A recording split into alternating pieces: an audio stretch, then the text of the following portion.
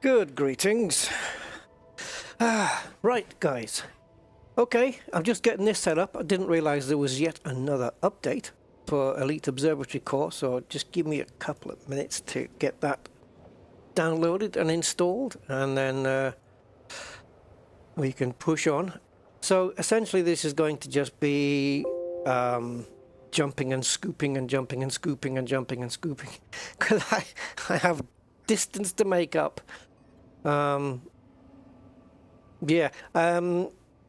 If I don't know, I was going to say if we come across any planets that have got something interesting plant-wise, but we'll have to see. We'll see what Elite Observatory comes up with along the way, and whether it's going to pick up anything that we might want to stop off for. But I don't want to make too many detours, just simply because of the distance. Now, it was said by the Distant Worlds 3 organizers that the 14,000 light-year jump to the next waypoint isn't going to be typical.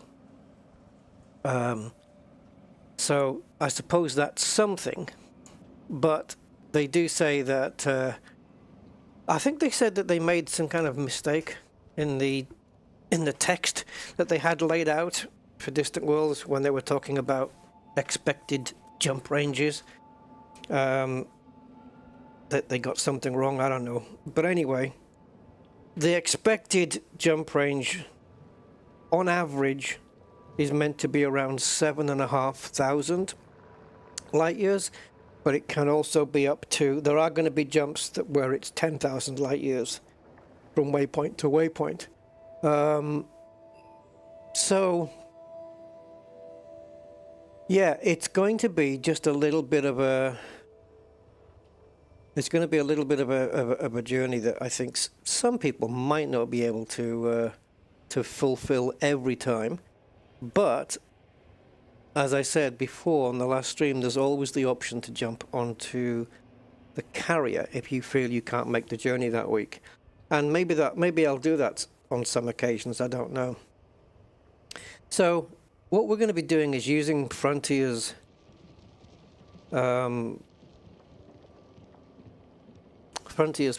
Galaxy plot. I'm just thinking, should I just not hook onto yeah, I'm just debating whether to hook onto the Spanch plotter, actually.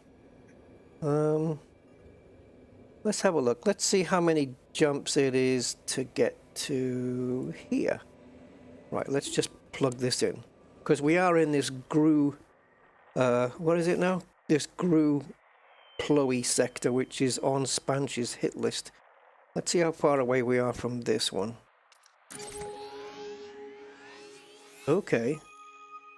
Alright, so this gets us right onto Spanch's jump list, which gives us around 87 more jumps to do. But that is going to involve jumping, scooping, for the most part, with occasional fuel stops. Right, let me just mark this on the Spanch route, so I've got everything above it, all the jumps above it ticked off. Yeah, I've decided there's not going to be time enough for me to stop and smell the roses. I can't take like the scenic route here. I have to just make this jump. So what I don't know is if we're currently supercharged. I'm just going to plot that. I don't think we are supercharged at all. Right, so we're not supercharged. So what I'm going to do then, whoops, don't know why I keep doing the wrong map. I'm going to jump back in to this, but we're going to plot the route. So we've got 4 jumps to get to here, at which point we... wait a minute. Well, oh, yeah, that's it. QZWD21, right? Yeah, there we go. All right, so this is a fuel stop that we make. No, it isn't. No, it isn't a fuel stop that we make. It's just it's a system that hasn't got a neutron star. Okay, hold on. Where's the fuel stop then? The fuel stop is there. Okay, wait a minute, guys. Let's just organize this a bit better. So how many jumps is it to here?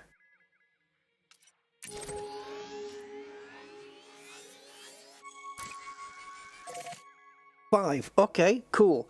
Right, so this gets us, that's great. That's great. That just adds on another few. So that's QEQ D51. So that'll take us to a designated fuel stop for Spanch. So we'll jump on to that system. We will fuel there, which is exactly what Spanch wants us to do. And then we can leap onto the neutron highway, which is almost all neutrons for quite a distance. And that will, once we do these 5, we'll have 79 more jumps to do. Oh boy, oh boy. Good afternoon, Andy. Welcome, sir. How are you doing? I got myself a coffee. I woke up late today. Oh my goodness. When you're going to sleep at 9 a.m. and waking up at 3 p.m., things are not right. But anyway, I just checked. There's no update yet for AC Rally, so it's a day I can do this. So let's do this. Now there are plants on this planet, but there was nothing significant as I remember. Let me just go to the bio insights here. Yeah, this was. Are we on B8? We are. So this is Bacterium versicolor and Fonticulea campestris. Not really interested in that at all. So, vamonos, let's go. Oops. Uh-oh, what have I clicked now? I just clicked the button to boost. There we go, that's better. I clicked the button to boost while I was on a different monitor. That didn't end well. Right, let's go. Let's skedaddle out of here and go and wreck our FSD along the way with all these superchargers. Yeah, I'm out here too. Yes, I am. To be honest, if I could go back now and hitch a ride on the fleet carrier, I would. Honestly, I would. I would take the fleet carrier to this waypoint. It's too much, but I can't because it left on. It left about 23 hours ago, so I actually don't know where it is at the moment. Maybe I can find out on the roster. But I think, doesn't it just tell you on Distant Worlds where the carrier is headed to, and not which system it's currently stopping off in before it does its next jump? I don't think it tells you that. Majok 56, hi Majok, welcome to the stream. How you doing, my man? Yes, this is what I was saying about that the work time hours for some people will make it difficult. Yeah, it does, and they're proposing like 7.5 and 10,000 light year jump ranges between waypoints, which is a bit heavy, especially if you have to do it in a week, because at what point do you stop off and explore and enjoy the sights? You know what I mean? So yeah, I don't know how this is going to go for me, guys, to be honest. This isn't what I signed up for.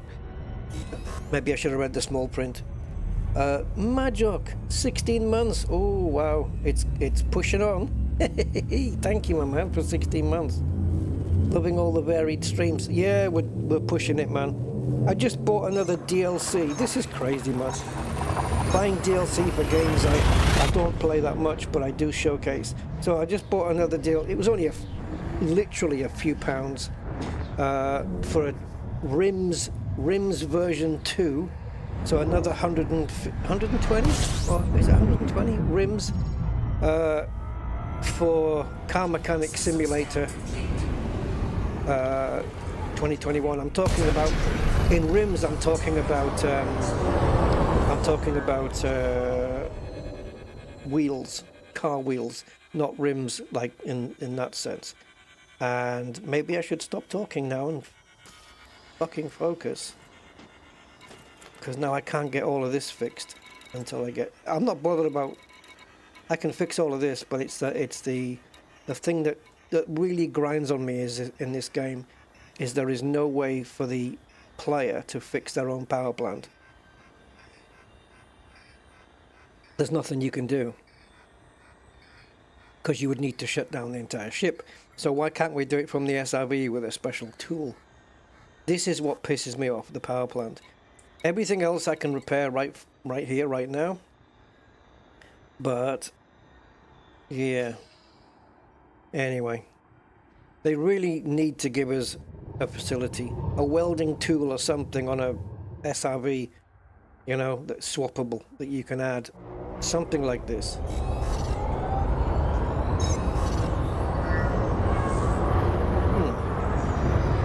Okay, I guess we're gonna have, they're not gonna vector me out.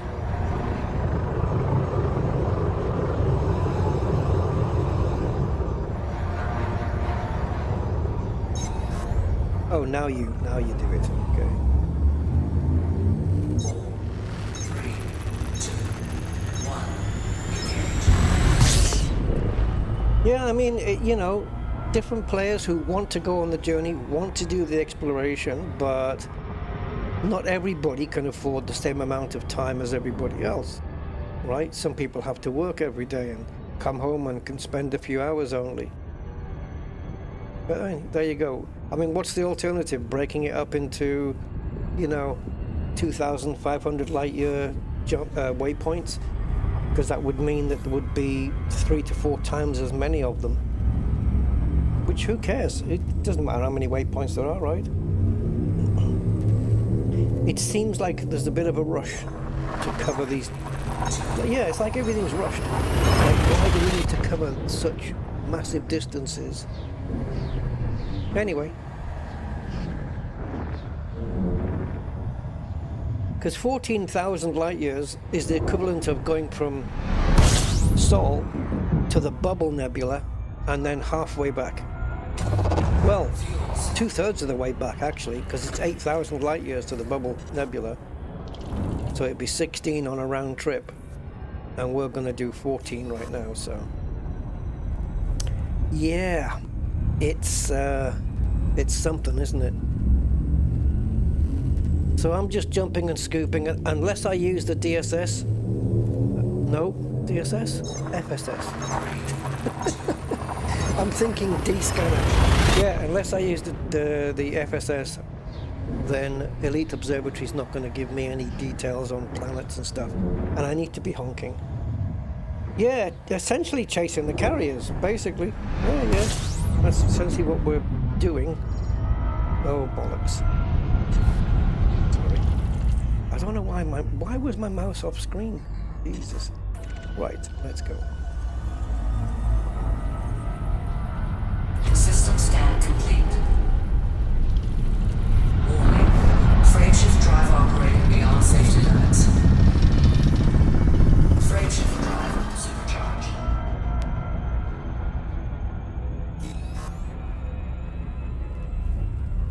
Alright. Where are we? 2 jumps to go to get to the system we need to get to.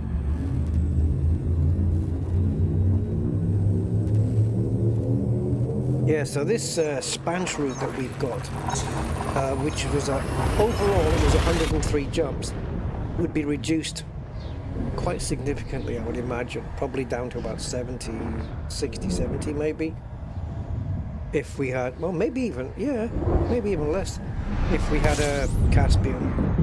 But I didn't come out exploring just to engage with neutron highways. That's not the idea for me. System scan complete. So just sun's in here as well. Let's pick up some fuel while we're here, guys. Because yeah, let's try and get this right in here. Get to the maximum flow rate.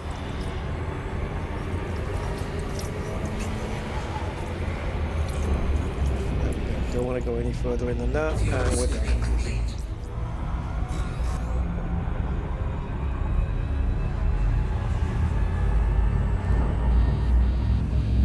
Yes, thank you for the warning. I won't be able to repair the ship until I rendezvous with the carrier now.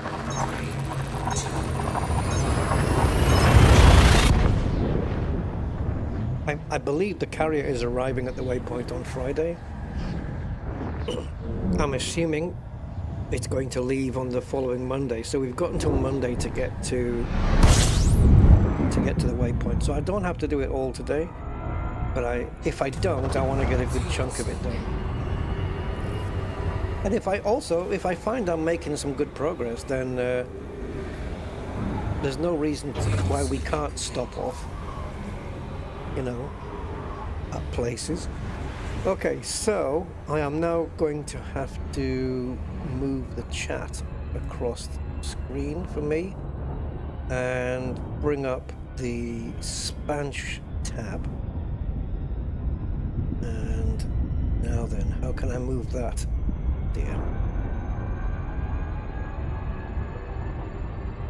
Alright, I'm gonna have to read the chat off OBS instead. Okay, so we're in 5.1, yes? Yes, we are. So let's jump to the next system. Hold on, because the next system is 5.1 as well. Right, so now we've got 5 neutrons in a row, followed by a fuel stop, followed by 1, 2, 3, 4, 5, 6, 7, 8 neutrons in a row, 9, 10, 11, 12, 13, 14, 15 neutrons in a row next. And then we've got another 1, 2, 3, 4, 5, 6, 7, 8, 9, 10, 11, 12, 13, 14, 15, 16, 17, 18, 19, 20, 21. 21 or 22. So yeah, 15 neutrons followed by 22 neutrons. And then we'll be 3,600 light years away from our destination.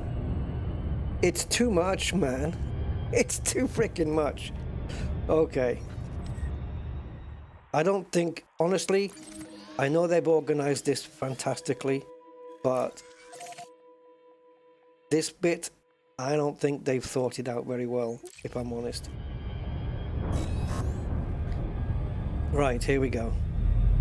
Let's jump.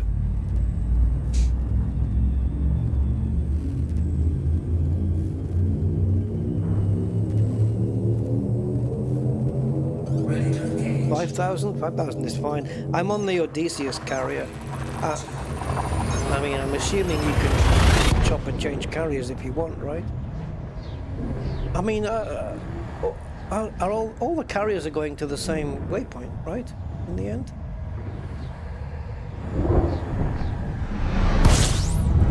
I actually don't have a clue where I'm heading. I just have a system name. I don't remember what it is, but I have it programmed into Spanish. So as long as it's the right one. Frame shift drive operating beyond safety limits. Frame shift drive supercharged. Press any key to continue. Right, let's go. Let's go to the next jump. So take that one off. Yeah, so I have a system. I have to just get back into the rhythm. I have a system of doing these neutron jumps where I'm ticking off and programming in the next jump as... Oh, I know what it is. It's as we're in the hypertunnel. Why am I plotting a route? You don't do that on a Banshee superhighway. You just pop the target. There we go. Right, so let's engage here. And then as we're jumping, we'll tick off. So we're heading to D8. So tick that off and copy into the buffer the next system. There we go. Get into that rhythm.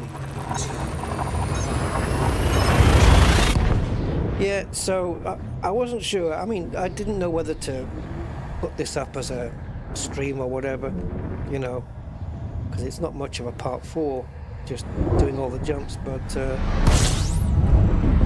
I thought I would anyway, because I said I would document the entire journey, and this is part of it.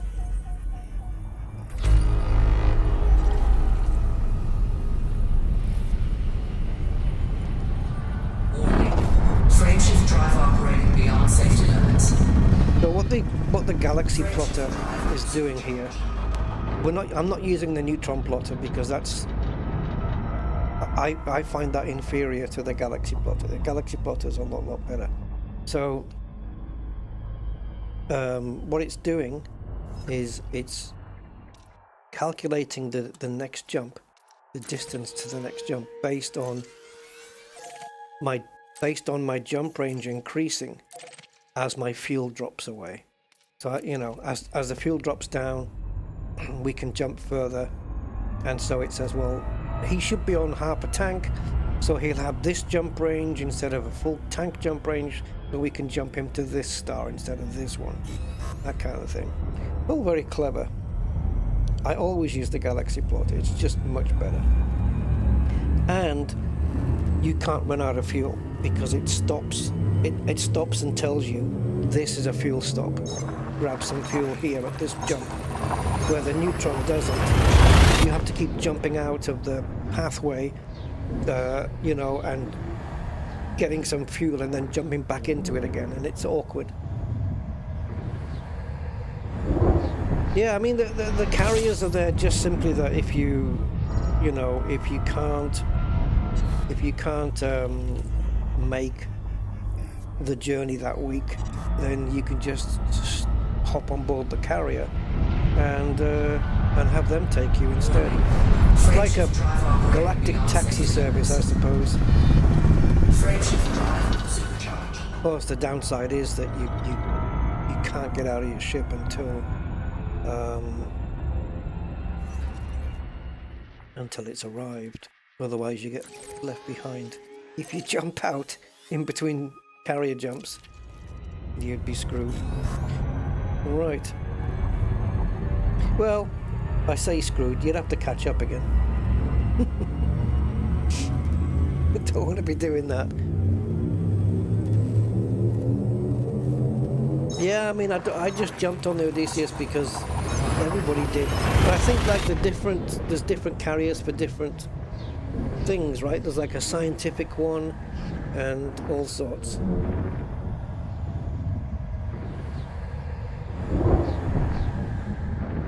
I don't know, I just want to have time to explore, I guess. So what we do is we jump in eventually. I'm in solo at the moment. I'm not in the fleet comp thing because there's no need to be.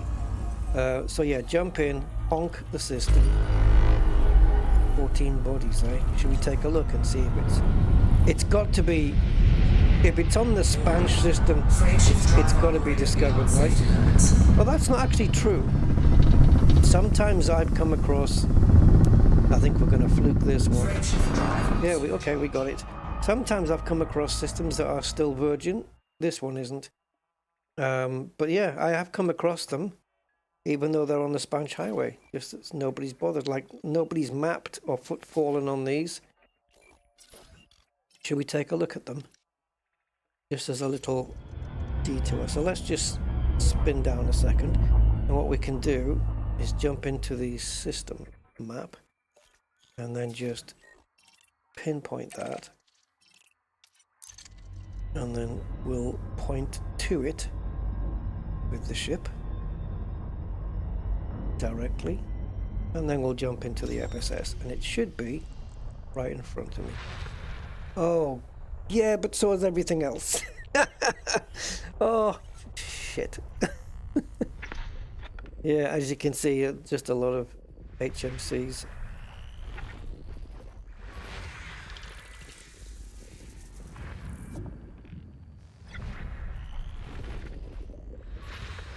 Let's just quickly go through it, and then I'll take a look on the bio insights and see if there's any bios in there. And they have to be the only thing that's getting me on the ground on a planet is going to be stratum tectonicus, because it's the most lucrative bio that there is, and oh, Stratum Tectonicus is possible here, guys, on this one. V7, let's mark it. Right, it's easy to find as well, Stratum. It's just space cucumber sticking out the ground. I doubt that Stratum Tectonicus is going to be on that planet, but we can find out. And if it is, even though there's plenty other bios down there, I will only be looking for that one, I think. 78,000 light seconds. Isn't that beautiful? Alright, let's bring the bio insights in, guys, and I'll need to move OBS over on the screen so it's a bit over to the side so I can still see the chat. Commander Selim. Yeah, well, not midweek, but during week streams. Okay, let's have a look. So we have a possible Stratum Tectonicus on Planet 7. Anything else? So, on Planet 7, if the best case scenario unfolds, it's worth 34.5 million. Let's call it 35 to round it up easy, and then you can multiply that by 5. So if you add the four times on top of that, that gives you 140 plus the original 35, 175 million.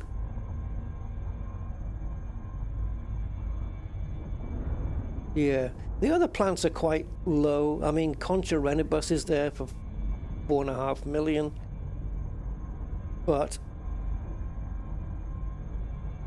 there's 6 bios confirmed for sure on this place, and there's 1, 2, 3, 4, 5, 6, 7, 8 listed.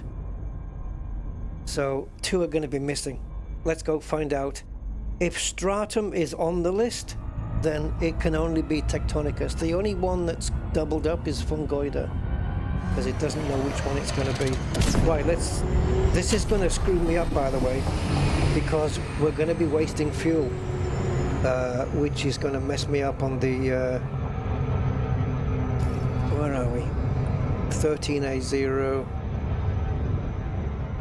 So we've got 2 jumps to a fuel stop. Oh boy.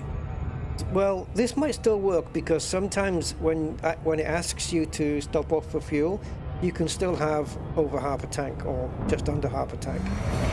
So let's do this. I'll still find a way to get to the waypoint, doesn't matter. We're pretty efficient on fuel. I don't think it's going to use up enough to worry us. As long as we can stay around half a tank, that would be nice. I'm going to be disengaging at around the 2 seconds, going to 1, 3, 2.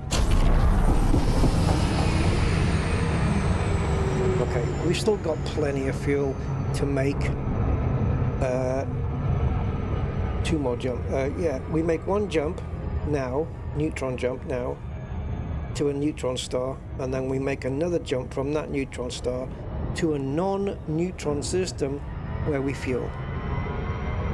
Sometimes you can fuel up in systems that have neutron stars, and those neutrons can be a pain in the arse because they spin around so fast, and I hate them. But then there's also a scoopable star in that system that you go to and scoop before you leave. So yeah.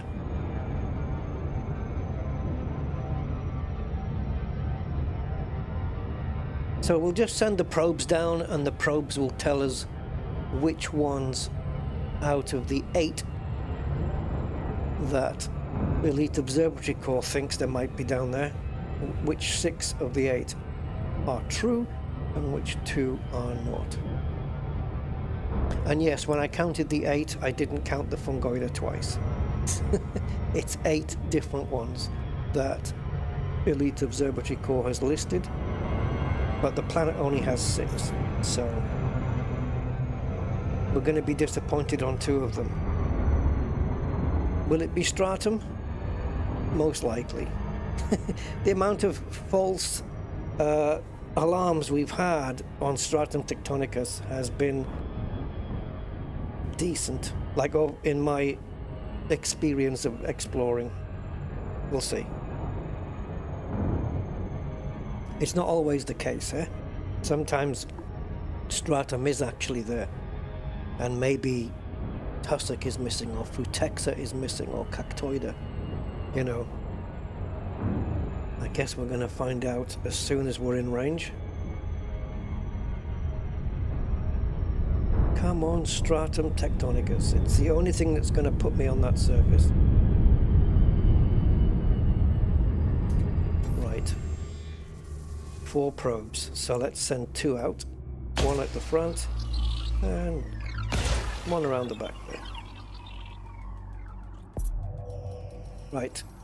Let's see, where do the red crosses come? Is Stratum going to be a red cross? Yes, it is. Yes, the 2 most lucrative bios on this planet are gone. No Stratum Tectonicus, no Concha Renibus. Thank you very much. Thank you for that. You bastard. Alioida speaker is, which is what's listed here, is the most lucrative now at 3.39 million, and we have Fungoida Gelata at 3.3, but it might not be down there. It might be Satesis, in which case it's only 1.6 million. So basically we are moving on. You son of a... Next system, please. Next system is already in my buffer, my copy buffer, so let's put that in. Oh, we're in the Vales now. When did we shift into there? When did that happen? Okay, I guess I haven't been paying attention. We just get in, or... Okay, so we've only been in the Vales for a while. It must have been on one of the jumps. It would have said, now entering the Vales. Look where we are, guys. Beagle Point's up here. I've been to Beagle, and then there was a jump beyond it that not everybody could get to, and I did actually go there. So, if we are going to Beagle Point, I wonder if I can make a further jump, right? So that on my codex here, on my codex, if I go into my commander, there is somewhere, isn't there one where it says furthest distance?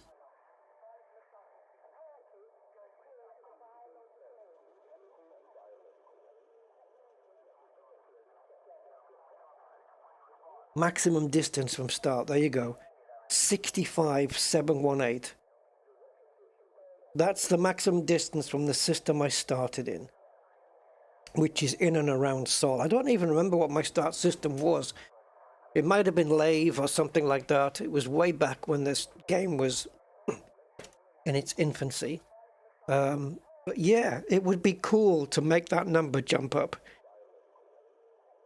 like into the 66s would be really, really nice. I would like to do that.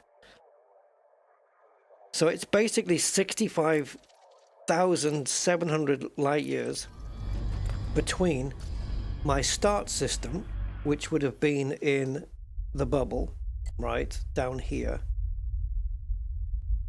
all the way up to the outer regions. So if we program in, say, Beagle, right, if we go to Beagle Point, God, they didn't have, I don't think they had a thing there. So the distance between Beagle Point and Sol is round about 65,000, but then there are systems further out which I'm hoping that my Mandalay with synthesis, like these systems, which I'm hoping I can get to with with fuel synthesis and maybe some, yeah, because my jump range is slightly bigger than what it was on Distant Worlds 2, and I'd like to maybe plot a route right further out. That's assuming we're going to Beagle Point, which if we are, I'd like to try and get out there, because the stars, as you can see, are very thin on the ground, and not every ship can make those jumps. If there's a neutron star nearby Beagle Point, you could hop onto that, especially if you have a Caspian, and then, you know, you've got like a mega jump range all the way up. Yeah, yeah, well, we'll see. I would really like to break that 65.7 though. That would be nice. Yeah, maybe we can link up. Oh, maybe we can link up on one of the events actually. Hello, Gotsteam, how you doing? Welcome. Right, where was I? Jumping.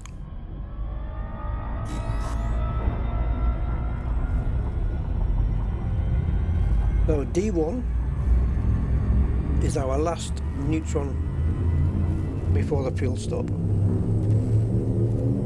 So as I'm jumping, I'm going to tick that off, copy the next system into my buffer, and make sure to click the mouse back on the game screen. Otherwise I won't have focus on it. Okay.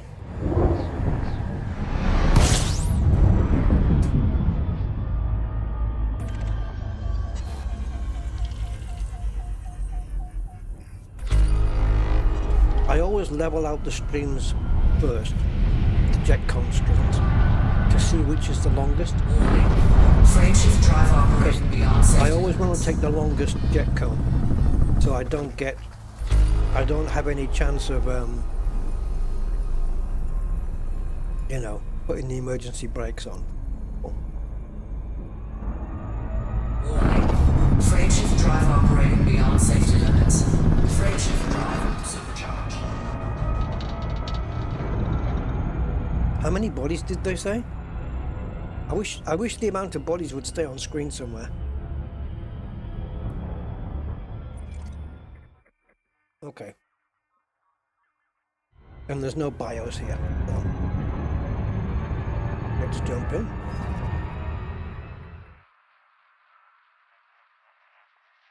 Oh, the carrier might go there. That's a point. That's a point, Andy.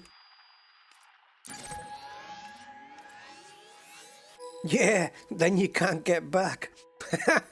That's true if you do it with a neutron jump. Yeah, absolutely. You're screwed. You'd need to plead with the Distant Worlds 3 organizers. Please, can your carrier perform a rescue? I'm stuck in this system. That would be something, wouldn't it? Because only a carrier could pick you up. That's the only way. Yeah. Oh, that'll be a good one. Right, okay, we're done. Okay, so this is literally just a fuel stop.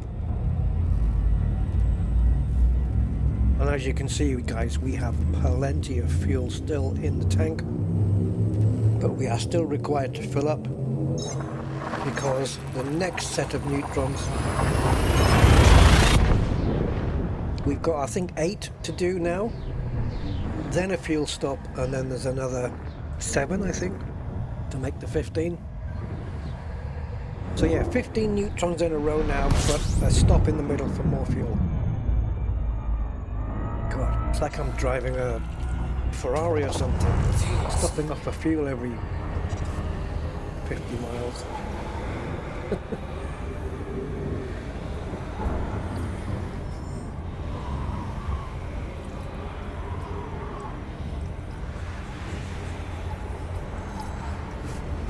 Right, so whilst we are fueling, let us program in the next system, which is here. That is a neutron star. Neutron star. In a world. Right. The Astral Shroud Nebula. Yes, I know they gave waypoints along the way, didn't they, for us? You know, you might want to have a look at these. The problem is, it takes you so far off course that there's even... I haven't got time to do it. I've got other things on in my life. If it wasn't for the fact that I had to do this distance right now, I would be jumping into a Airbus A320 and doing a flight tonight, which we maybe still can if I just keep jumping on this for another couple of hours and cover some distance. So in case you're wondering, guys, we are now out of the 14,000 light years we have to cover. We are now, when I make this jump, we are 10,700 light years out. So we've covered 4,000. Okay. Some of it we did on the last stream, but we'll do more here simply because we are neutron sailing from jump to jump, and it's just going to cover more distance. Come on.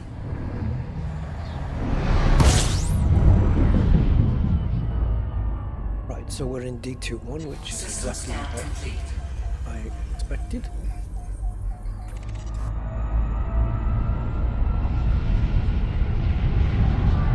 Warning. Frameshift drive operating beyond safety limits. Frameshift drive supercharged. Okay. Next jump. There's only the neutron in this system anyway. There's nothing to scan here. Go to D50. Let's line it up. Tick it off in the box, and then go to the next jump. There we go. Next jump is programmed in.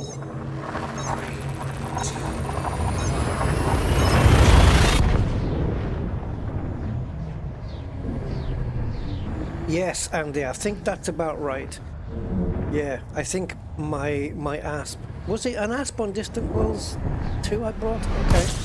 Yeah, it could be. Yeah, with 62 light years. This has got like 84 or something. When it's full, I think. 84 light years. So if you synthesize that by... What's the percentage on full synthesis? Yeah, you multiply that, you get quite a bit of a more jump, don't you? That was terrible English, but so be it. Yeah, so here in the synthesis, if we do FSD injection premium, we get 100%. So you're doubling the distance effectively. So instead of on a 60 light year where you would get 120, on this I would get 170. Well, 168, 167 or something. Yes, Lenny, the A2A Comanche's on my shopping list, but I've done too much shopping this month already, so that's out. It's gonna have to wait, unfortunately. But yeah, the A2A Comanche would be a very nice addition to the fleet in Flight Simulator. Absolutely. Right, I've lost my way now. Where are we?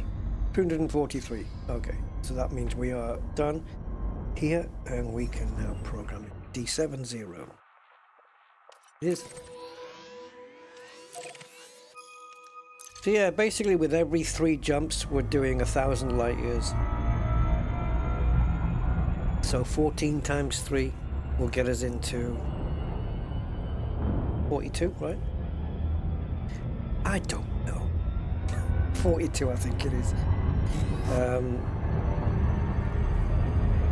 I don't even know what I'm talking about now. 42, it's not jumps, is it?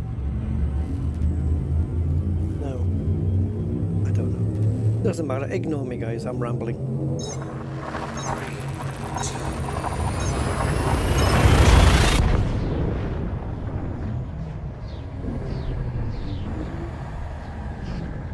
3 jumps 1,000 light years.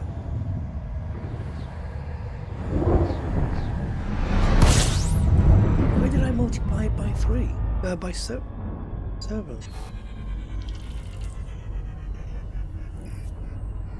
Or by 3? Why did I multiply it by 3 to get 42? I don't know.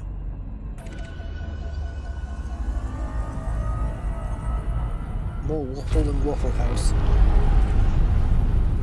Right, so while you're in the stream, take a look at the system map. Okay, alright, what the hell's going on here then? Let's check this out. What the hell? I know you normally see planets rotating, but excuse me? How fast is that thing going? And it's landable. And with that great big gap between here and here, the gravity on that thing.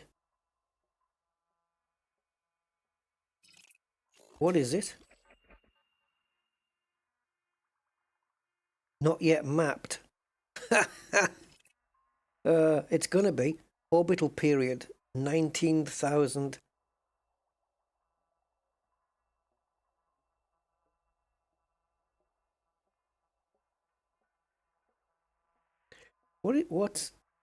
Okay. Let's go have a look at this, guys. Let's go check it out. Oh, did I not tag it? Tag it.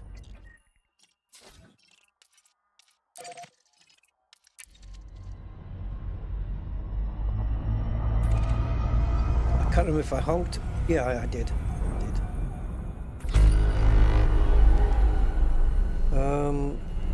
Do I want to no, I don't want to supercharge. Overcharge. Whatever. I don't want to use my SCO.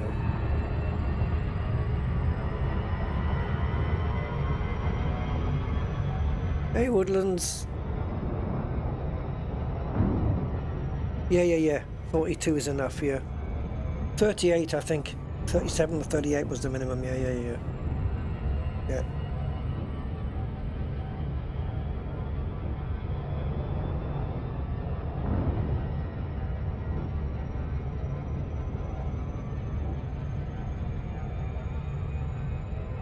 Oh,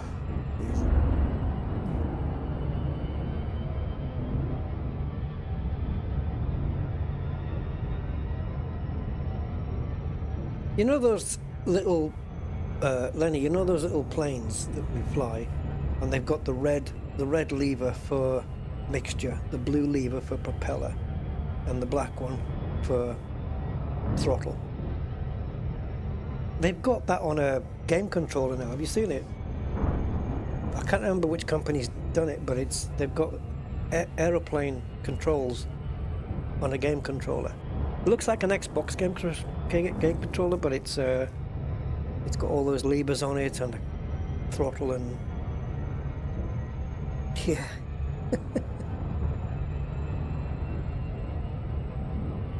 I suppose if you're used to controllers and you're playing Flight Sim on a console, it's kind of cool, but it's not for me.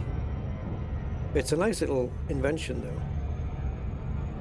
I'm sure I've seen a game controller as well with a steering wheel on, like a little one you just use with your fingers. That could probably work. You could even probably do AC Rally with that. Just twist the wheel around a corner and just pull the trigger for the throttle and stuff. You could probably make that work. I don't see why not. It'll be interesting to try it. Let's put it that way.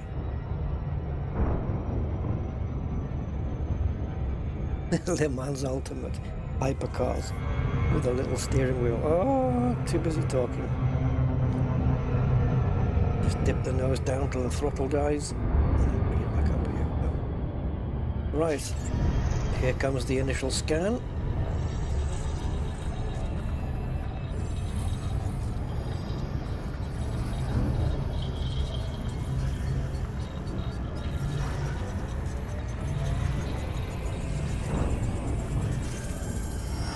Alright, let's just back out.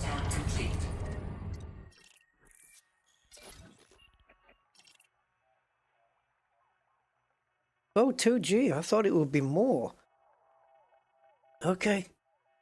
Yeah. Okay, fair enough. It's a big planet though, isn't it? Yeah, it's 16.5 times the mass of Earth. But that doesn't have anything to do with size, because the radius is only 18,000, which is about, is that like 3 times more than Earth or something like this?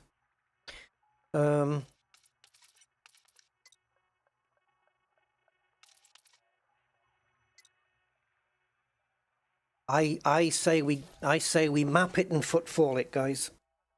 Let's map and footfall this thing. 2G.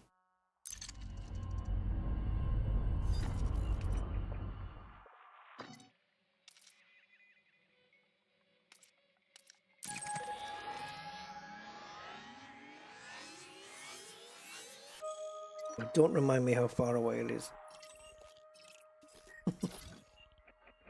Yeah, 6,000. So, oh yeah, 6,000 radius versus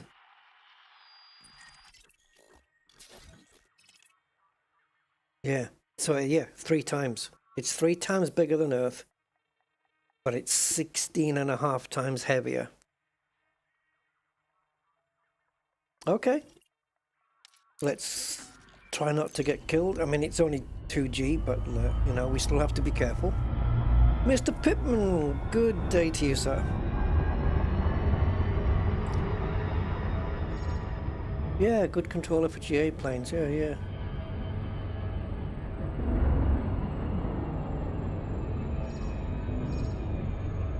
Right, guys, we're landing.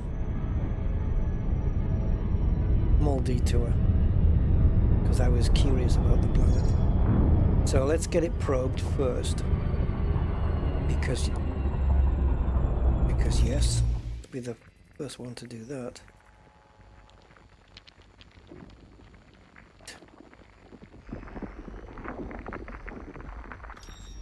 Why don't you press the right button? There you go. 10 probes? Alright.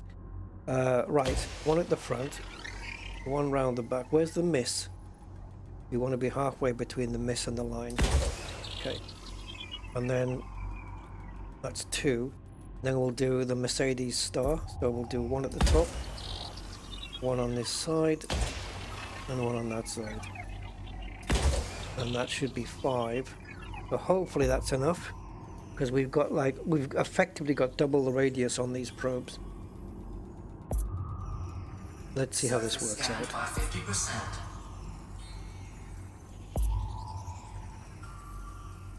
Come on. The joys of having the extra probe radius. This is where it comes into its own, when you have a planet that wants 10 normal probes, which you could probably do it in 8 or 9, but we can do it in a lot less. Right, okay. It has been mapped by me, and now we want footfall by me, without getting killed. That's the only requirement. Just don't die, don't die, don't die.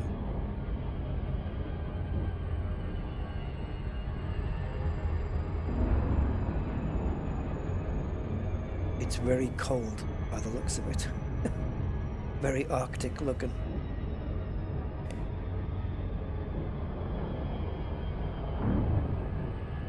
Bring her in, Mr. Sun. Very old Gwill, hi, welcome.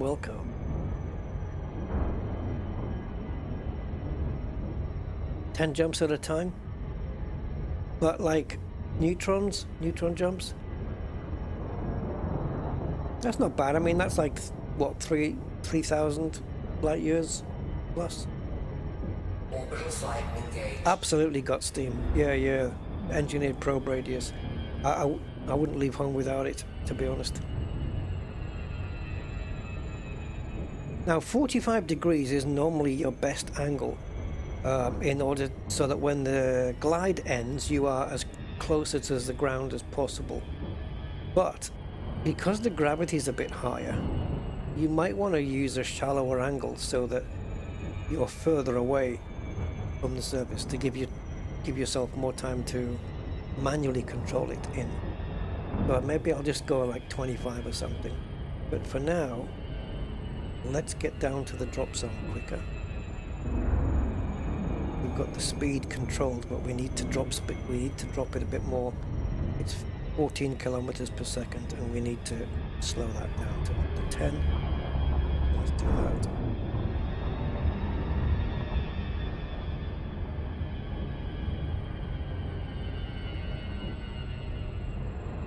Angry, good afternoon, sir.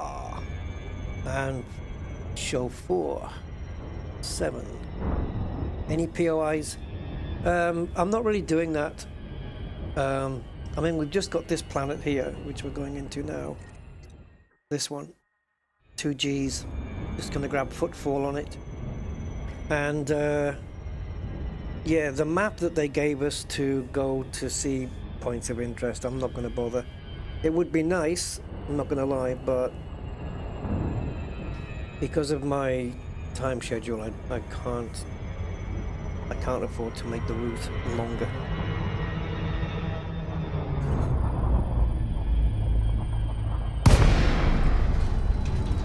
Okay, so let's just shallow out the dive a little, or the AOA as they call it in aviation, the angle of attack. It's only 2G, but you still want to be careful. And the last thing you want to do, or the thing you don't want to do, is put your wheels out or your landing gear. Don't put your landing gear down until you are absolutely ready to land. Don't go crashing into the deck. No. Do not put the landing gear down until you are like a few feet off the ground. Because if something goes wrong and you're descending faster than you plan, with the landing gear down, you don't have your emergency boost. It will not boost with the landing gear down. And then you're going to crash into the ground. But 2G should be easily controllable. So now we've got 22 meters. It doesn't matter if we hit the ground at that level. So we can put the wheels down essentially. We're on a little bit of a slope, but it should be able to cope with that. There we go. There we go. Hopefully it's not too cold to get out though, right? No. No, we can.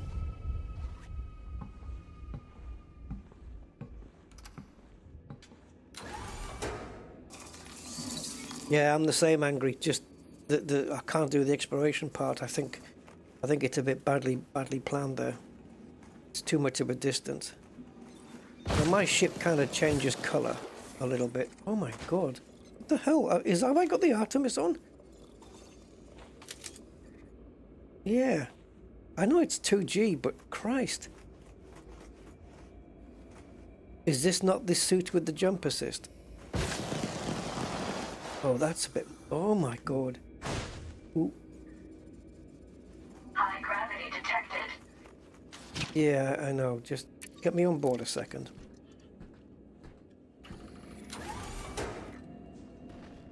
Rain on autopilot. Yeah, I just put YouTube on in the background or something, or put some music on. Just finished work. Time to keep jumping.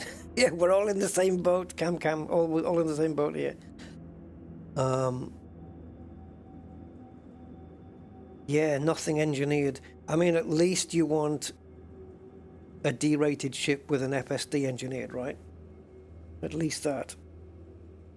Right, let me see if we can switch into fast and jumpy explorer suit, because this suit has got the extra jump capacity on it. Let's see if we can make it on top of the ship now. What we don't want to do is use up all of the boost on the suit, because we'll just go on the wingtip, it's closer. Because we're going to need some boost left over to make a soft landing. Oh, just about though. Bloody hell. This is only 2G, right? Wow. Feels like a lot more.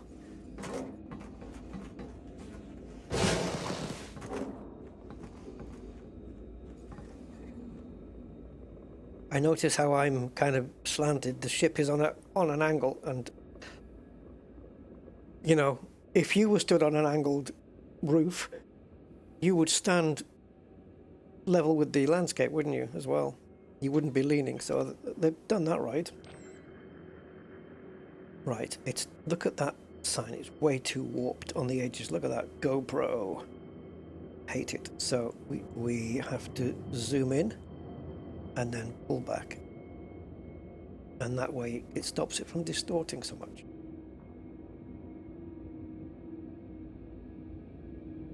There's your shot. A screenshot right there. Why not? Yeah, 2G world, 2.G. But look at the thing spinning here, though.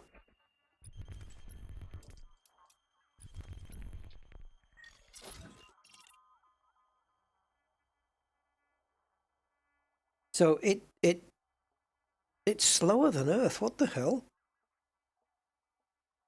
It takes nearly 2 of our days for it to rotate on itself.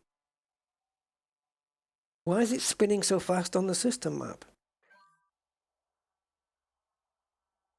And 19,700 days to go around the neutron star.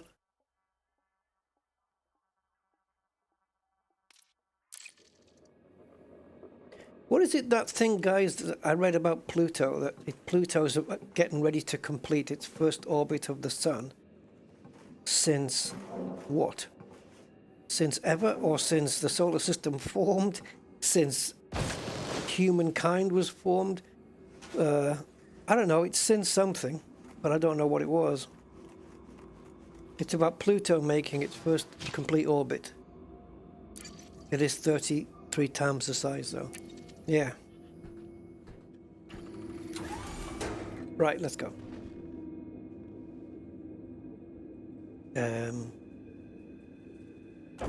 Right, shield's still up. Just in case. I like to be safe. Landing gear up.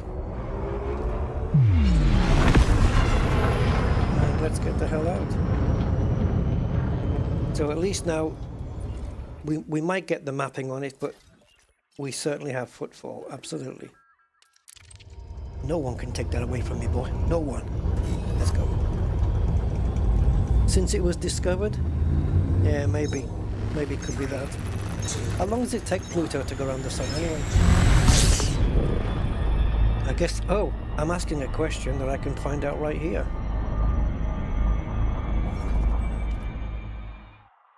Sol.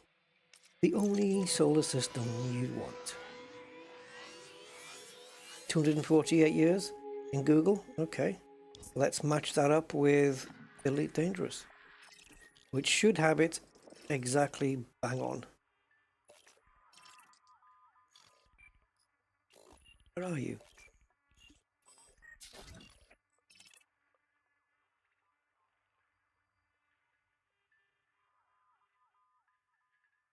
Orbital period, rotational period.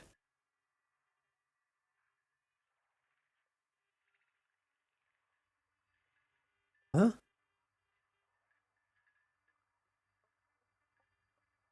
What am I missing here?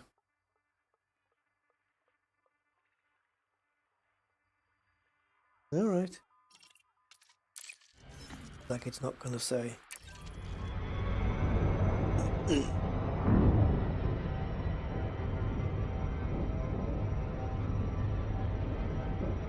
Yeah. Quite something. All right, guys. So where are we? We're on D70. So now we're jumping into the next neutron star. Eventually. There we go.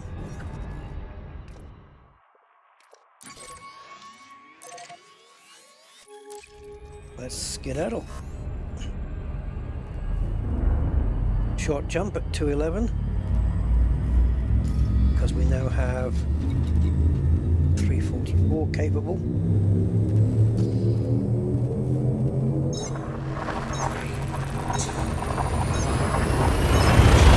jumping, we'll mark that off the list and go to the next one. And now there's 70 jumps left.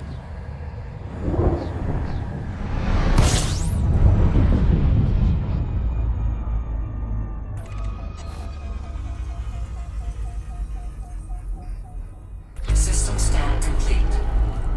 Okay, Marina, thank you very much. Warning. Zadi. Frameshift drive operating beyond safety limits.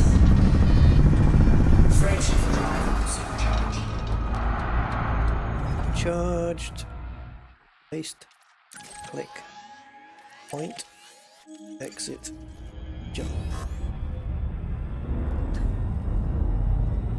I have to write a macro for this.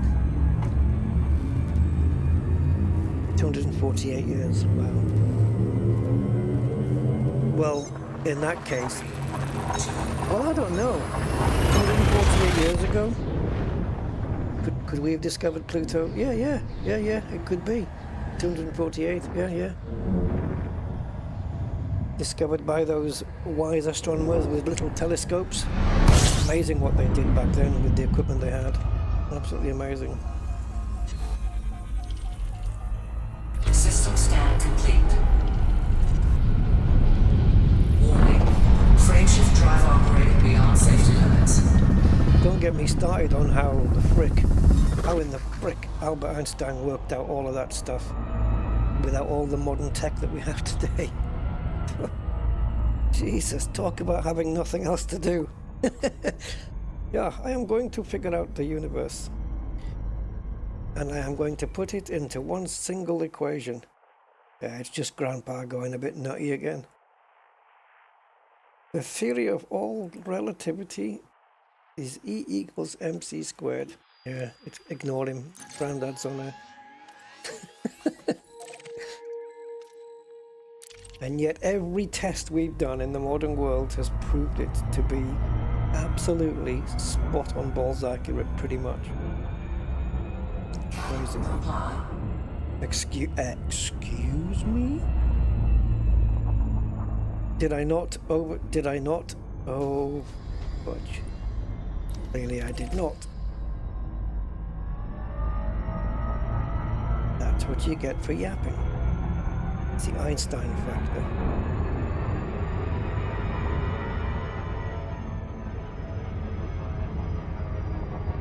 I didn't, right? I mean, I couldn't have. No.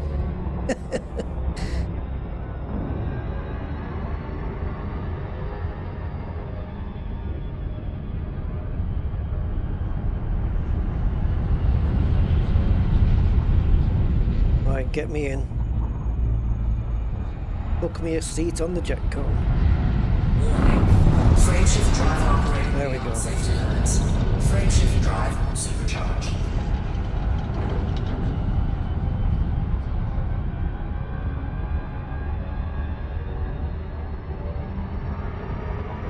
Right, we need to replot that again now because I haven't programmed the route. I have to put it in again, unfortunately.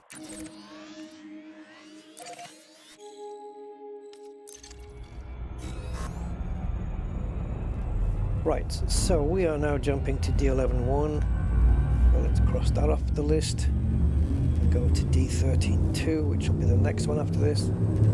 So this stop, so next stop, then the next one, and then the next one after that is a fuel stop. One of my old friends at work was related to William Herschel. He discovered Uranus. He was also a composer in the classical era. Wow. That's kind of nice, isn't it? That's kind of cool.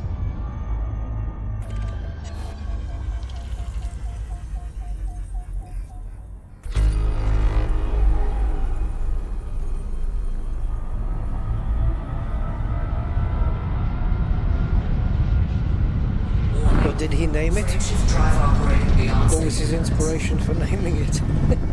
Frameshift drive supercharged. Okay.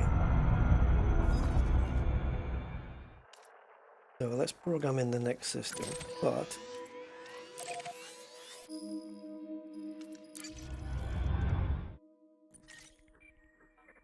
That's all there is. Okay.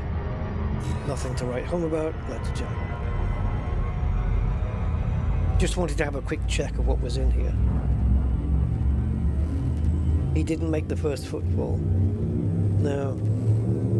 Like, it's like in Elite, right? We can't get on the moon. We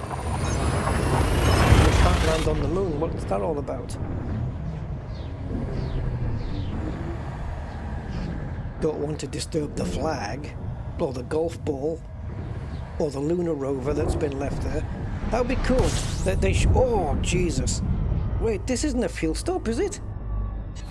D13-2. No, it's not. So why have we got... Oh, because of this guy. Unfuelable. Oh, I hate these. Do my head in. Right, we have to scoop off the top this time.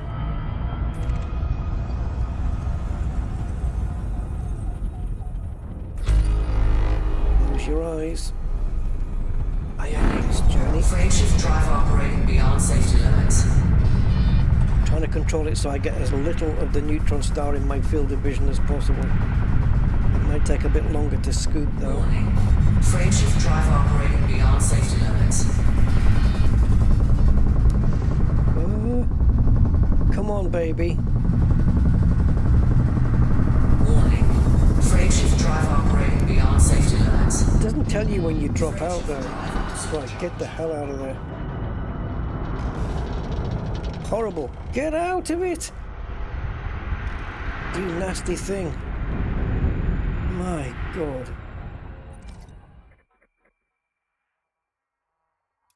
One, two, three, and something. Okay. Are we on a fresh system then? Undiscovered system? We are. Nothing special here, but let's map it while we're here.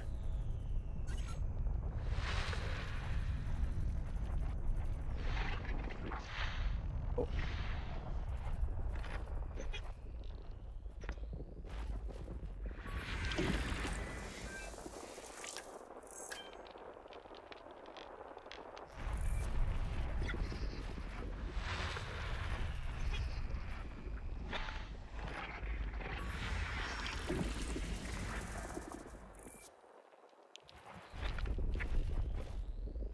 What, you exit them with overcharge? I haven't tried that, Andy.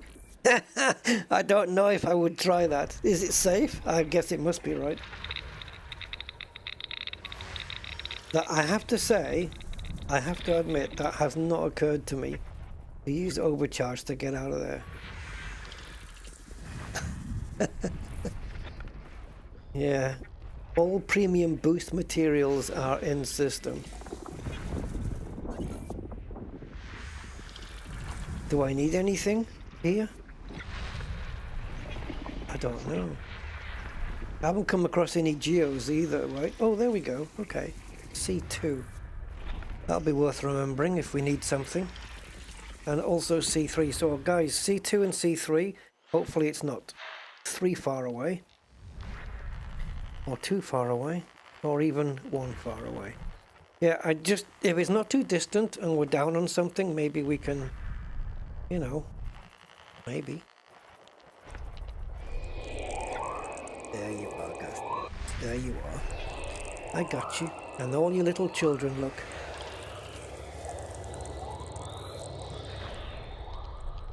Now your kids. What the hell was that? Jump in.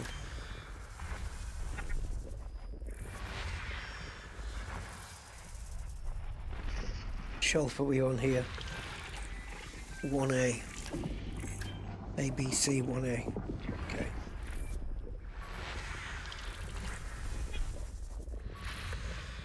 Right, we've got one more to go. And there you System scan complete. are. Right. And here is what it looks like.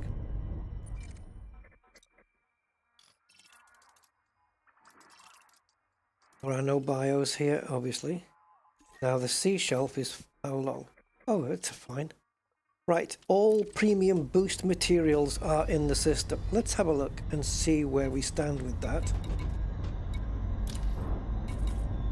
Are we down on anything? We've got 27 injections available, and what we're down on is niobium. And that is a class 3. So, or grade 3, I guess. Niobium. All premium boost materials in system. The question is, though, is niobium on C2 or 3? Because it doesn't have to be on either of these at all. It can be on one of them that doesn't have geos. So let's see. Nothing there. Some nice stuff though. Yttrium. Zirconium. Right, what about... Probably the same here. Ah, no niobium. Yes, niobium. Didn't see it. There we go, C3. Should we go and get some? Because if we just pick up a little, we'll have more jumps than 27 instantly. So what's the next low one on my injection list? Is 40 with arsenic. Hey, arsenic was a bitch to get the last time we looked for it, but I don't suppose by any stretch of the imagination that arsenic was on the list as well, right? No. So niobium, so class 3, so we're looking for crystalline clusters, correct? Crystalline clusters. That's the 3. Okay. Hopefully nothing else is a class 3 or grade 3. Let's go, guys. Let's go and get some niobium and increase the amount of FSDs we get, just in case we need them. Just in case we need them. I should have done that in a Trump accent. Just in case we need them. I can't do it. Hold on. Right. Yeah, just in case we need them. Just in case. No, it doesn't work. Right. Let's go and get the SRV in use.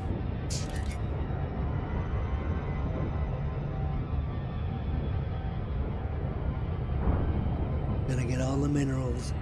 All the minerals.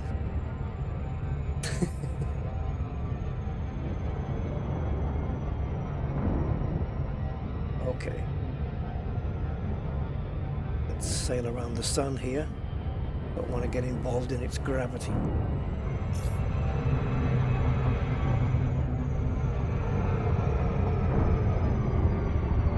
Gravity.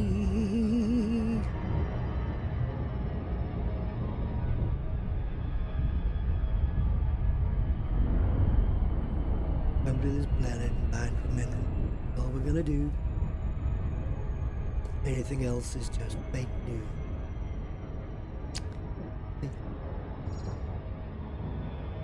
Oh yeah, best. Yeah, I forgot about that. Well, the other one, when some very important people said that I did a great job. They did a great job. Yeah, it's always like very vague. Some important people. That was a sentence he came out with the other day, wasn't it? Some very important people said. What was it about? Wasn't he going to put tariffs on countries that didn't want him to get the Nobel Peace Prize? No, he said that some VIPs, some very important people had said that he... Oh, who knows? I can't even remember what it was. I don't remember. Orbital flight engaged. Okay.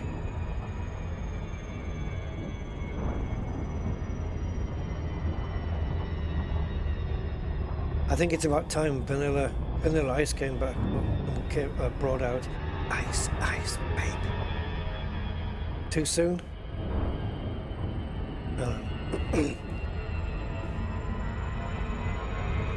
Right. We're looking for some geos. Crystalline clusters is what we're after.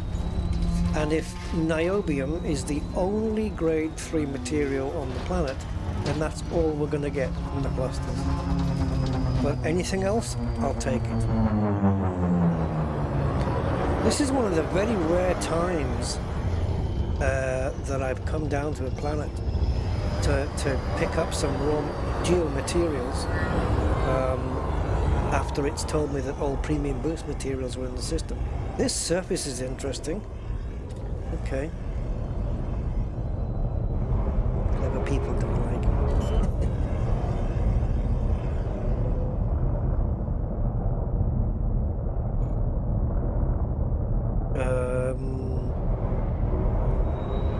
Okay, before we land.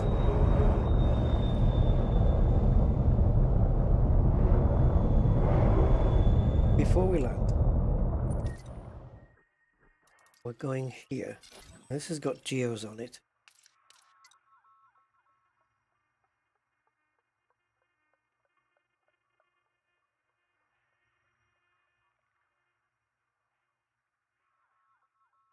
Okay. 2 geological features. If I had probed the planet like I should have done, I could have found out what those were. You know, geysers or whatever. Thermal vents, those kind of things.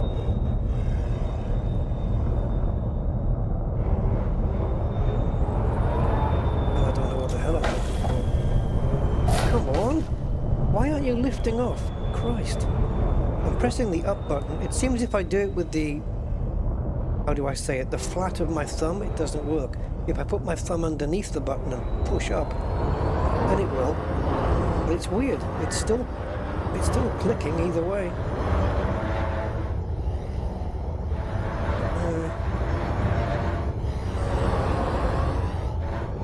Right, let's go.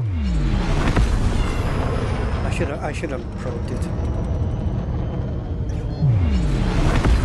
I want to see what I'm dealing with here. 3, 2, 1.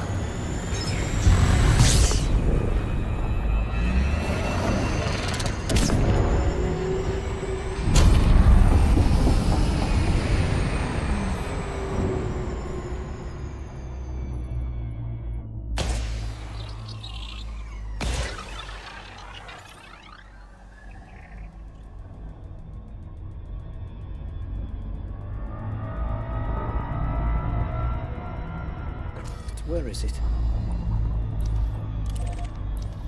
surface scan complete.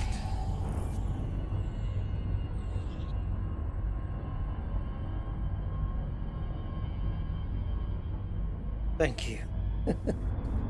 That's a bit better, isn't it, guys? Alright.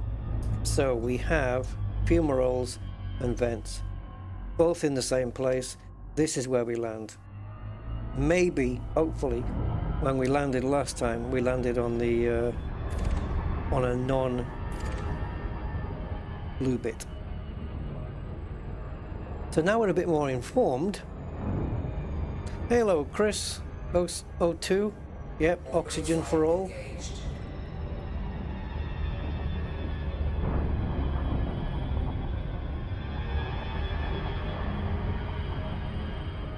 Hey, here's a question. Things you think about when you're making a cup of coffee or tea. Do you have to walk sideways on a sidewalk? Or can you... Is it optional? Do you have to do a sidewalk? Because that means it's kind of only crabs that would be suitable for that, I guess.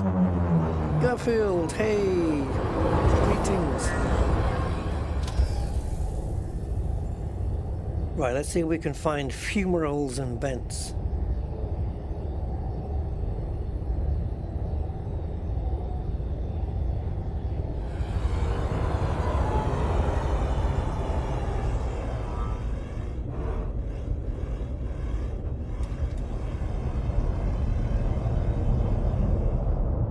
And there's some more getting spawned. Right, let's put the wheels down, guys.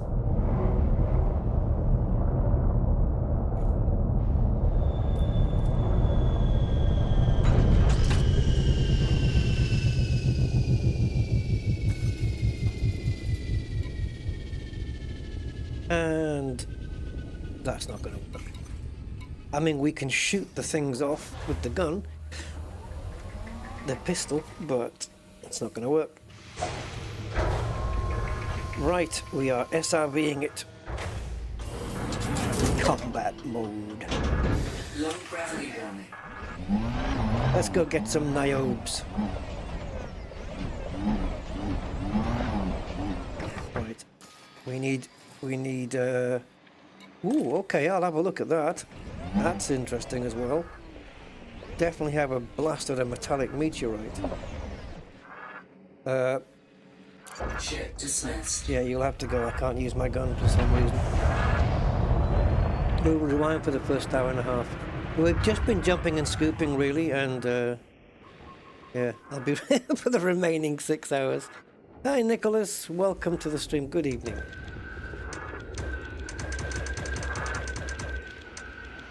Okay. Where's my gun? I guess it's on a different point. It is. Niobes? We got any niobes? Oh, look at that. See, now just picking up that one will give us 30 jumps instead of 27. Just to pick up this one. So absolutely worth it. And let's get the other stuff, guys, because we got some freaking polonium here as well. Definitely want a load of that. Vanadium is number 2. That's 2. And so, right, so cadmium is 3 as well. So cadmium will also be sharing the clusters, the crystalline clusters, as well as the niobium. That's a shame that we don't get exclusive on it. Okay. Oh, we're full on vanadium. Damn it, and I just wiped out something else to do that. Manganese, nearly full of those.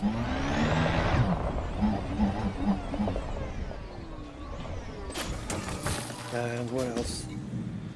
CAD. How are we doing on CAD?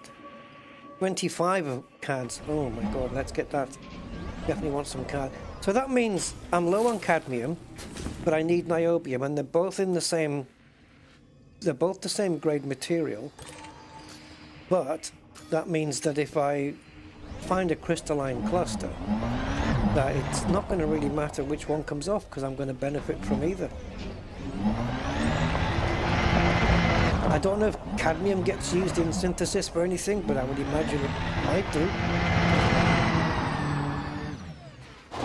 Yeah, there's nothing on that one.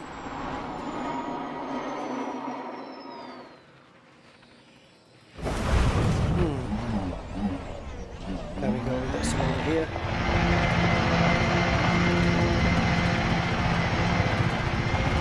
Okay, we have a springboard coming up, do we? Maybe not. Let's jump over it. A bit of forward thrust on as well.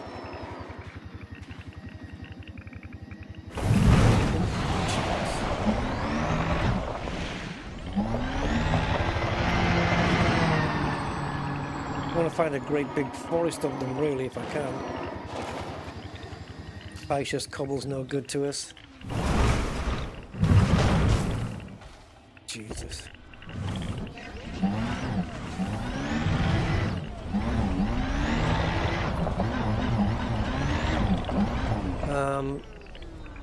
DSM Reaper, hi. Is that the actual colour of the surface? Yeah, it is, yeah. Cadmium for lamps. Yeah, headlight refill. Okay, we have a cluster. That's what we want. Let's go get it. Go get you some.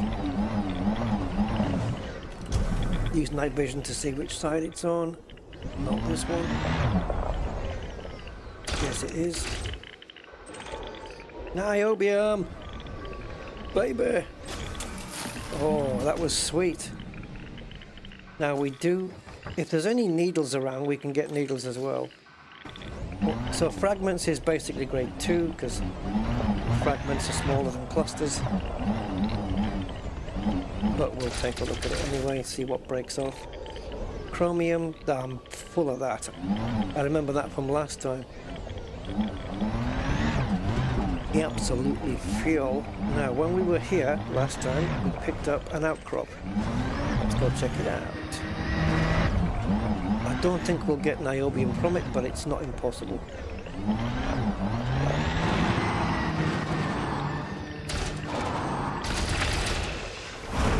Not impossible, guys.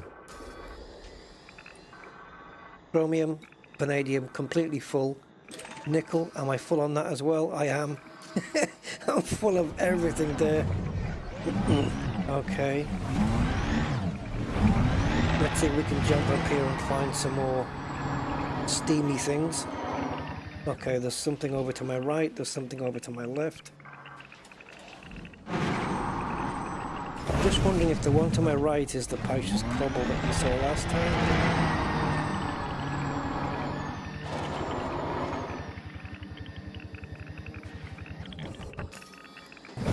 Metallic meteorite. Oh, back it up, back it up.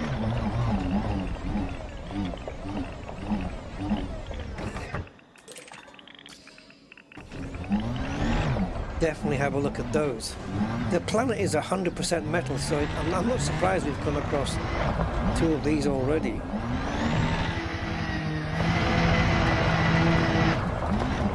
Right, give me some niobes. And some polonium as well, I wouldn't mind that. Can't get enough of polonium. Hell, we've had more cadmium, vanadium were full, obviously.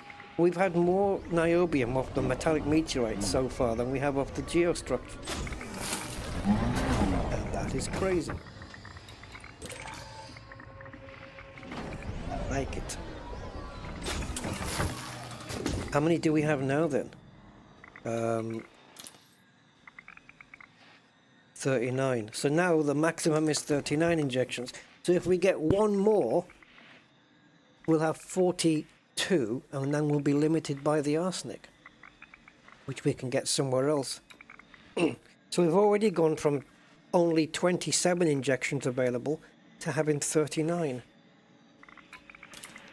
It was worth it. It was definitely worth to come down here and do that. Let's see if we can just grab a couple more. But yeah, give me more metallic meteorites. Holy hell. They're producing the goods. Oh, here we got a load of them, look. Let's see if we can get a few of these dots on screen. That's no good. Look at this lot. Okay, let's get rid of these.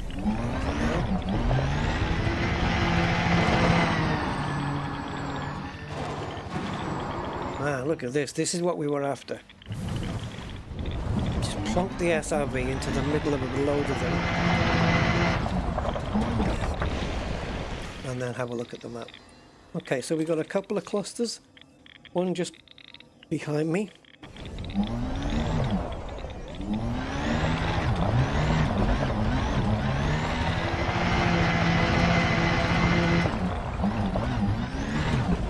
Pity there wasn't arsenic here as well.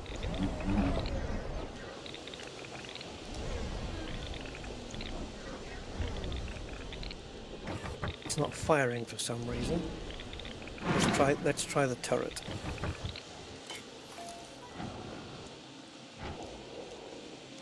No weapons, that's why.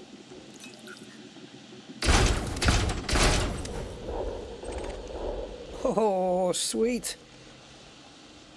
Maybe the game thinks I'm looking for cadmium.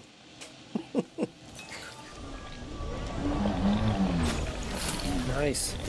And where was the other one? Is it still in range? No, we have to get closer.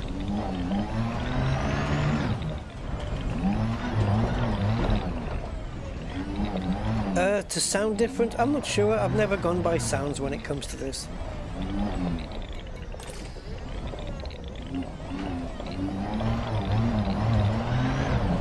I'm not sure when it comes to the geological structures, but maybe when you get like metallic meteorites and bronzite chondrite, but they will look different on the sensor. You know, the lines on the sensor will look very different.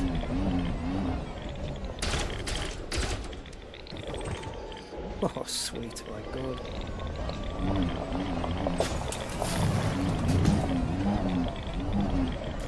Now, of course, if there's any needle crystals as well, we have to go for that. because that is the top grade stuff. So if we do come across any of those, we will be pillaging from them as well, absolutely, without question. Cadmium, nice. I'm low on cadmium, so it's profitable either way. No matter what breaks off out of the two, it's good for us.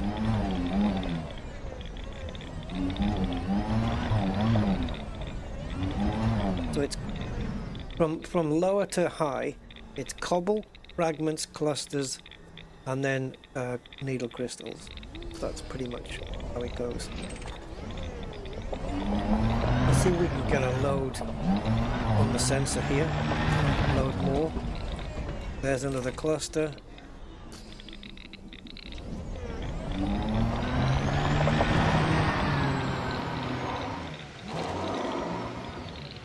Oops.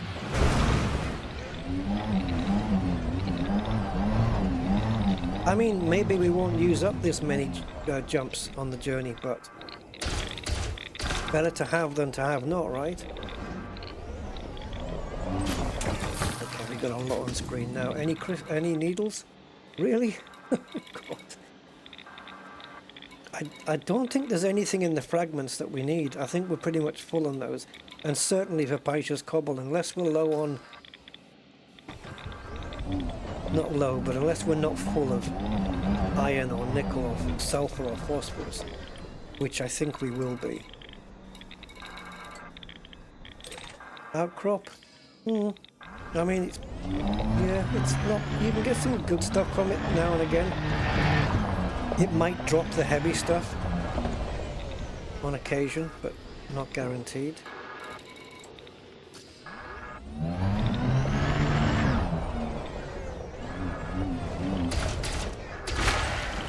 No guarantees on this one.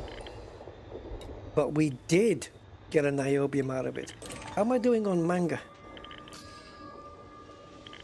Oh, okay, I'll pick that up as well.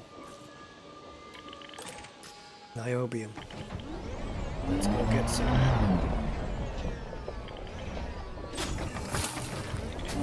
Now, is the manga still there? Yeah.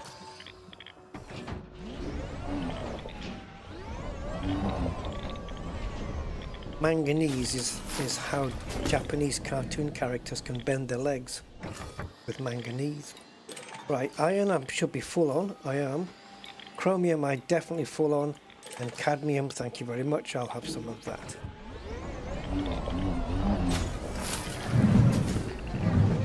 Vanadium, yeah. Actually I think my vanadium stocks are not too bad. I'm just going to investigate over here. And then, if not, there's some in the distance. But I think we've done okay up to now.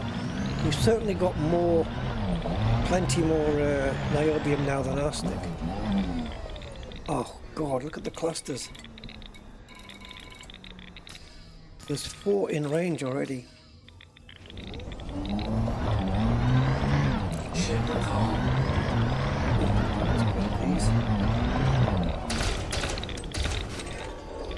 Maybe.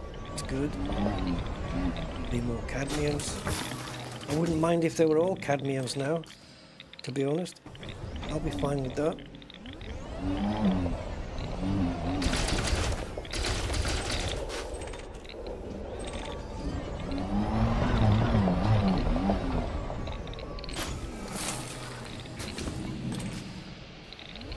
Although another...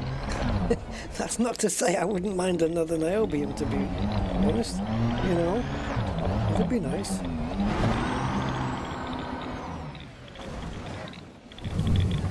Yeah, that's one way of doing it. Nope. Nope, it won't let me reverse.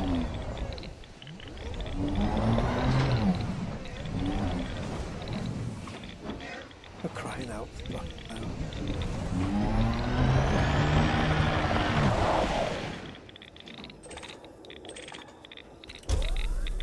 It really should have, you know, that when a ship goes behind a planet and you get like the circle turns to dotted. Well, if one of these is behind the rock, I think the triangle should be dotted as well. So there's another niobium. And then we have two more. Where did the other one come from? Oh, that's way over there though.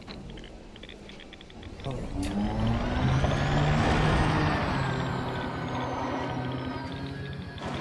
How did I miss this in the first place?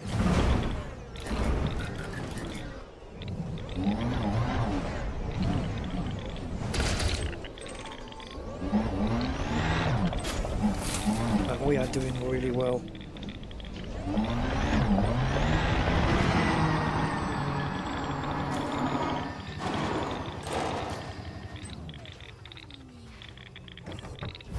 Just stepped out of range there.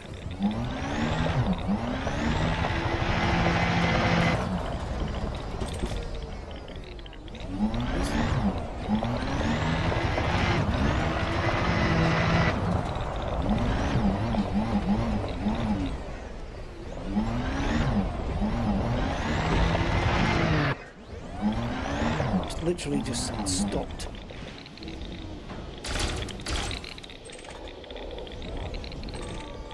Cadmium, lovely. We barely had any cadmium, now we've got like 43 of them. Do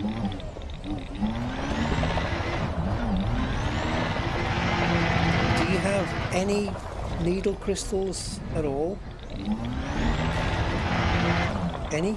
Like one, maybe? I'll take one. I'll take one if you've got one.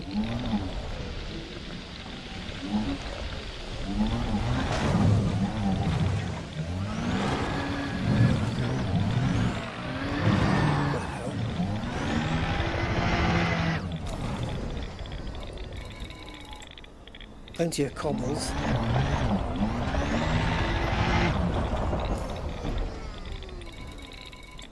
They are the most common though, along with the fragments, grades 1 and 2.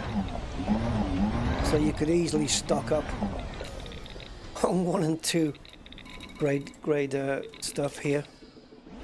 Let's make this the last one then.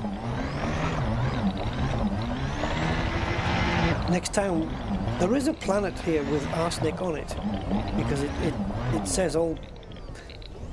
Well, actually, no, it said all premium boost materials in system. It didn't necessarily say all raw materials in the system. Let's have a look and see if it does say that though. Let's just come down to the list.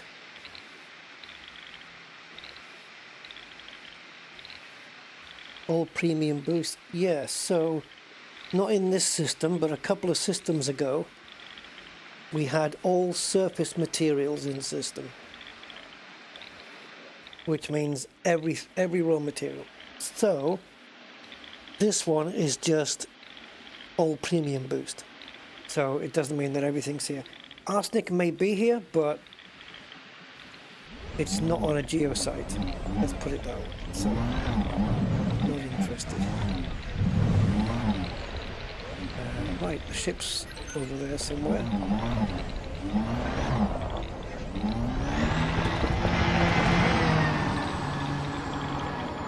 Get some forward motion.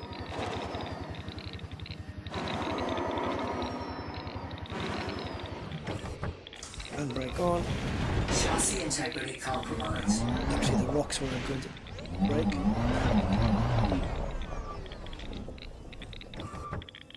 I think that was lucrative. Obviously, I could stay here if I wanted to. I could literally stay here until I fill up on niobium and cadmium. But yeah, that was good.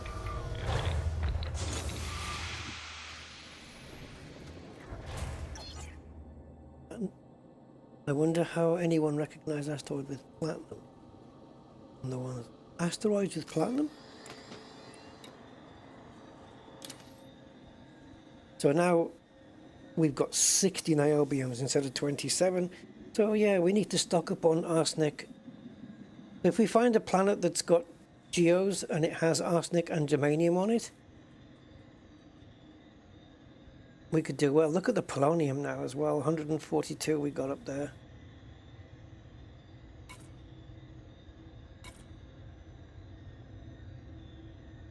Yeah, germanium is holding us back massively here for these short FSD injections. But I don't really use those. If I ever use FSD injection, it's to go like that, really. So this is where we need it. Lovely, sweet. Next stop is something. We've got another neutron to jump to now, and then the next one is another neutron, but also a fuel stop. So we'll be visiting 2 stars. Pales.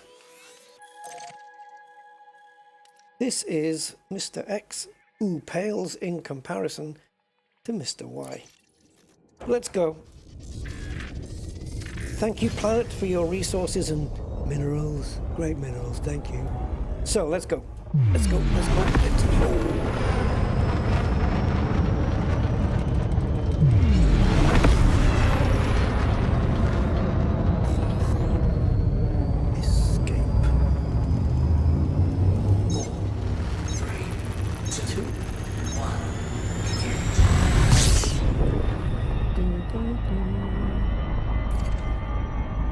Can we afford a little? Yeah, we can. We can afford a lot of it because we're going to be fueling soon. Oh, we lost the freaking thing. How did that happen? We already programmed it. That's going to be a bug. The way it loses the next system. Anyway, thanks, Godstein.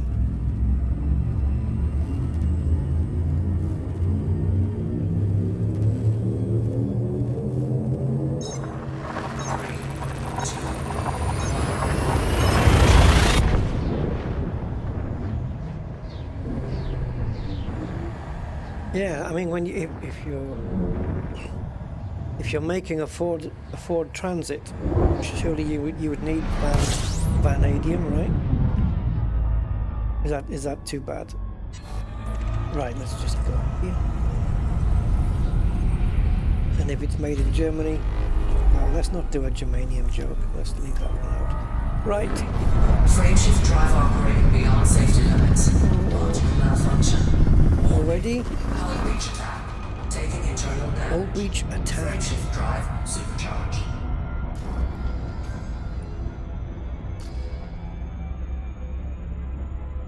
I did descan the place, didn't I? Let's just do it again. 11, and we see... Ooh. Hello. See, even though it's on the Spanish route, it's still the undiscovered country. Let's do the clusters first, because once we've got those, let's just listen for the noise of frying bacon. No? Are they buried somewhere else then? Okay, then we'll do these. We'll pick them up.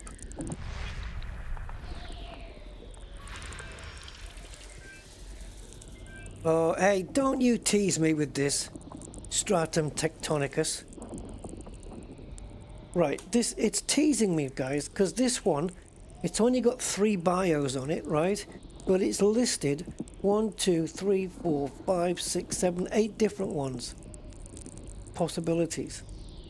I need that SRV survey program, because that tells me what they are. Tectonicus. Dude. You're teasing, man.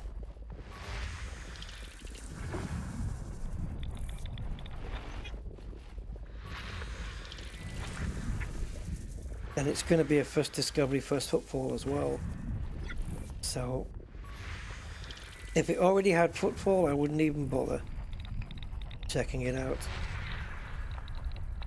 Oh, smell clusters.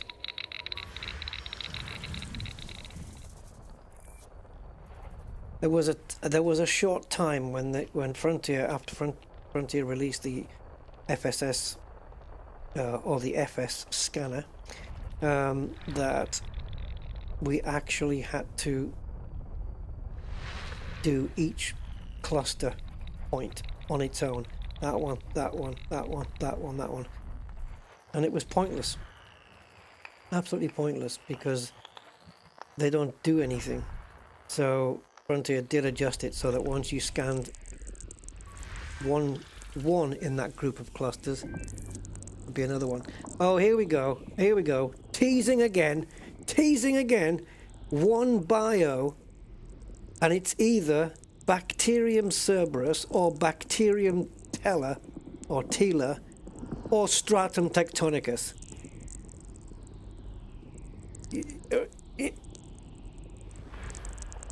You absolute trolling me here. Oh man, I am being absolutely baited by this thing. I'll bet you there's no Stratum tectonicus on either of these planets. But all right. System scan complete. All right. Ooh, all premium boost materials in system, but no geos, so I'm not going to go rock ratting. Okay, A3 and C5.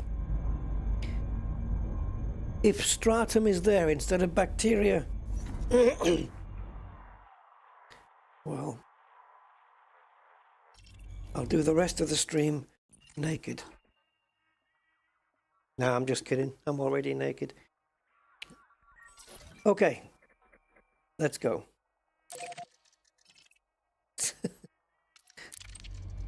It's too cold, by the way. I'm not.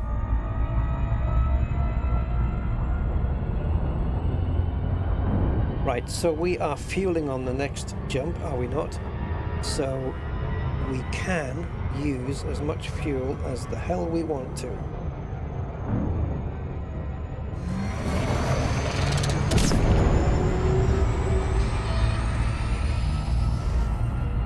Yeah, well, it says here that if it's going to be bacteria, it'll either be Cerberus or tela. But if it's stratum, it will be tectonicus. It's not giving us any other choices on that one. So it will be tectonicus if it is that. The only way to find out is to probe it. Oh my god, no control.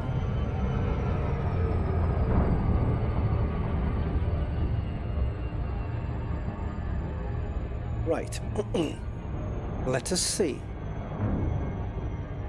Failure number 1, or at least well, yeah, failure number 1. It will fail to have stratum on it. The second one is more likely. Okay. I really need to get my water. I didn't bring any water in here. Whenever I make myself a tea or a coffee, I always forget to bring the water in afterwards. Because I can't make a coffee last 6 hours.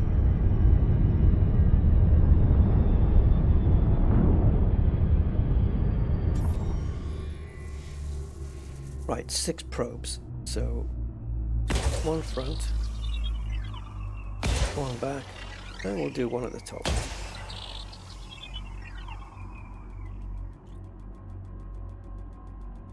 That should provide enough coverage. Actually, yeah, it's fine. Surface scanned by 50%.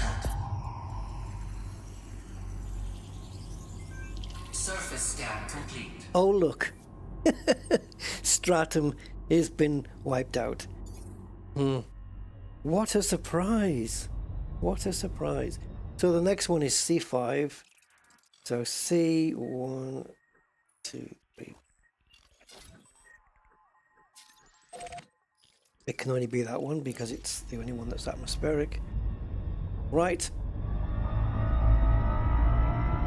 Punch it, Chewie.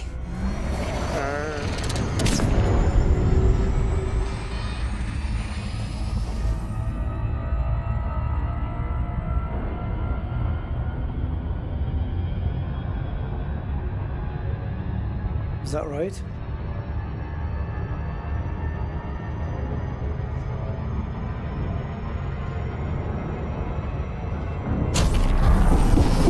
I just mistimed that slightly. It's amazing how much you can overrun if you just leave it going for like a second longer.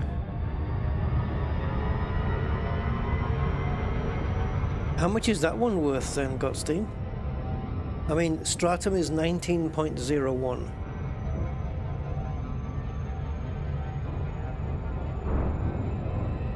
There's no Fonticuli on this planet though. We've got Alioida, Bacterium, Concha, Futexa, Fungoida, Osseous, Stratum, and Tussock. Now, obviously, all of those cannot be there. Only 3 can be there, and I wasn't watching the screen. Oh, 20 million. Ooh. Thing is with Stratum, right? The Tectonicas is, I guess it's easier to come by than Fluctus. But also, when you do find it, when you do have a planet with it on, when you go down onto the surface, it's there. You don't really have to spend too much time looking for it because it's kind of all over. As long as you obviously come down in the right region. Yeah, so it's great for that as well. Just being able to be there and be highly visible, right? It's just like I said before, it's like a space cucumber that's just sticking out of the ground.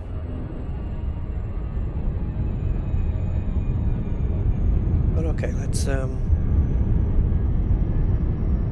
let's see. Out of the 1, 2, 3, 4, 5, 6, 7, 8 unique genuses that have been listed, which 3 are going to be here? Oh my god, what the hell did I just do? This is what you get when you're not paying attention to the screen and I'm looking at Elite Observatory Core. Right. My poor ship is so damaged, man.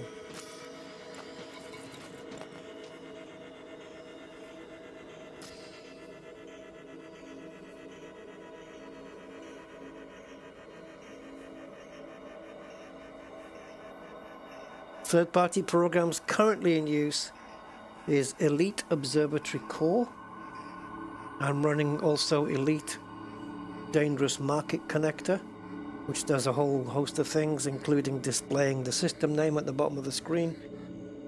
And, well, I use another third-party program to display it, but Elite Market Connector creates the text files, which it grabs it from.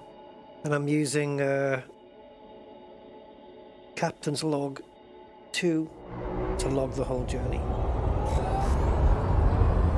But the one with the systems and stuff is Elite Observatory Core. But you also need to Google, you Google that and you download it, and then you Google Elite Dangerous Observatory Core plugins.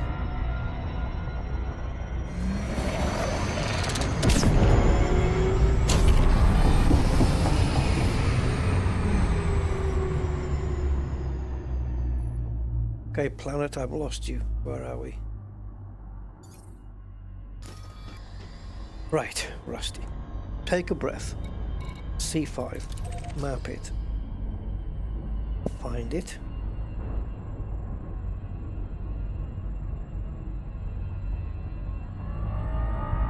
Yeah, it's because it was freaking dark, man. Look at this. Is the sun not reaching here then? The neutron star? Not quite reaching it.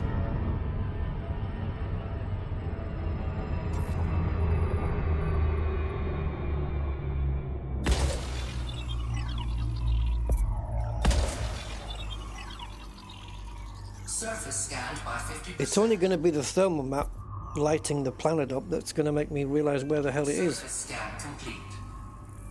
Oh, Tectonicus isn't here. Bacterium morasus, not worth a thing. Putexa metallicum, not worth a thing. But Tussock propagito, well, that's not worth a thing either.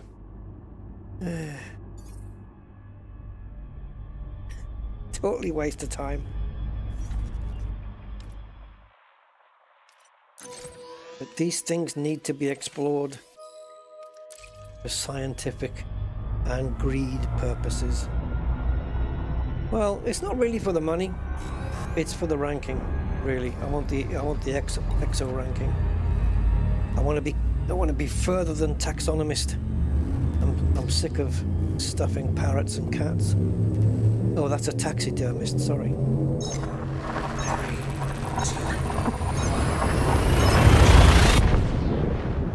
Yeah, there is a few that earn that kind of money, and yeah, there's a few that are in that range. Any of those I'll take, absolutely. Oh, here we go. How can you tell this is a fuel stop? Well, body A and body B fast orbit. Yeah, well, with the proximity they have to each other, that doesn't surprise me. Right, so what we'll do, we are going to malfunction here, I think, but it shouldn't drop me out into normal space, because if it does, it's game. Frameshift drive operating beyond safety limits. Module malfunction. Yes, I'll fix it in a minute, Marina. Just get me supercharged. Module malfunction. Frameshift drive supercharged. Okay.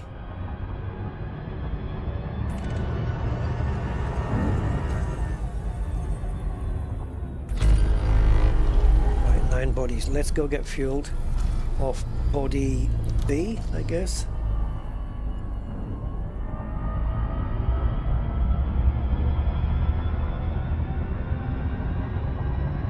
I've got 2 other stars to choose from. I don't know if they're scoopable though. Oh, this is freaking nasty. Slow down! Stop slingshotting.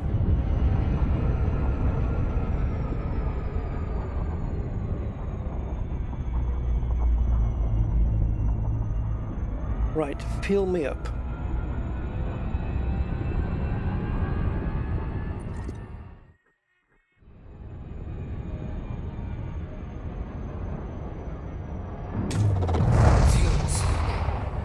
Yeah, well, scoping.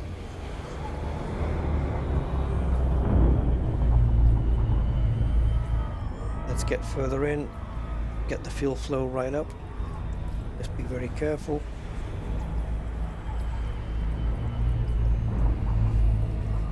All right. Fuel stop done. 64 jumps remaining. What did we start with? Around 80 something today? Can't remember. Right, so as we venture out here, just take a look. So this has already been charted.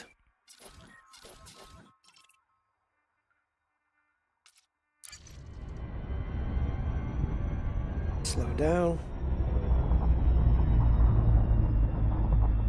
And then drop out. Okay. Repairs underway.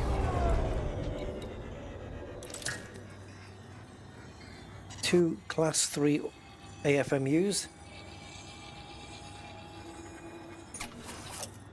Right, might as well do everything while I'm here. Actually, let's start the SCO because that is the one that's most budged.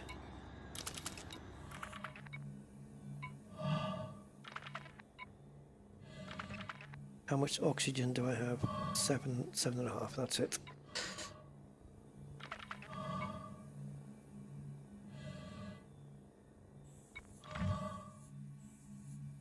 Oh. Yeah, that's clever.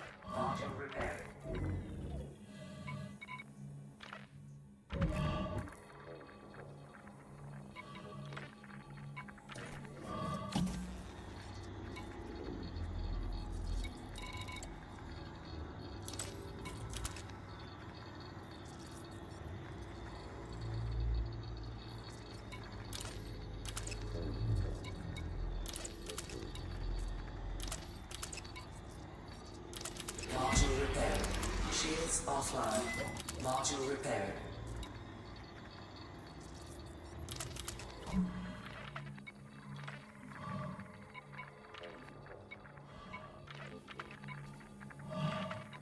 Module repaired.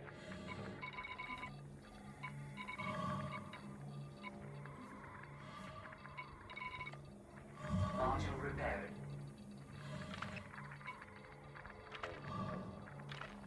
Thrusters online.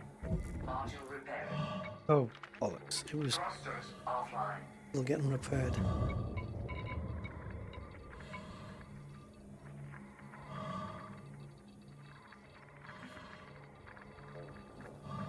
Can you give priority to life support, please?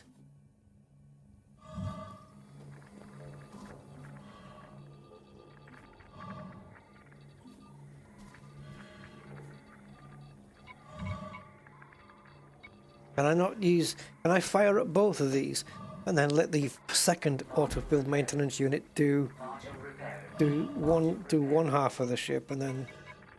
I don't know. Module repaired. Module repaired. Thrusters online. Module repaired.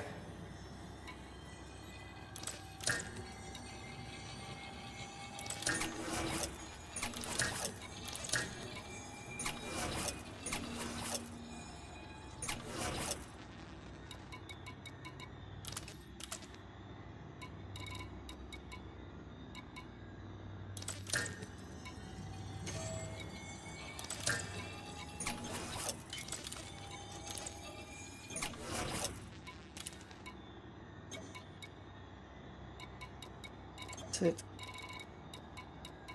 Things like the Olympic controller, it's only taking 1%, but we don't really need it on until we want to use it. Same with the docking computer. Same with the cargo hatch. The two auto fields we don't need on, especially with the power they're consuming. So we're good.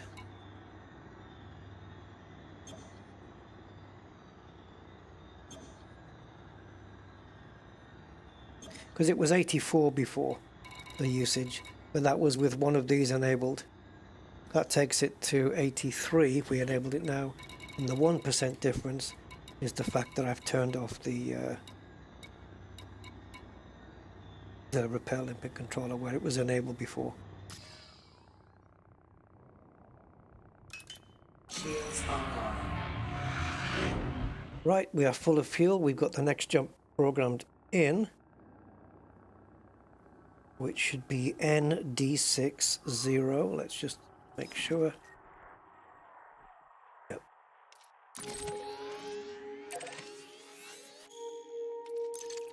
So we're currently after this jump, when we make this jump now, we will be 8,900 away. So we'll be just a bit over halfway to the waypoint. I'm cool with that. Let's make the jump.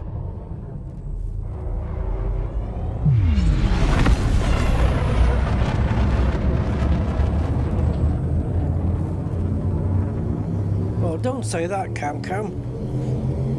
Where is it? What's the system name? Hey, Commander Cassilis. Let me have a look, see how far away we are from it.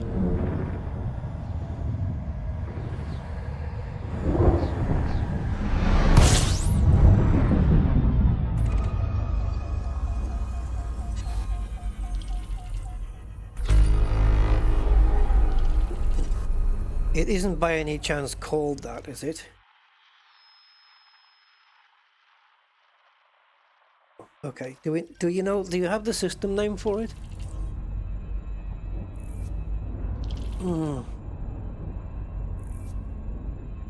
Oh, nice one, Cam. Thank you. It looks like it's a bit out of our way, judging by the system name, but I'll give it a go. If it's not too far away.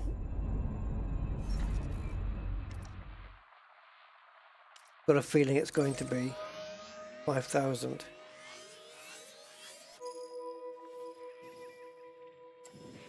Oh, it looks like the Bubble Nebula.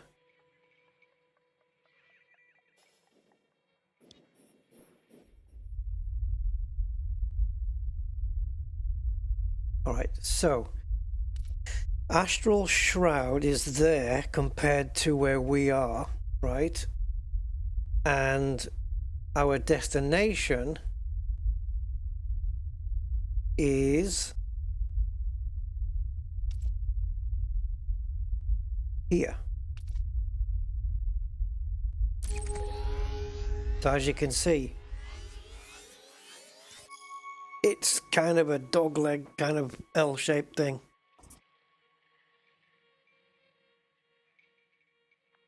So we've got, can you just, Cam, are you on my Discord? Can you take screenshots or something and post it on my Discord? I don't know if I can get you into my Discord because I have the invites disabled.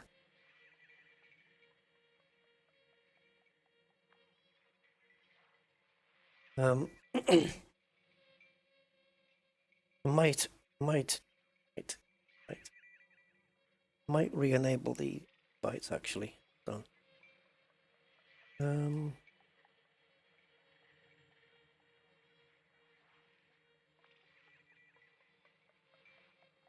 See if I can do this really quick somehow.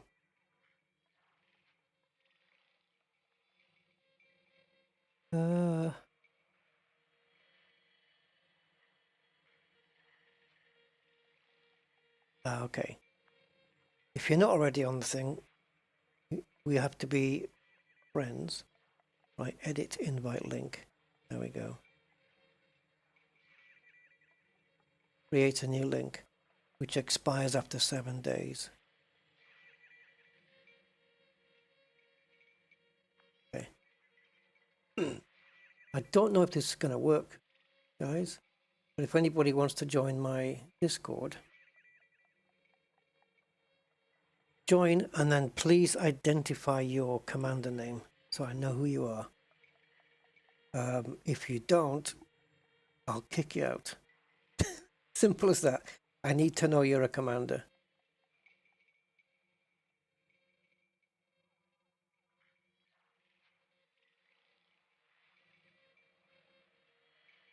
That's valid for 7 days. And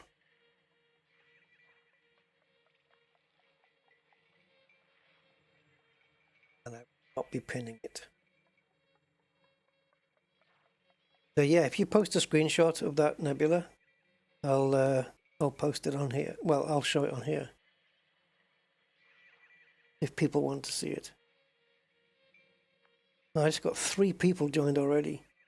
Please give me your commander names as well, so I can verify.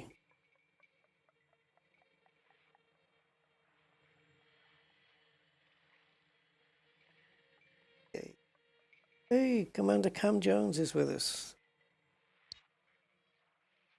Cam, there you go.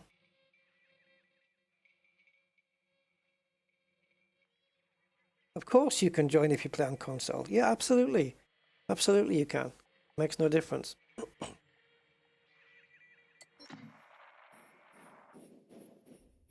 If we were to go to the Astral Shroud Nebula, just using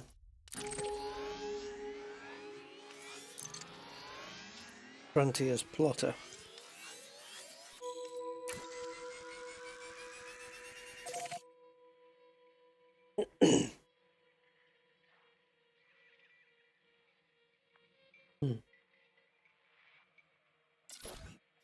Take me about an hour to get there then.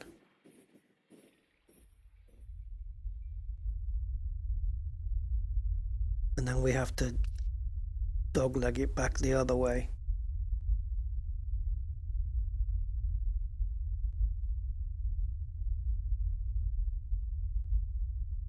Yeah, oh, I'm not interested in what in first discovered. No, that's fine. Yeah, 50 jumps to get there using Frontier's thing. You can only see 2 channels. I think that's maybe because I need to assign you a role.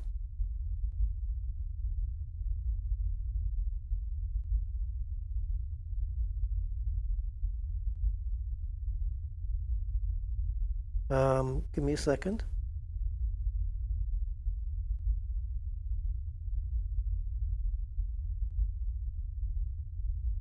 Right. Lenny, what's your commander name on the thing?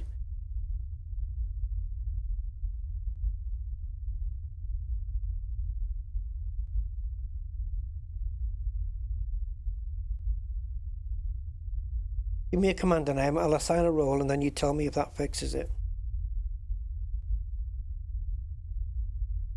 Elite informational? Isn't that just a... I think that's just a text channel. I don't think there is a voice one for that one.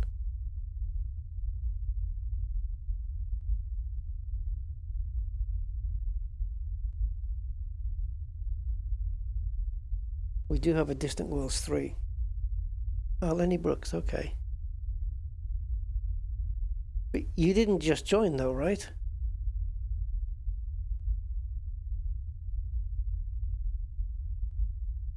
You didn't just join now, because it's I don't have you down here as just joined.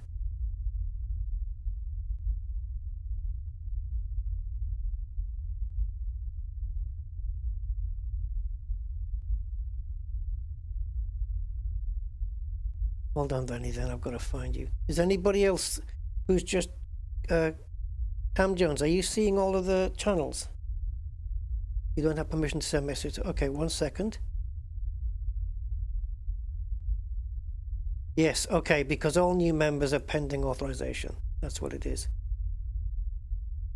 Okay, Cam, try now. Let me know what happens.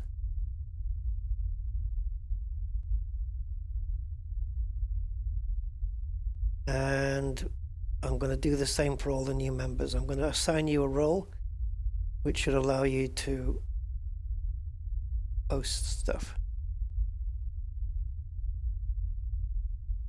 Because right at the moment, as soon as you join, you're set up as a new member, and it doesn't let you do anything until... Oops. Command Linux.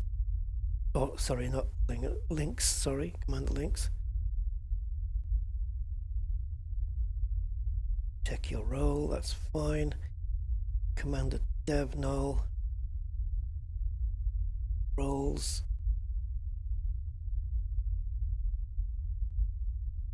Okay. Will. Click. And I don't know why I just said right click. Why I need to narrate that. Okay, Commander Cassilis. Go. And DSM Reaper.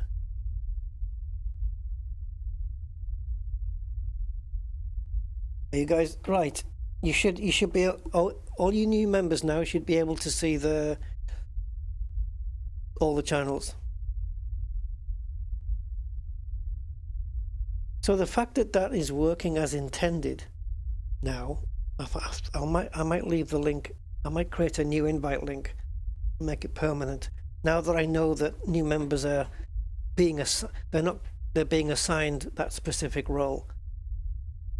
It's doing it correctly. Cool. Lovely.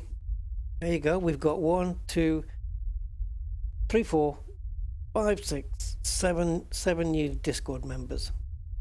So okay, let's pin it.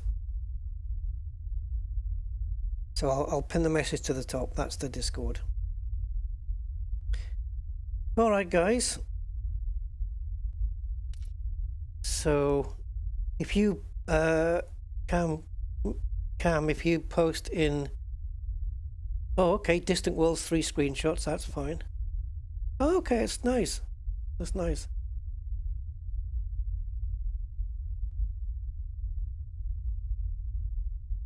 Right, let me just put up a screenshot here, 1 second. So we've got that one, that one, that one, that one, that one, that one. How many did you put up? 3? 1, 2, 2, 2, 2. Oh, okay, I see. Right, okay, I'll show this one. If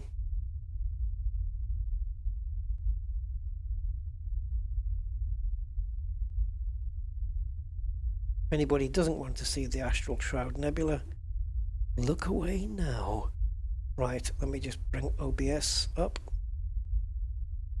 3 monitors is not enough for all of these windows, running all of these different apps.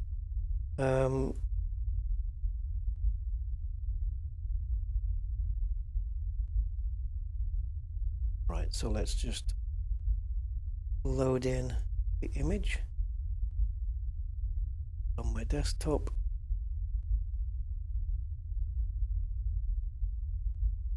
To change the size, set that. Right, here we go.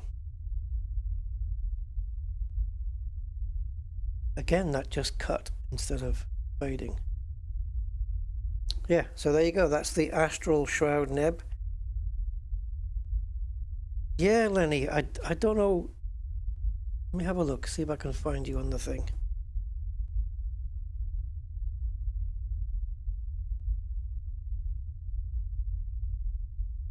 I don't see you, mate. I'm typing in the search here, but you don't come up on the list.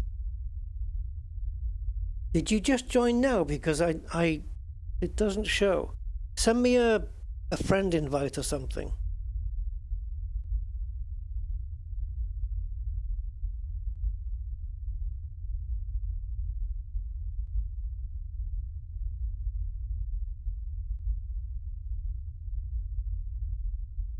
Yeah, I'm not seeing any.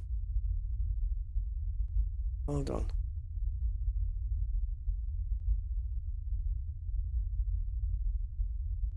Yep. Going through the search on my Discord doesn't bring up any Lenny or any Brooks or anything.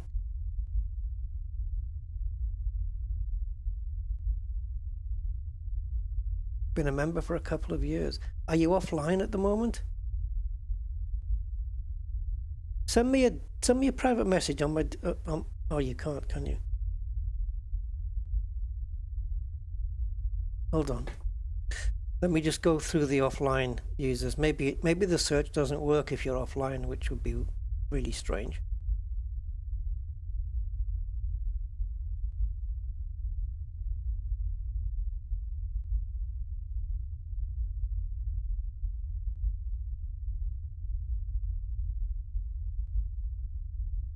Well then, what if you're one of these two?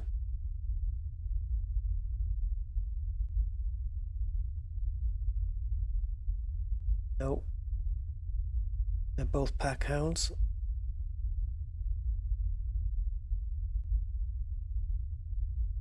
Sent you a message on Discord. Okay, cool. Message requests. Got you, Lenny. Got you. Right. Right click.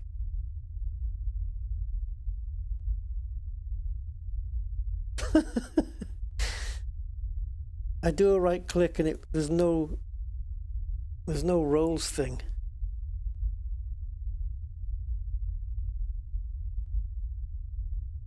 Wait a minute. It says invite to server. That is bizarre. I've sent you a server invite. How weird is that?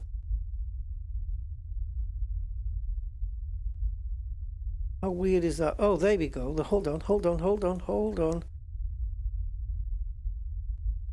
Yeah, I can't assign a role here. When I right click people's names, oh, I don't think it does it in the direct messages.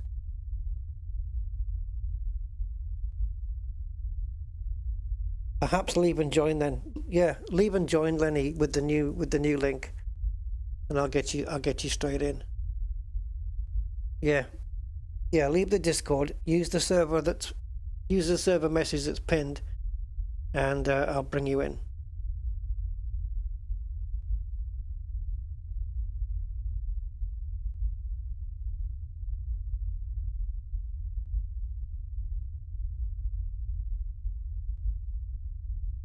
Yeah, sorry about that.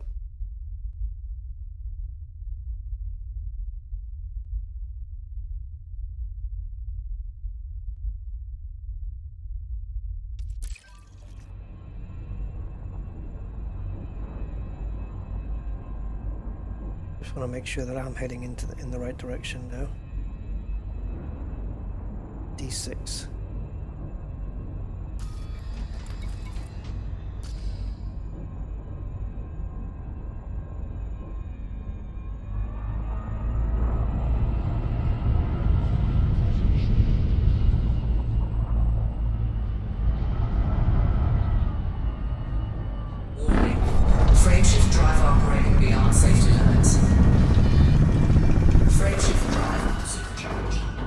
Right, Lenny.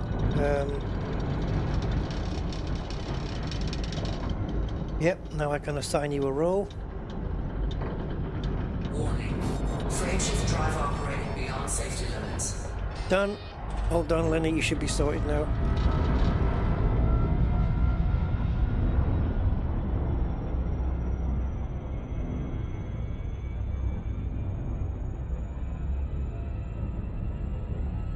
Okay. Right. We are now in a position to jump.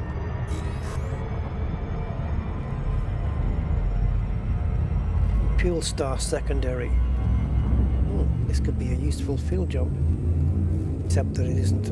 We're not going to use it as one. Where am I jumping to? Oh, great. I don't see this system on my list. Why the hell am I jumping to it?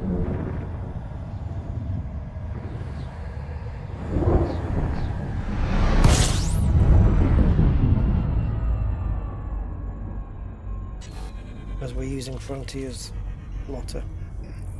We just made a useless jump.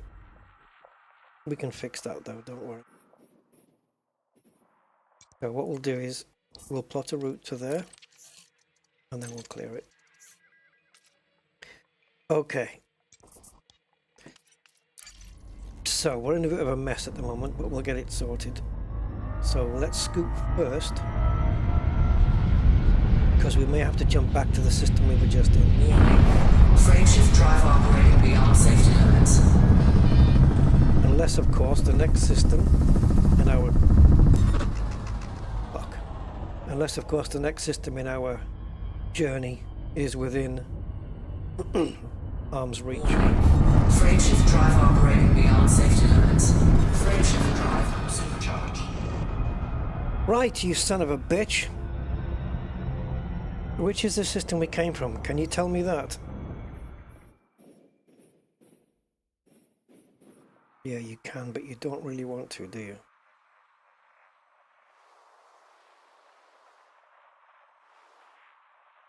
Come on, give me a system name. E60. So, can you make the jump to here? Nope. Nope. Not a cat in hell's chance. 361. There's no fucking way we make that jump.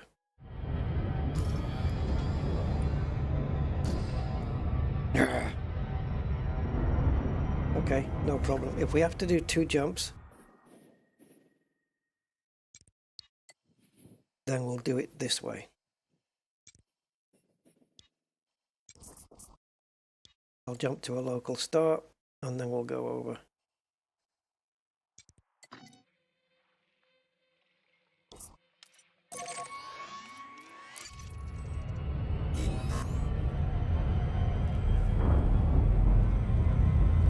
And we can't fuel either.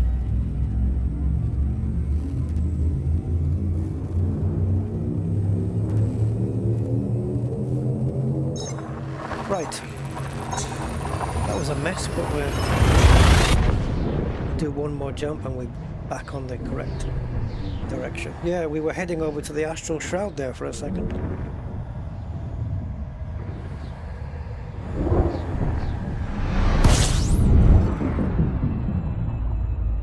Right, back on the Spanish route with this jump.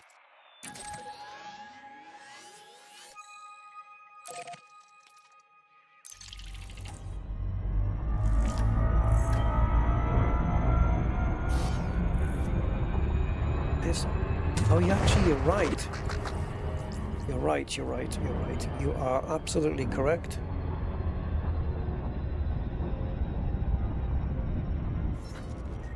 You have to split this. I should have done a longer first jump.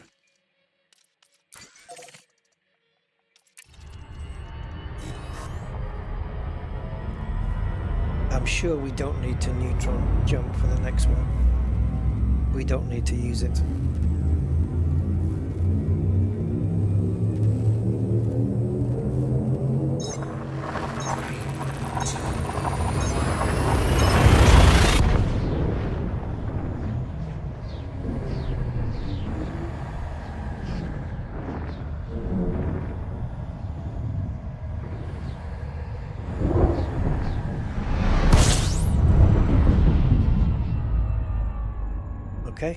need to use it, apparently. This is going to mess with our fuel now. Warning. Frameshift drive That one jump that we made that we shouldn't have made has really messed things up for us. Warning. Frameshift drive operating beyond safety You're limits. pissing me off here. Frameshift drive supercharged. Alright, so we've got too many jumps to do now in order to... I don't know though, wait a minute, half a tank? It's going to be sketchy. We'll just push as far as we can. We've got, after this jump, we've got 1, 2, 3, 4, and on the 5th jump, we fuel. Can we do 5 jumps in half a tank?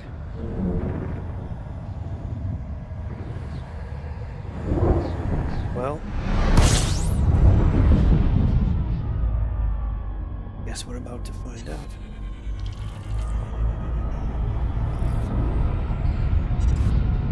Warning. Frameshift drive operating beyond safety limits.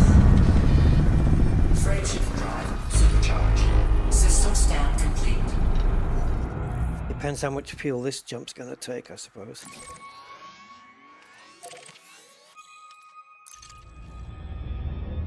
Yep, it's only a small bit of blue on the fuel gauge, so yeah, at this rate, absolutely we can do 5.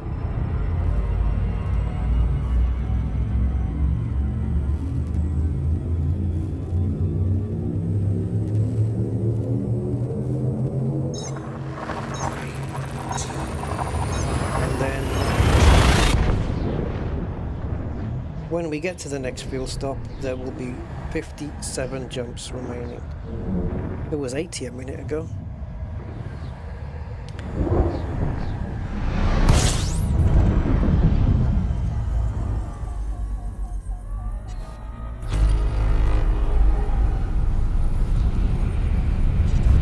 Warning. Frameshift drive operating beyond safety limits. Yep, Frameshift drive supercharged. we'll get foodie. Go and have foodie. Gotta eat. D11.3 is next. Let's just whip through a couple of these systems.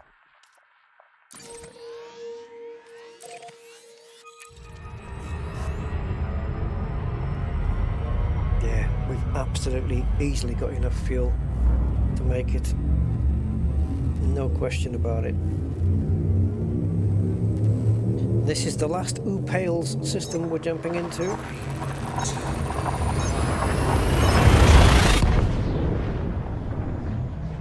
Then we'll be leaving that region and jumping into the Flya region.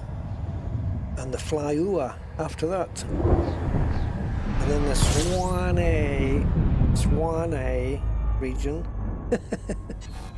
That's how it reads to me. System scan complete.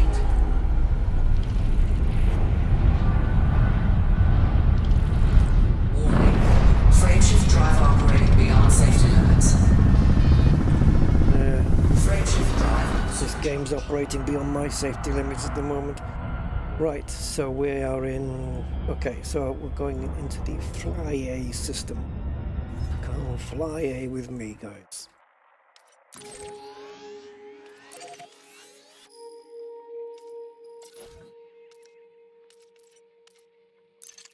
Any black holes in the region, by the way?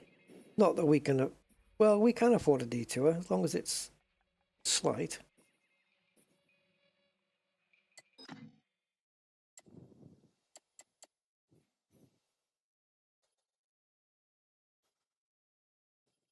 And give me an undiscovered BH. Been a while since I've... a long while since I've done a first discovery black hole. My first one ever that I found was back in the early days of Elite when I did an exploration trip to the Orion Nebula, and Flame Nebula, Running Man, you know, all that region. And it was, yeah, it was in and around there. Uh-oh, we have a secondary fuel star. And you know what that means?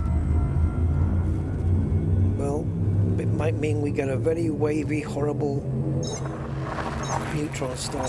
It depends how far away the fuel star is.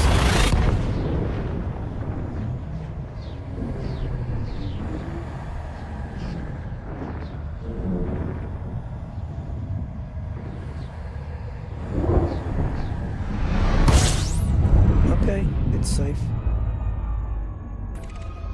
Secondary star might be a bit of a distance away then, maybe. System scan complete. Let's dive in. Warning. Frameshift drive operating beyond safety limits. Frameshift drive supercharged. Right, so the next one is D24.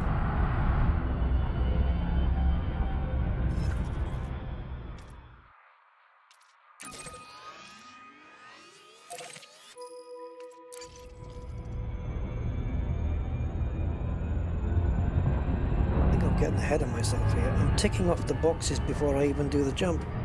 Right, let's not do that. So D24. Right, engage. Now tick the box off. And the next one.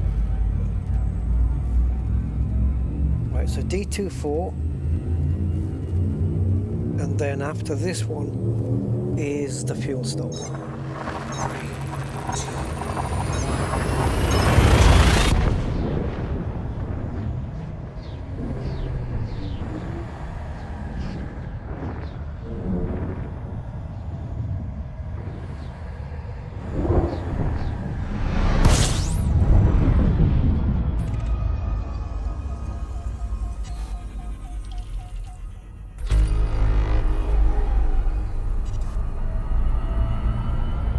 Planets in these systems. Warning. Frameshift drive operating beyond safety limits. Frameshift drive supercharged. I can't even say that we're halfway there yet, guys. Crazy. We will be halfway there in 1, 2, 3.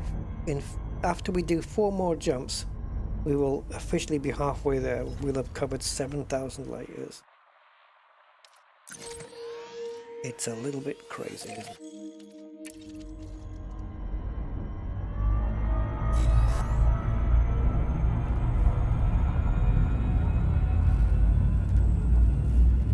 We've been going for 2 hours 40, and it reckoned we could do this in under 3 hours. Well, it says 2 hours.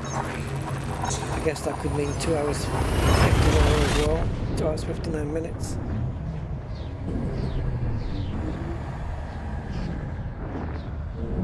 Not if you're streaming, you can't. Right, fuel stop here.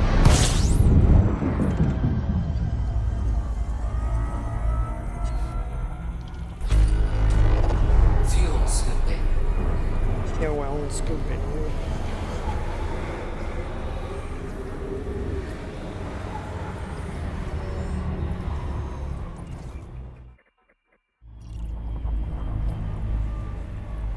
Right, let's get the next system in while we're heating up.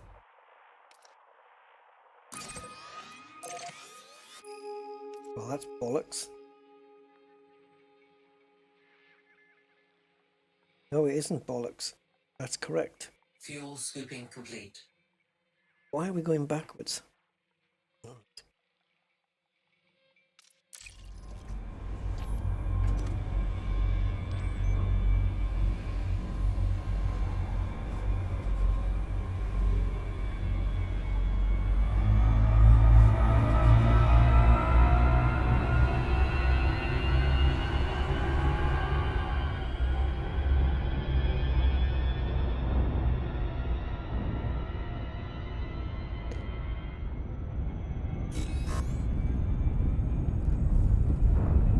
Have to go backwards now to the 35 light years to the next neutron. Kind of makes sense, doesn't it? I don't know why though. I mean, okay, I see what the, okay, I get it. I see how the map's working. Right, that's it. Yep. We are now 57 jumps away from our destination. Don't think I'll be getting it all done today though. System scan Although, if I did, it would leave me plenty of time to do other stuff. I won't have to worry about it anymore. I think we missed that one. We got too far onto the edge there. Warning. Frame shift drive operating beyond safety limits. Frame shift drive supercharged. Friendship drive.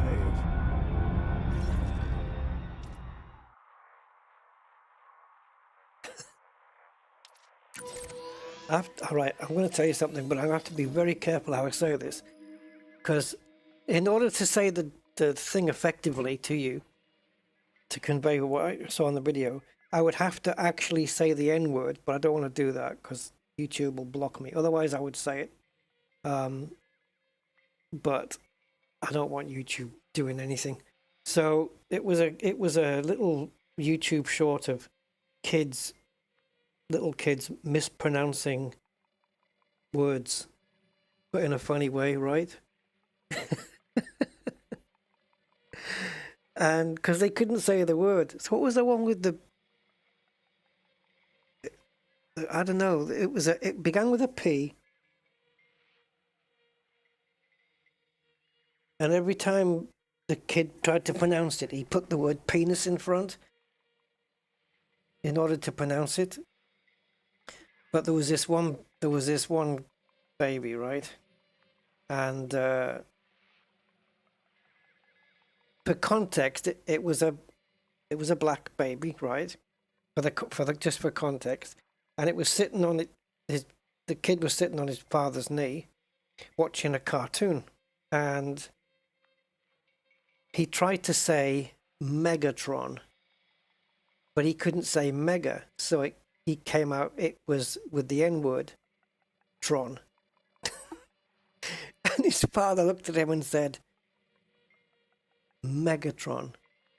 Can you say Megatron? And the kid just repeated it with the N-word. You know, Tron. Ah, God. It was freaking hilarious. And I can't remember what the other ones were. There was one where the kid wouldn't call his daddy daddy. He would say, what's mommy called? Mommy? What's daddy called? Alec!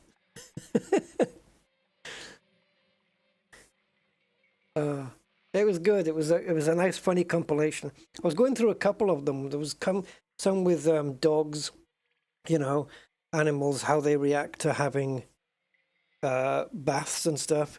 There was one dog there getting pampered beyond belief, and it was loving every frickin' minute of it. The nails. I watched it up until it got a bit ridiculous, right? They did the whole shower head over the dog, shampoo. The dog was just taking it all in, getting rinsed off, getting the hairdryer to blow the dog's hair. Well, okay, you know, using the towel and then the hairdryer, then clipping the nails. But then they started with the ridiculous, painting the dog's nails pink. And I just switched it off after that. I thought, that's enough. Too much of that.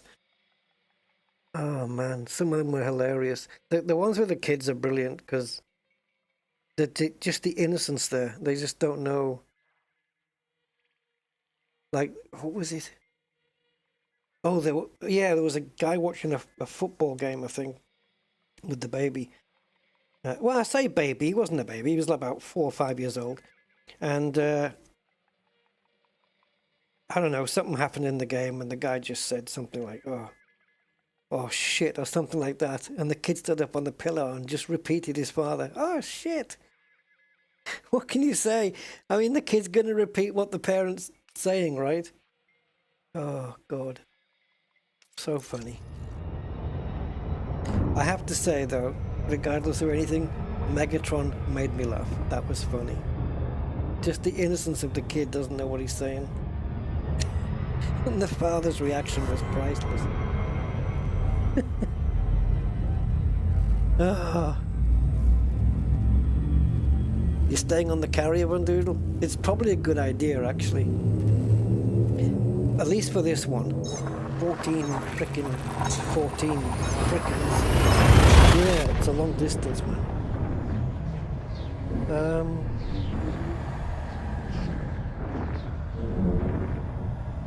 Thank you for your purchase.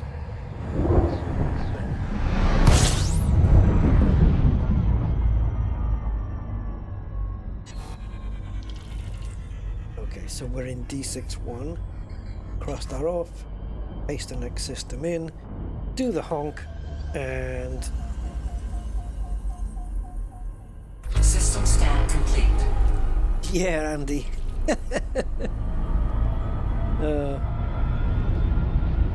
There's a few videos of kids swearing, but just because they've heard their parents say it, you know, like you hear the parents say it and then the kids just repeat it.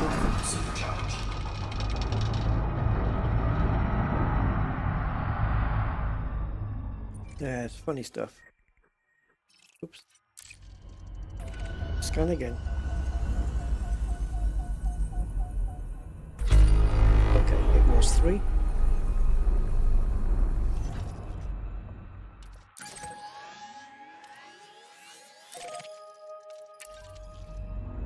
Now then.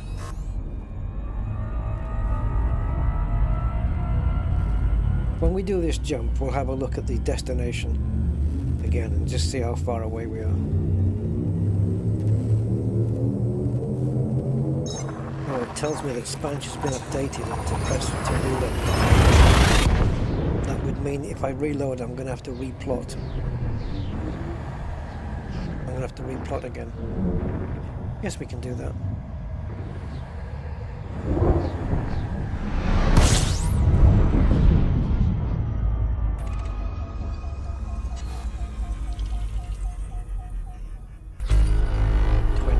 Bodies.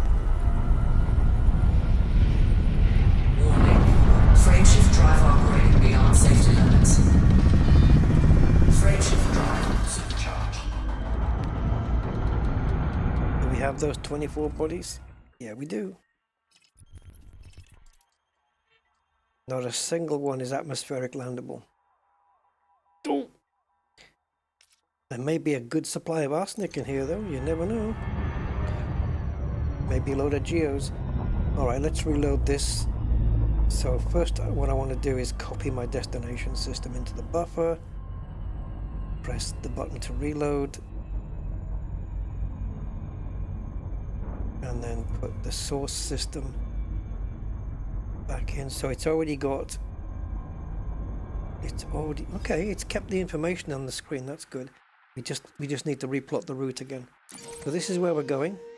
That's the distance, guys, so we're halfway, right? It was 13,990 something, so might as well call it 14,000. So 7,000 will be halfway. So using what's it called? I couldn't think of it. Using Frontier's route plotter. Let's plot that route. 79. Okay, we don't have that many in Spanish. So if we now go into back into the galactic map a second. So 79, all right, we can cancel that route. And now I want to see where I am, which is here.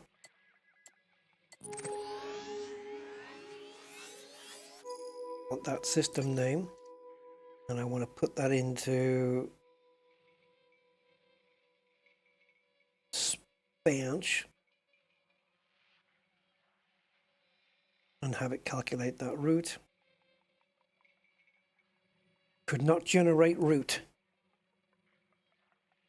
Excuse? Don't you be doing that to me, man. What do you mean cannot calculate route? Alright, let's use already supercharged. That's better. Yeah, it couldn't calculate the route because my ship's jump range exceeds the first jump, I guess. I don't know. It wouldn't calculate it, but I've just told it that I'm already supercharged. So the first jump can be... I guess it's because there's no fuel star in here. So I can't... It doesn't... Yeah, it won't let me make the first jump. I understand it.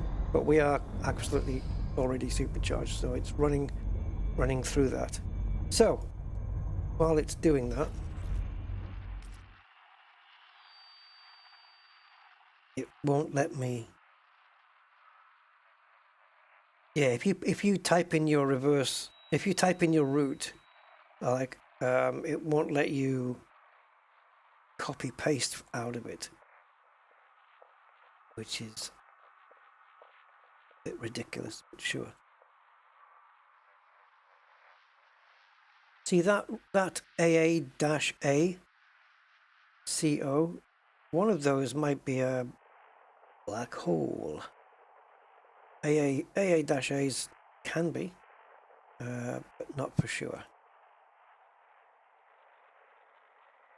No. Right. Frontier's route plotter said 70, was it 79 jumps? Spanch gets me there in 49 jumps. So that's it. We're about to go into the Fomorian frontier.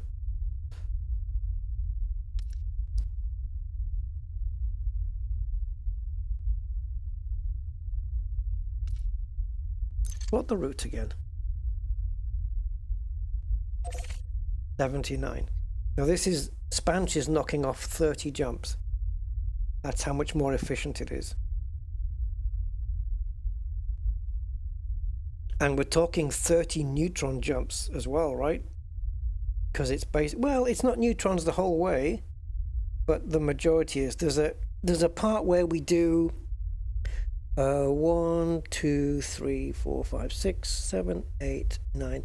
We do 10 jumps where there's no neutrons whatsoever. And then, so there's a batch of neutrons, 10 without, and then another batch. And then we're there. And that is it. Done and dusted. Right, so we're already in that system, so we can clipboard the next one.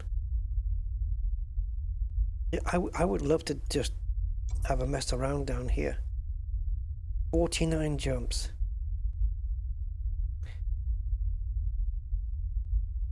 This is a fuel stop. Oh, God. Made me jump there, Rusty coming in. Thank you. Is it Kaladin? Thank you for the... Yeah, Kaladin, thank you for the sub. Thank you.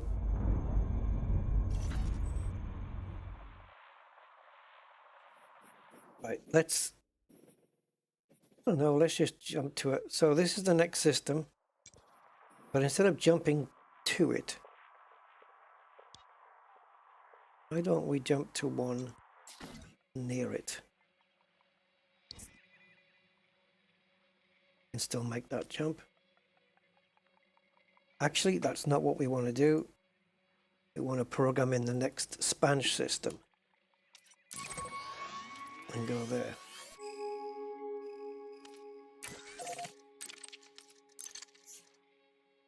But let's go to the next system. That's an M. Anything else that's not? What about you? What are you? A white star. Okay. Any blues? Wrong map for that. Wrong map. Any blues in the area?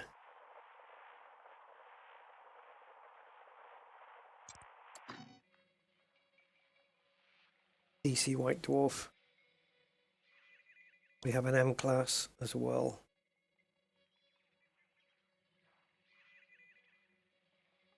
And also two L class stars as well in this system.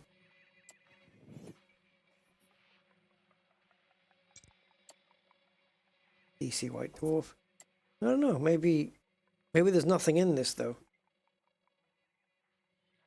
There's a blue. There we go, an A star. Followed by a K, a G, and a K.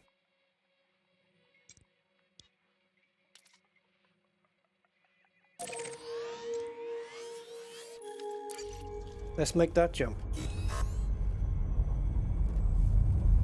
Maybe there's something interesting in it. And we can get back on the galaxy plotter a bit later. We've got 49 jumps to do and we've got the rest of the week to do it, so...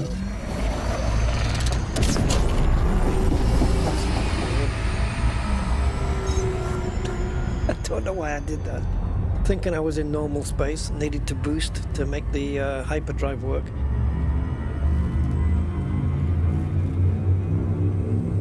This is me when I'm on no food.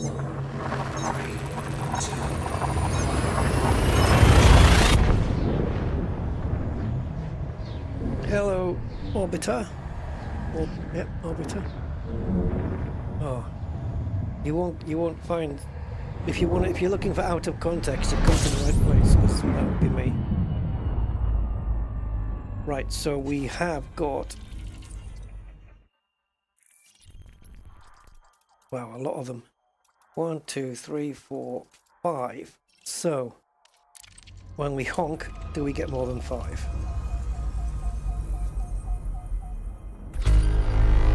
17. Okay, we have a freshly discovered system. Let's see what's here.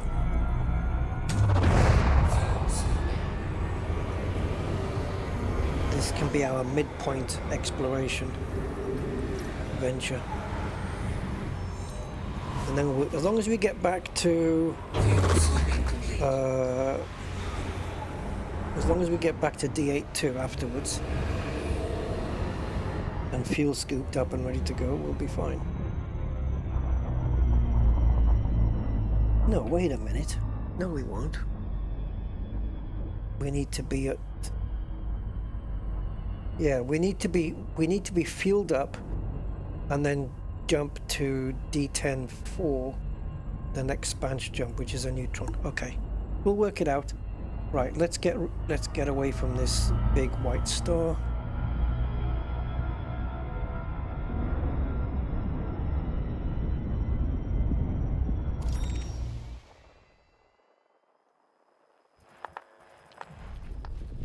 Bios, geos, whatever you got.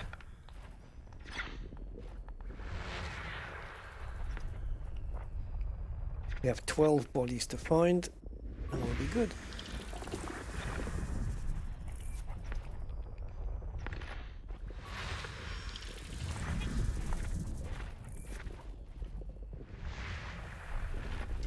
Yeah, if we're just doing carrier chasing all the time, we won't have a lot of time for ranking up and earning loads of cartographic credits. That's just the downside. So all premium boost materials are in the system, but there's no geosites. So if we want arsenic, we'd have to do some old-fashioned rock ratting. And even then it would depend on the percentage of arsenic on a planet. If it's a decent percentage, I might be tempted.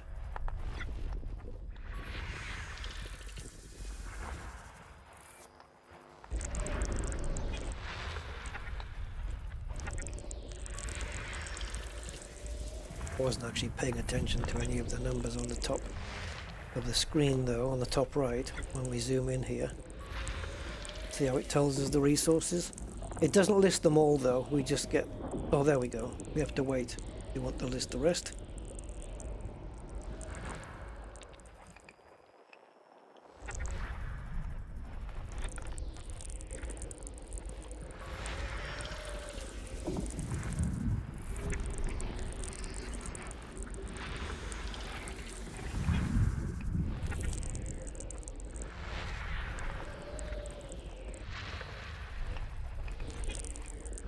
System scan complete. Right, let's have a look, guys. Let's see what we got here.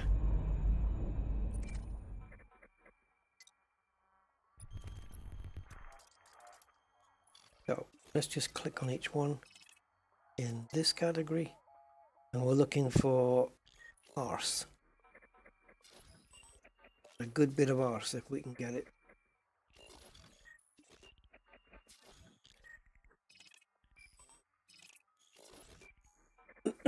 Isn't arsenic one of the premium boost materials? Or was I dreaming? It says all premium boost materials in system. Okay, so let's go to the boost and go to premium.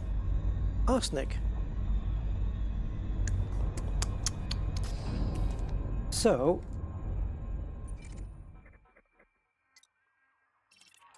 if all premium boost materials are in the system, then it needs to be on one of these planets then. There it is, 1.9. I'm guessing that's the only one because I wouldn't miss it twice, surely. I'm surprised arsenic was way down the list though. But I guess it depends. So 1.9. It's sharing with a lot of other stuff though. Germanium, is that not the same class? I wish they'd put the little symbols next to them. Alright, let's have a look. I'm just going to pull up Elite Dangerous Odyssey Material Helper here. 1 second. So arsenic we know is a grade 2. Iron and nickel are grade 1s. Manganese is a 2, I think. Tin might be a 3. Let's have a look. I don't remember off my memory, but we'll find out just now as I load in Material Helper after an update. All these programs are getting lots of updates now. Right, so let's have a look. So, grade 2 materials are vanadium. That's not here. Chromium, manganese. That is here. So manganese, zinc. Not there. Germanium is there, and we could do with some of that as well. And zirconium. Right, so manganese, germanium, and arsenic are the 3 grade 2s that we can find on this planet if we went to it. So come on, let's do a bit of old-fashioned rock writing, guys, for a few minutes. See if we can pick anything up. Follow the scanner. Now, aha. It's been a while, so let's leave overcharge alone a second, and let's do Elite Dangerous SRV Scanner. See if we can have the list of stuff. Mesosodorite, rocky outcrops. Okay, that's a different list to what I'm used to seeing, but I like it. Oh, piss off. Fucking cookies.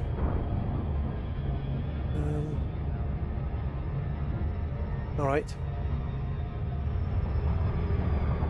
So guys, we're going to be looking at, or I'm going to be looking at, yes, I do reject your optional cookies. Jesus Christ. Right, save image. Let's do a save image. And we'll call it SRV Scanner. We'll load it up into OBS. Image.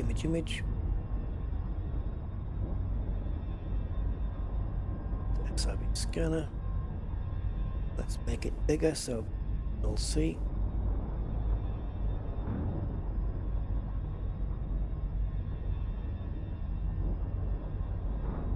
Doesn't matter if it's not in the middle of the screen, does it, guys?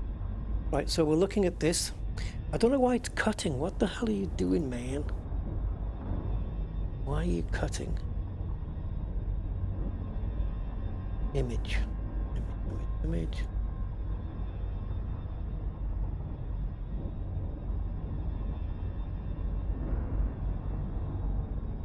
Let's try this again.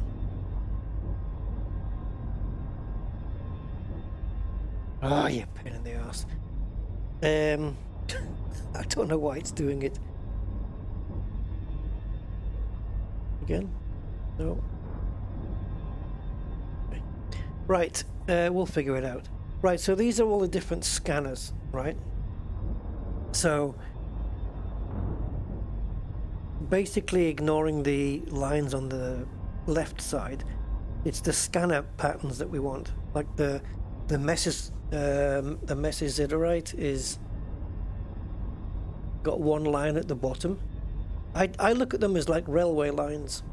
So you got one at the bottom, then metallic outcrop shows two with a space in between. Bronzite Chondrite shows two together. Rocky outcrop shows two wide apart on the wide band, let's call it. And metallic meteorite looks actually quite similar to metallic outcrop, but it sits lower down on the scanner. So I'm going to be going by that. Right, let's go.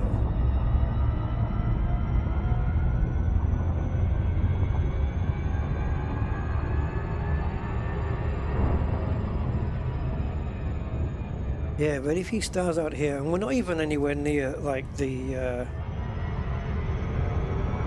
you know, the outskirts of the galaxy, really.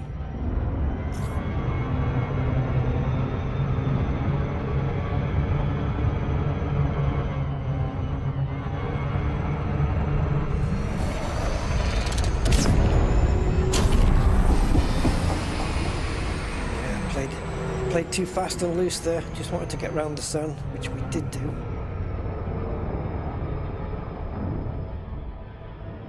we go. So what are we looking for? I suppose any of them, but at least I don't care which one I come across because they can all have arsenic in them. But at least when we find one, we should be able to identify what it is before we get there. But if it's far away, obviously the signal is going to be weak. But then it'll resolve itself as we get closer. Right, might as well do a surface scan while we're here.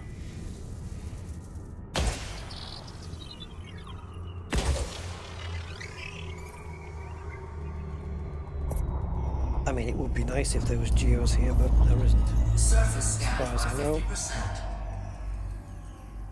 Surface scan complete. Okay, down we go. There's some red patches, guys. Does that mean anything? Metallic areas? I don't think so. Orbital flight engaged. It's quite mountainy there. I want to be on some flat terrain, preferably. It's just a lot easier to negotiate.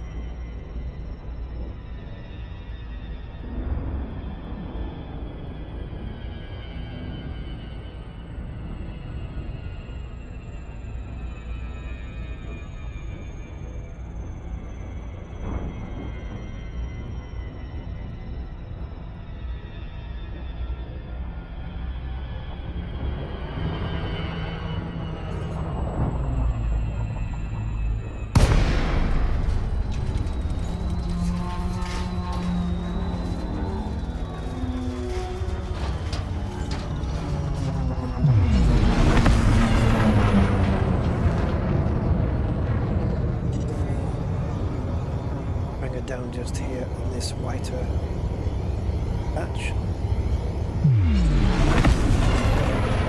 0.4 gravity. Fair enough.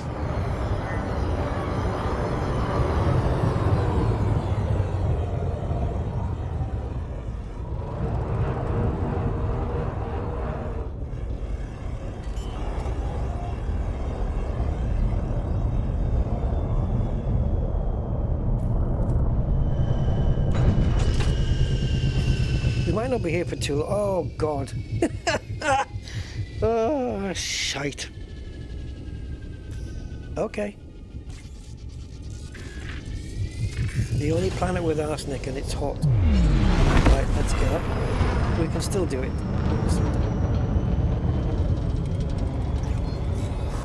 Bastard. 07 Cop Rules. 07, welcome. 3, 2, 1.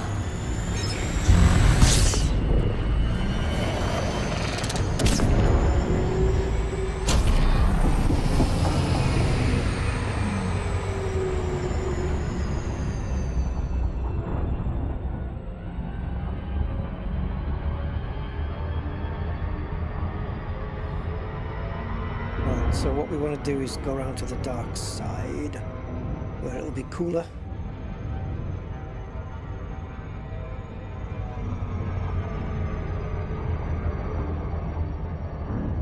See if we can see if it'll let us out here.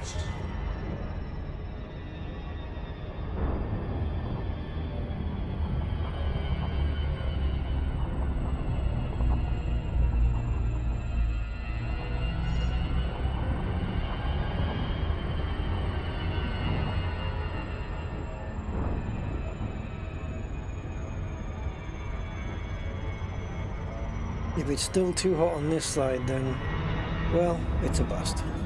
We need to go somewhere else.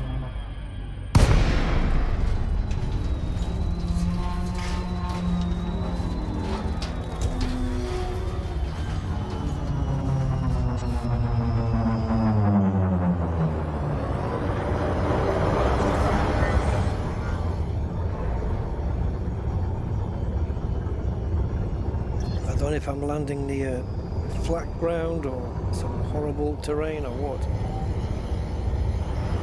This doesn't look too bad in here anyway.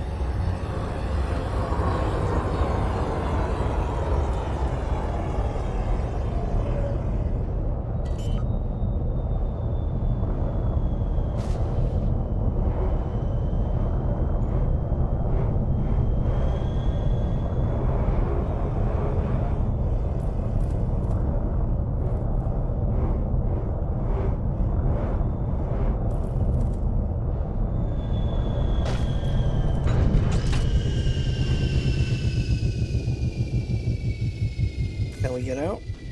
Yes, we can.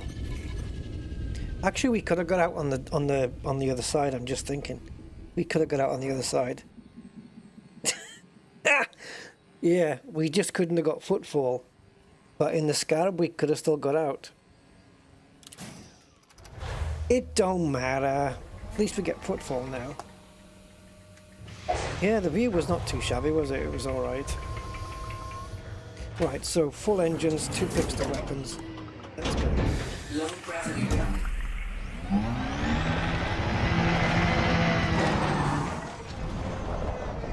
So just to get it over and done with, let's get out. Extremely high temperatures. Clock the first footfall. Tell my ship to put its lights on. No, too far away. Far away.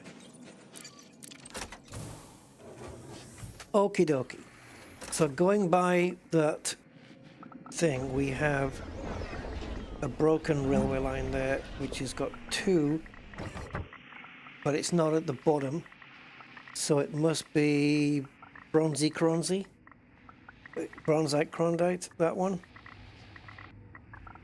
It's not at the bottom of the wavelength.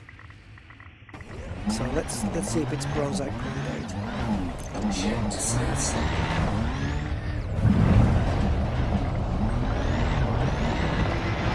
As we get closer to it, it'll solidify and then it'll get smaller.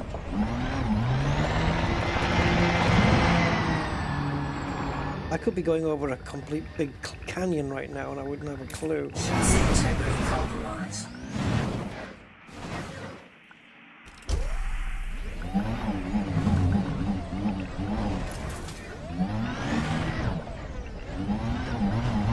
Is this Bronzite Cronzite kind of? Or have I read it wrong? Just waiting now for the white dot to appear on the sensor.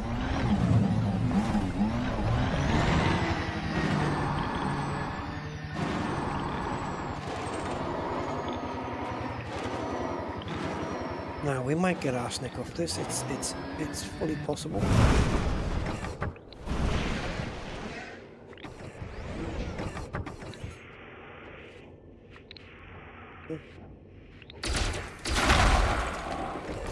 Arse? Have we got any arse? No, we got manganese though. Oh, well, this will fill up the manganese though. That's it. Right. Is that at the bottom or is it one above? Looks like it's one above, doesn't it? So it looks like it's another bronzite.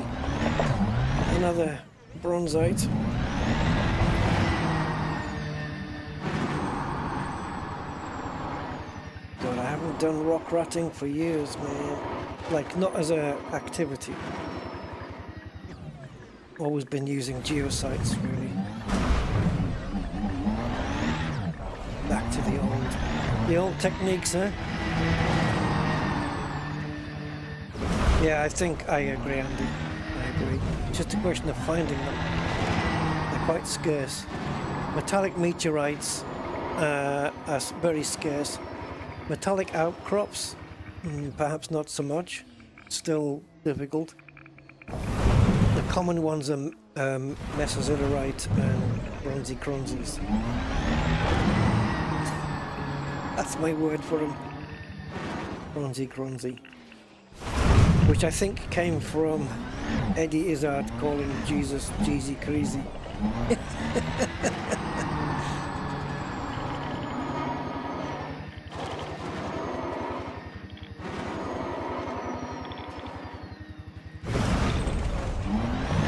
It's another bronzy cronzy. There it is. They're like lucky bags, these bronzy cronzies. There can be anything in them.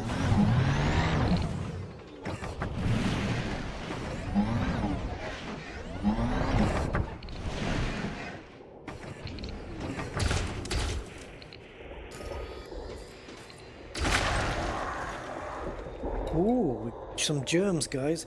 Right, we know we're full on iron and we know we're full on manganese. Are we on germs? Germs 57. Yeah, remember we needed that as well for some of our synthesis. Was it also FSD boosting? Possibly. Right. Let's go out a little bit here.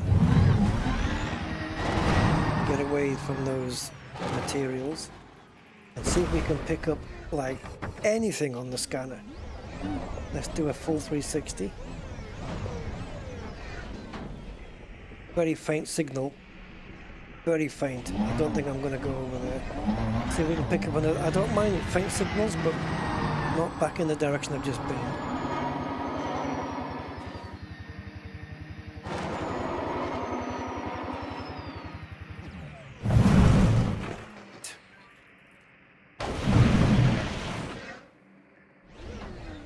Here.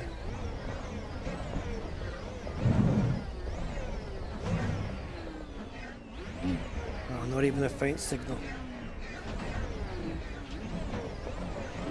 Okay, we'll carry on following heading 0-ish. That kind of ish direction.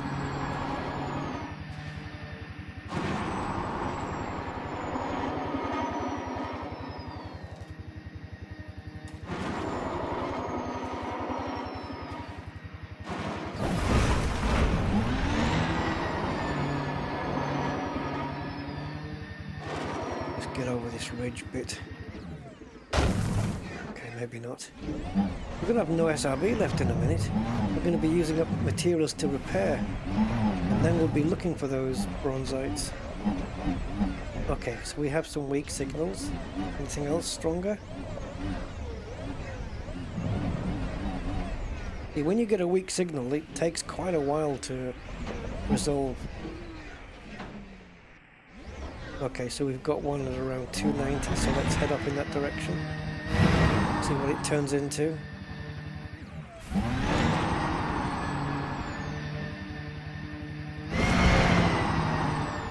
Very distant. It's getting stronger now, a little bit.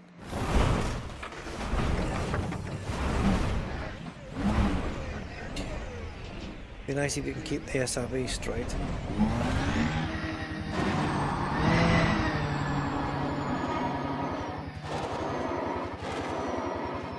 Hey, Milandra. Milandra? Sorry. I can't tell. Welcome anyway. Milanondrak. Something like it. Right, that should have got a bit stronger by now. Where is it? There we go. Yeah, it's around the 290 heading.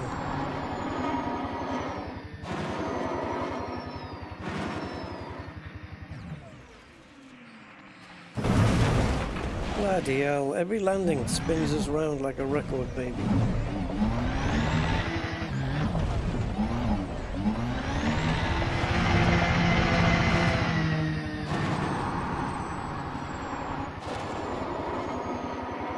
Hey, is that signal not getting any stronger?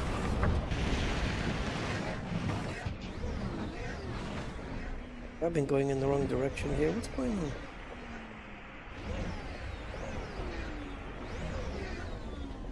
That signal was certainly filling up before. How weird.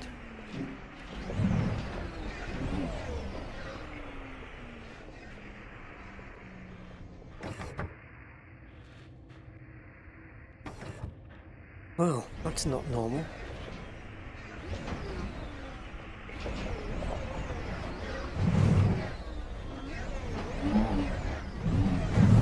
Where the hell did it go? Like it's just fucking disappeared. We've got one over there, but it's not the same one. It's way too weak.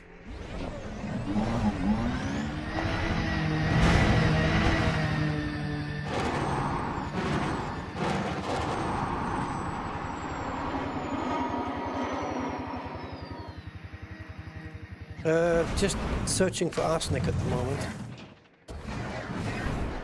and the chance of getting any seems to be very remote. The SRB will need repairing before we find anything. It's a shit planet surface, and it's so sparse on stuff. And every time I'm landing and there's a frickin' rock in the ground.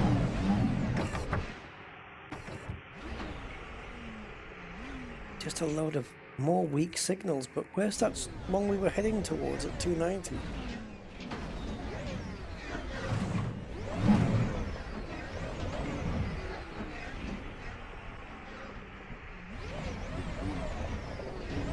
I can understand it going a few degrees off either side as we close in. Absolutely, it would normally do that. Is this it?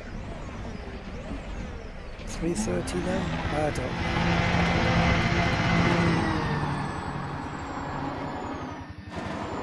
don't. Too long range, isn't it, the sensor? Pick something up from 20 miles away. There we go. Finally. Went from no signal to hello. Now, is that a bronzy? Because if it isn't, that could be a metallic outcrop. Is that further apart, those two lines? Might be a metallic outcrop, this one, guys. Let's see, let's resolve it and see what happens.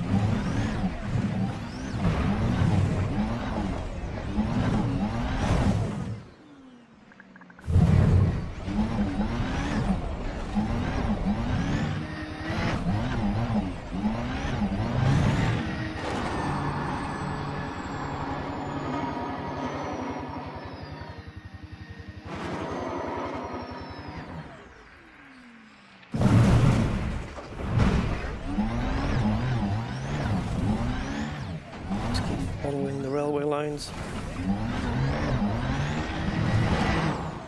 This terrain is nasty, really nasty.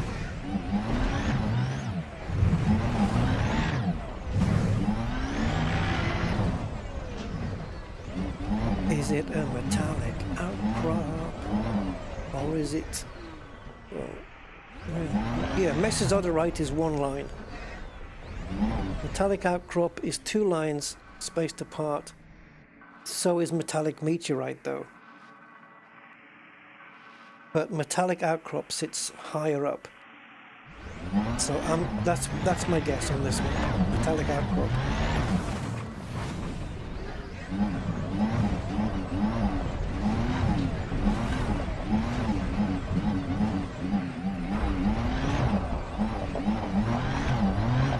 Sometimes they can be bunched, right?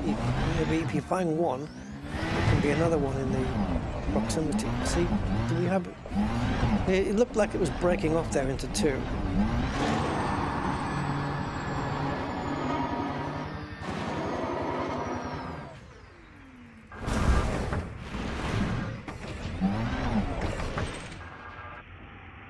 Metallic. Okay, that's even better than these are the rare ones. So that's what it looks like sitting at the bottom then. That's what sitting at the bottom is. So if it's above that, same pattern but above that, it's an outcrop. Right, this is the good one then. Let's bust it open and see what's here.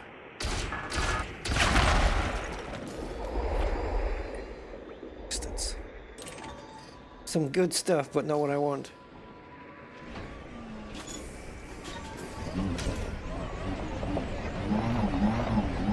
Gotta be very careful how I approach these, because if you run over something,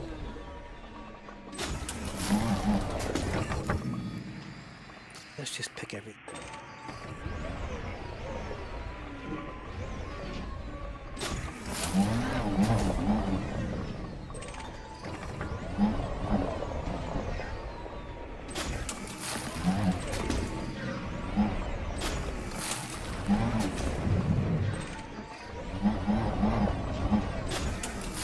Right, is there any more in the area? I've got a very faint signal of another one, but is there any close to me?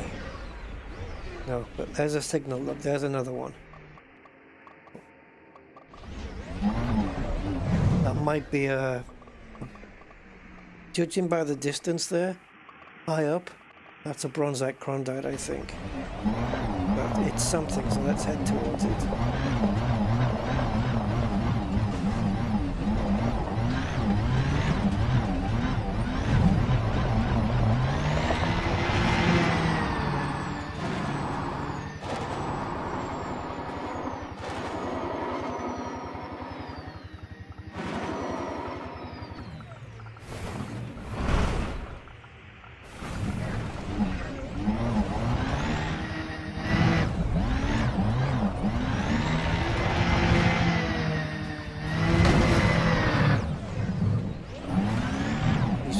They just, it's like they jump out of nowhere.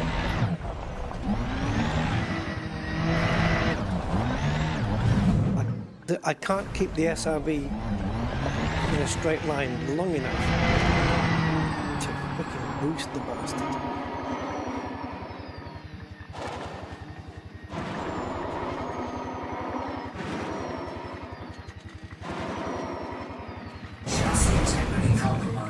Yes, because every time I go to land, you see, a rock spawns in.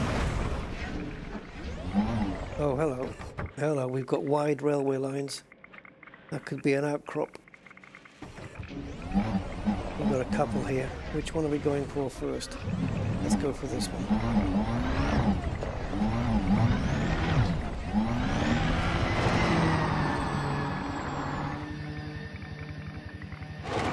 Might be if the other one's an outcrop, whatever the hell it is, doesn't matter.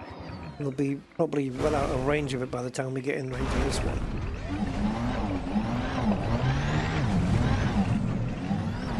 I will not be repairing the SRV.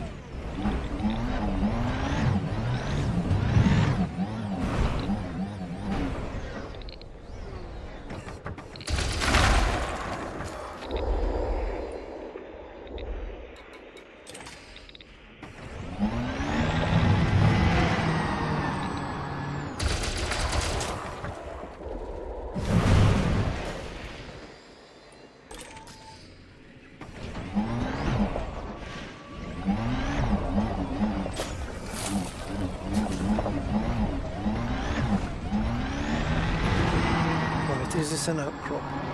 Because the one that's got the widest band is the outcrop, and this one looks like a wide band to me. So, I'm guessing outcrop.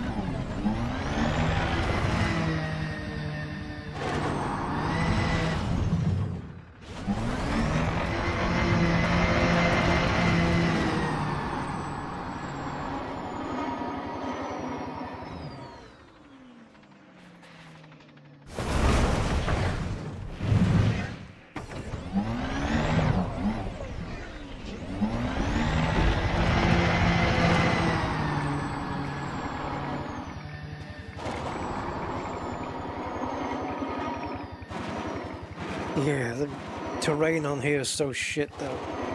That barrel rolling is just going to cause further damage.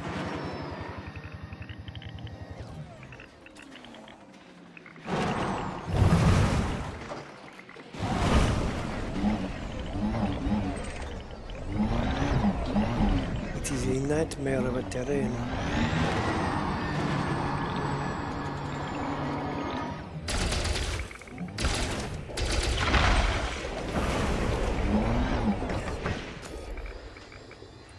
Why is arsenic so hard to get hold of?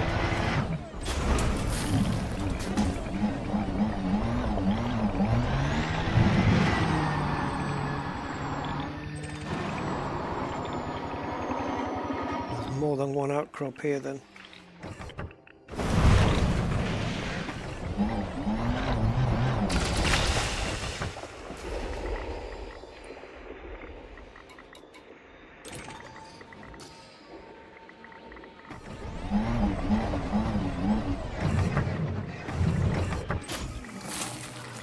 How are we doing on nickel? Are we alright? Yeah, we're full. Full on nickel, full on manganese, full on iron, full on nickel.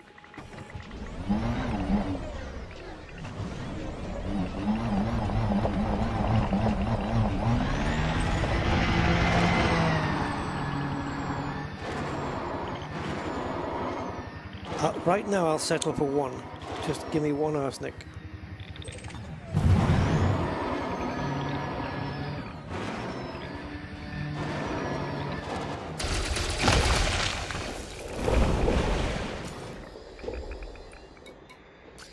As it all counts. Hello, narrow band here. Let's go for that one. I'm not going to go for another outcrop. Even though that outcrop that I'm missing out is probably going to have what I want. Because that's the way the cosmos works.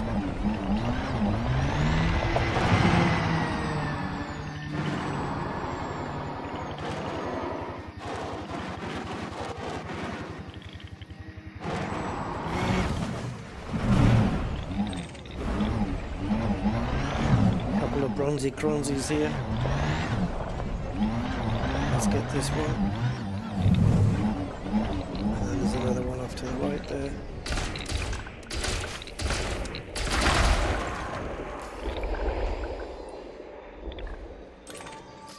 One, just one. One arsenic. Just to give me 3 extra. And I'll take it. I will consider it a vast success on my journey.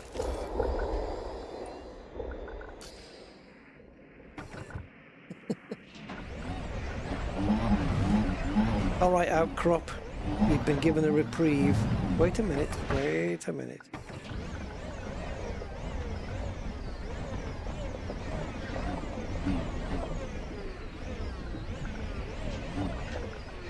Okay. Need to come through for me here. That's exactly it, David, yeah. You have to be wanting something else. Like, you have to trick the cosmos. The dark power, as I call it. The dark power that's out there, trying to thwart you.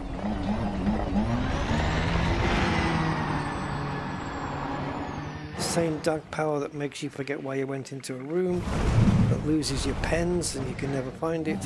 The same dark power that removes things when you drop them on the floor, you can't find them. Like a small screw.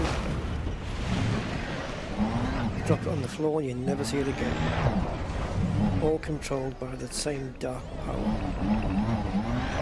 And if it knows what you want, it'll take it away. So, let's find some iron. We need loads of iron. We don't need arsenic anymore. Decided to go off arsenic, not bothered. Got plenty already, so yeah. We can do without it, guys.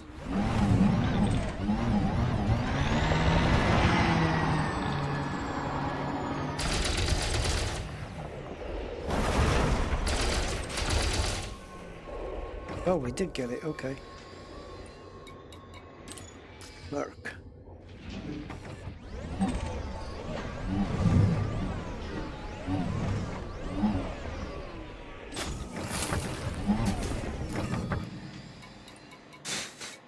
Germanium's fine, don't mind some of that.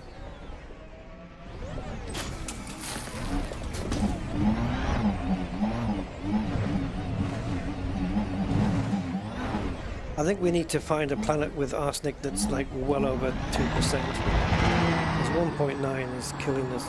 Even 2.2% makes a decent difference. Ship recall. Ship recalled. It was a Mandalay. I remember now.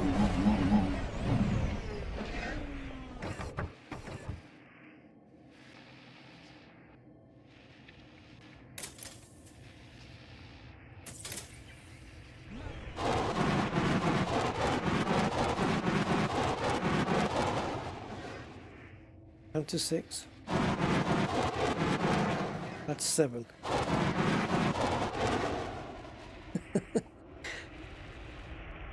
Where are you going, ship? I hear you, but...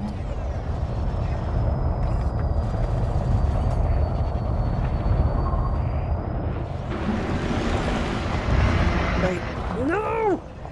Why don't you give me a chance to clear the landing area then? Or pick another one. You imbecile. Ship recall. You moron. You plonker. You toss bag.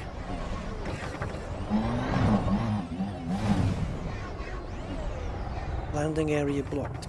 How about landing area blocked, please clear area. And if you don't clear it in 10 seconds, then it goes. I mean...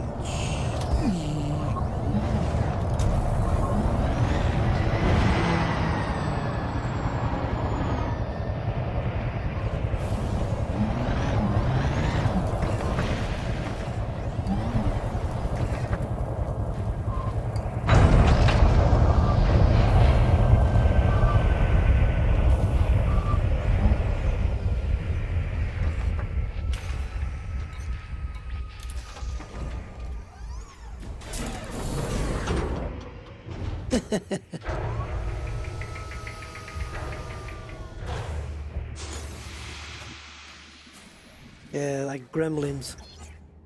Like gremlins, Milan. Right, let's get ourselves track on back. Or back on track. So, plotter.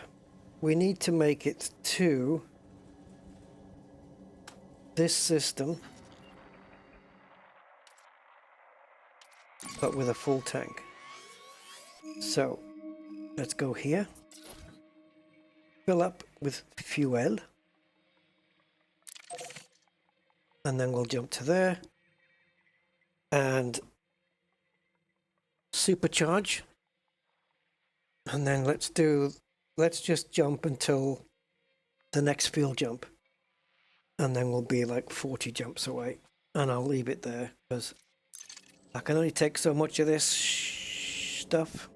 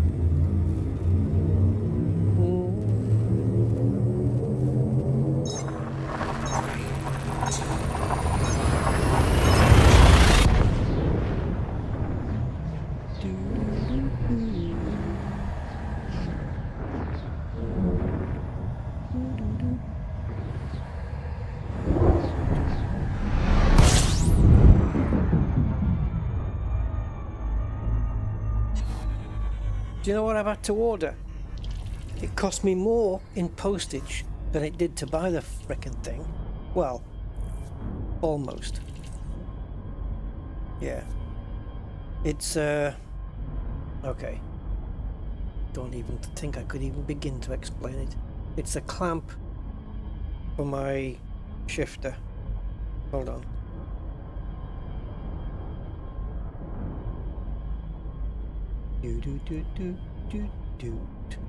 That's not a good photo. I will put 9 when it's 8. Give me a sec, guys. Give me a moment, por favor.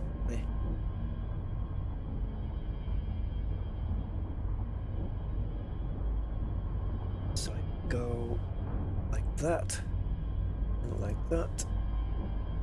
Go like that, like that, like.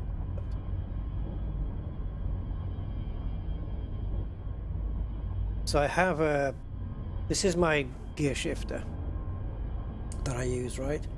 Yeah, this one.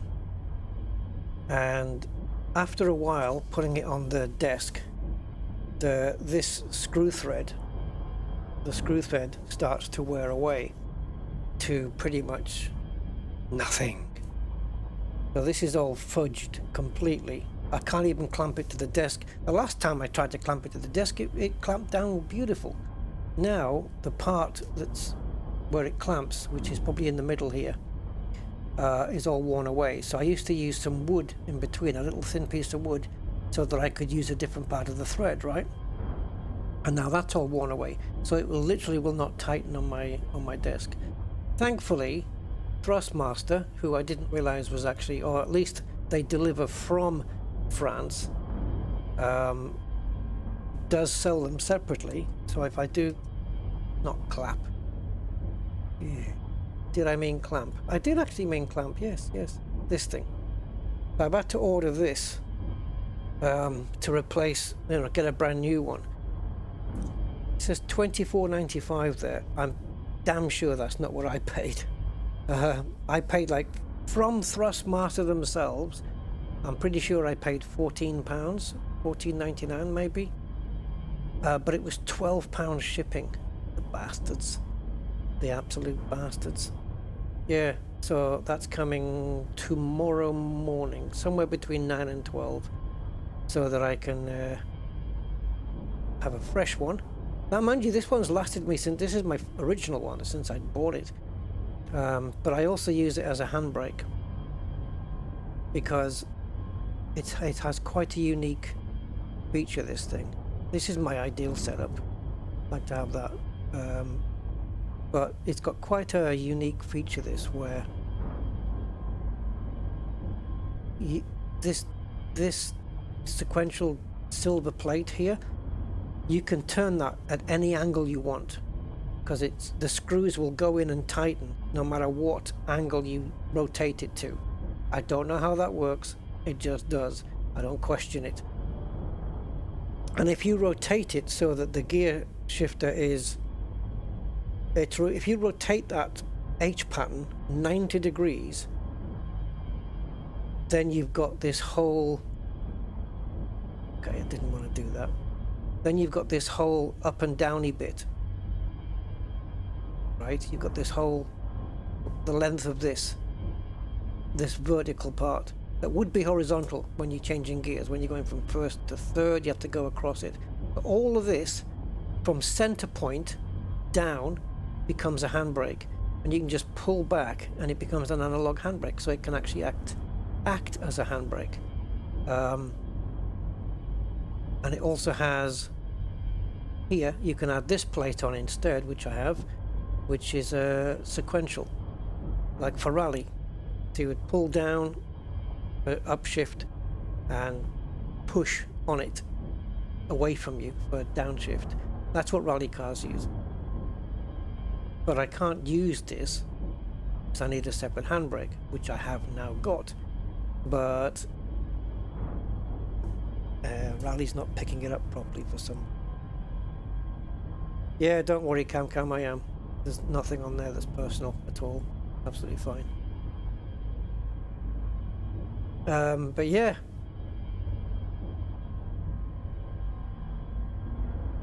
so that's coming tomorrow. I probably won't be awake for it though. not if it's anything like today.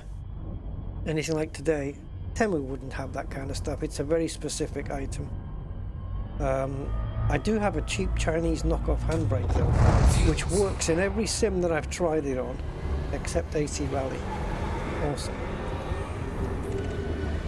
Fuel scooping complete. 29, please don't. We have to investigate. It is the rules.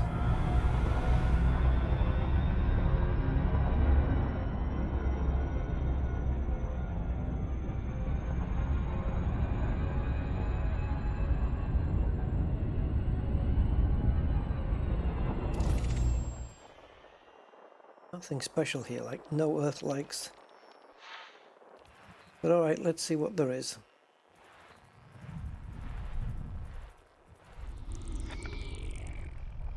Don't you be giving me any stratum tectonicus teasers either.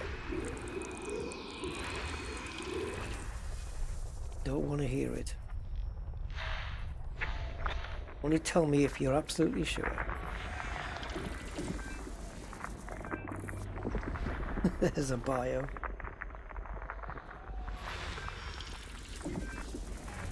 Bacterium bolaris or Fonticulua digitus. Not interested in either of those at the moment.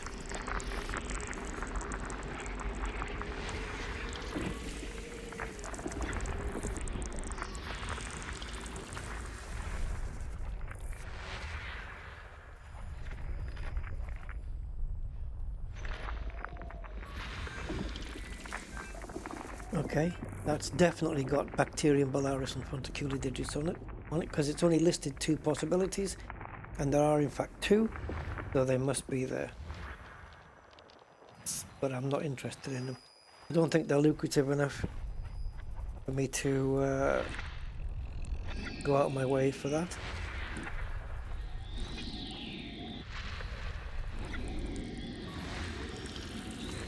If I had the time.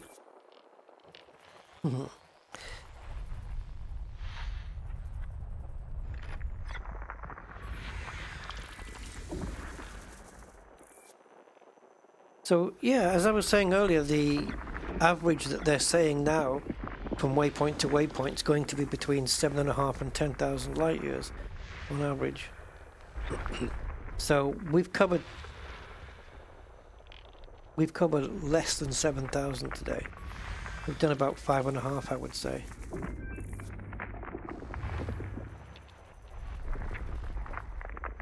So that's the kind of distances we'll be looking at.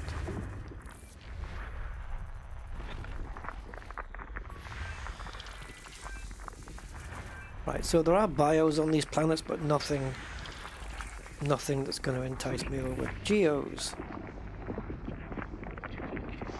List, tell me. Antimony, cadmium. Yeah, arsenic, 2% or above? Absolutely not. No, not interested then.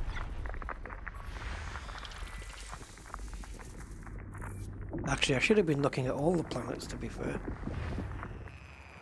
But I've not had the all premium boost materials message. But I don't have to get that, really, do I? Because it might be that out of the premium boost materials, maybe only arsenic is in the system. And nothing else. That's a possibility.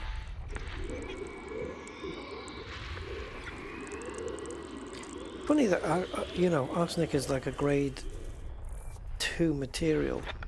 But it's such a little bugger to find.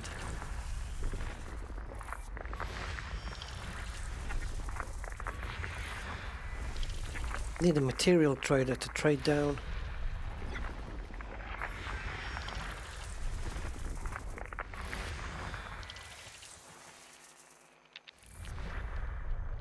Six more to go.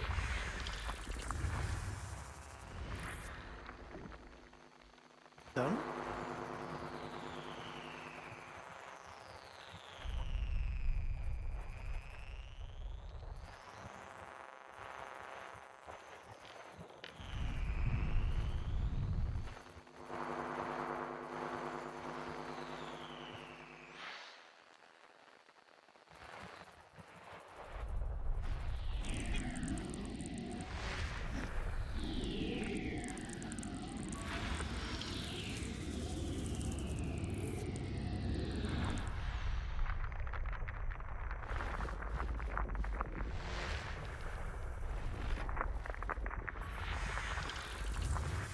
Okay. It's there.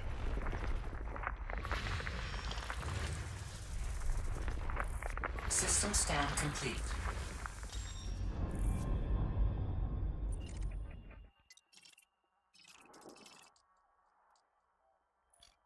Yeah, so these have got BIOS on, but there's nothing amazing.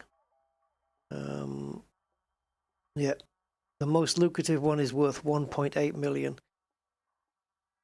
So let's go to here and to there. I don't know why this has to stay on the screen though. Should be able to click those things off.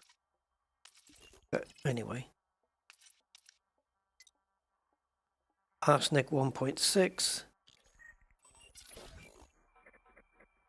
It's definitely not enough.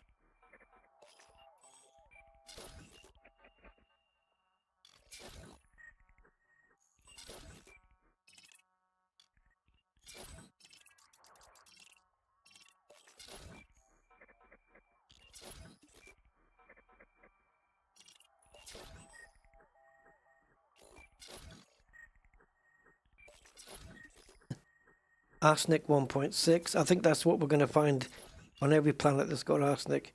It's not going to vary very much in the same system, is it?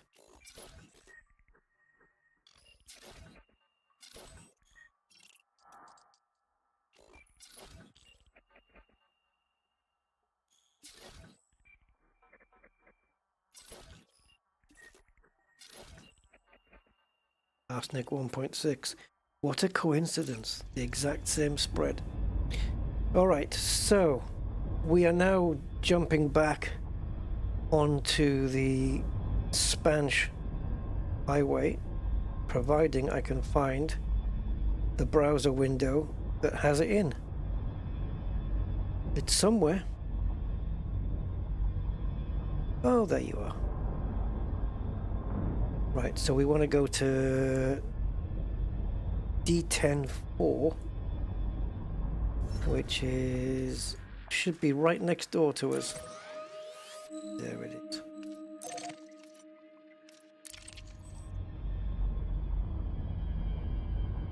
Now it looks like we're going to have, because we were expected to do how can that be a 246 jump? Not even physically possible. Okay. So we might have a little bit more fuel than expected, but that's not too bad. Yeah. For some reason it seemed to think that we were jumping with a supercharged jump from a system that didn't have a neutron in it. So it's calculated the jump to here as being 246 light years from the fuel star, which is not possible. But anyway, we're jumping in with a full tank regardless.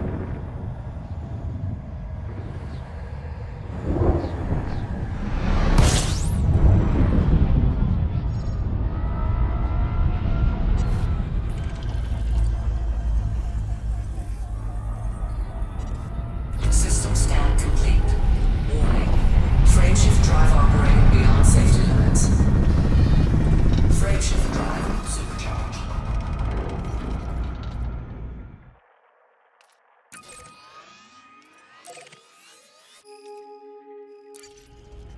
Why aren't any of these jumps like 300? None of these jumps are in the 300s. We can do it. We can do 300. We are now entering the Fomorian frontier, guys. We're jumping into the sector where our destination is. So that's something, right? Yeah, it is kept in small amounts, especially scattered around the galaxy.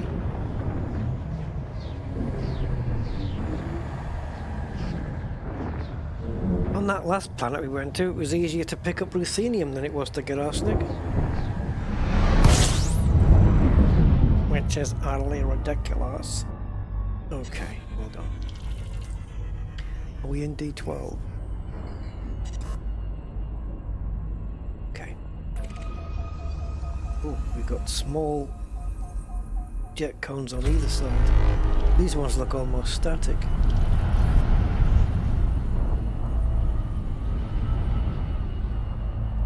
Warning. Frameshift drive operating beyond safety limits. I knew it. Jumped straight out. Warning. Frameshift drive operating beyond safety limits. Frameshift drive supercharged. Frameshift drive is supercharged. Do, do, do, do. Let's go.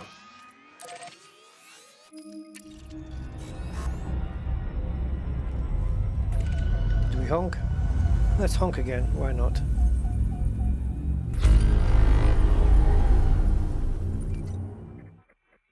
Yep, it's all been done.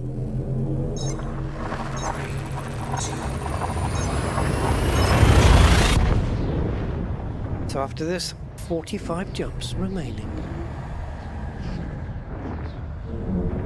Yeah, I think the most I've seen arsenic is probably around 2.2, 2.3 perhaps.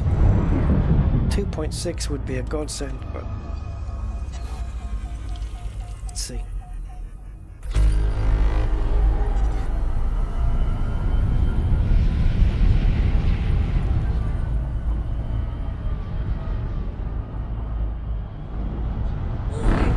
Frameshift drive operating beyond safety limits. You bastard! You bloody bastard! Get me back in. Warning. Frameshift drive operating beyond safety limits. Frameshift drive supercharged.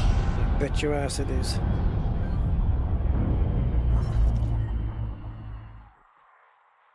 Currently in 13.5. So we want to be going into D2. There it is, Swanee. The one I said earlier, Swanee. Oh, actually no, there's a Swenar coming up later. It's spelt the same as that, but instead of ending in UA, it ends in AA. Yeah. The naming conventions.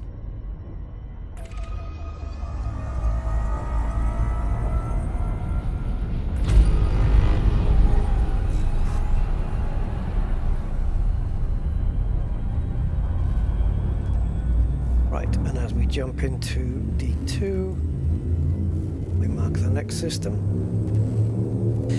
And then the next jump after this one will bring us under 6,000 light years away at 5,896. Almost seems manageable now, doesn't it? 4,000 light years to go. I'll do it tomorrow. Yeah. Yeah, Andy, I don't blame you. There's only so much of it you can take, isn't there? Jump and scoop, jump and scoop, jump and scoop and fuel. Jump and scoop. That's all it is. We need to get an AI song written called Jumping and Scooping. Warning. Frameshift drive operating beyond safety limits. Frameshift drive supercharged. Frameshift drive is supercharged.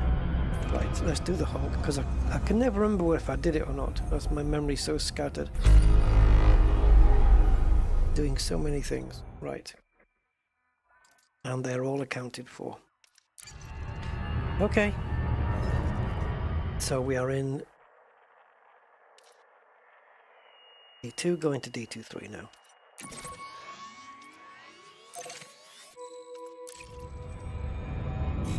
Jump. Go ahead, jump. Doom, doom, doom.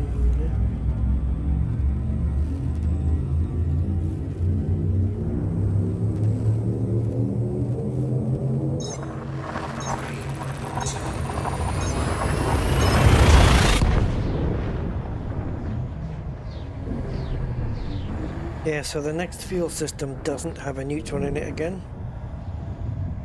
which I'm more than happy about.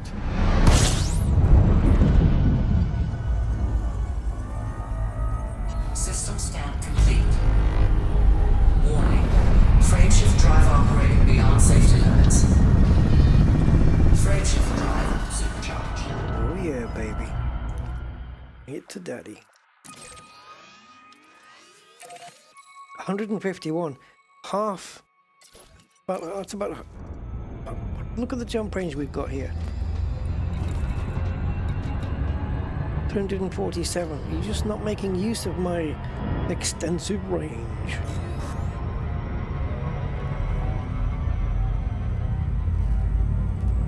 Okay, so this jump into D46, another jump, and then the one after is the fuel stop.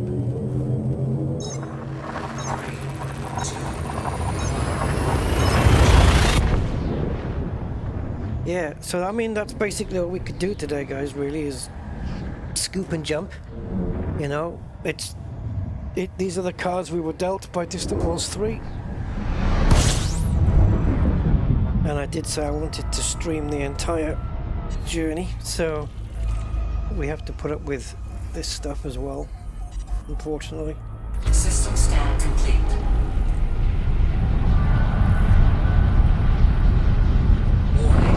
Frameshift drive operating beyond safety limits.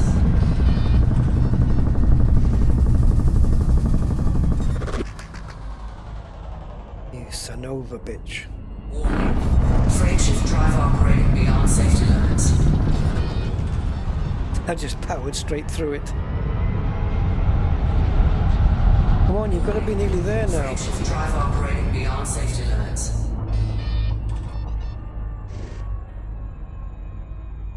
You've got to be nearly there.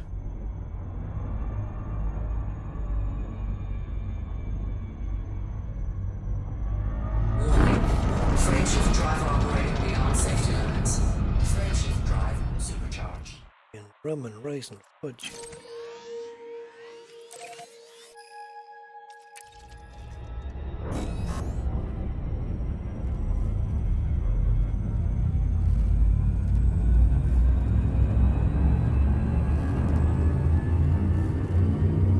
Last neutron of the day. Bring it on. Yeah, we're off with the smooth grey. You back home now?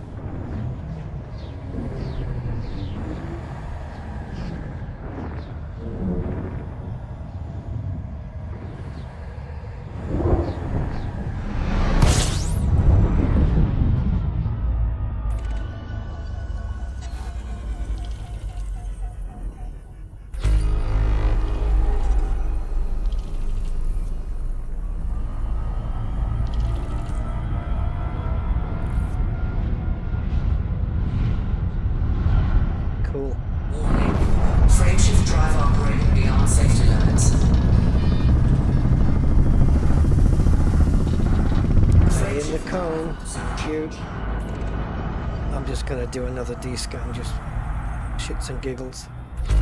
6. What do we got here?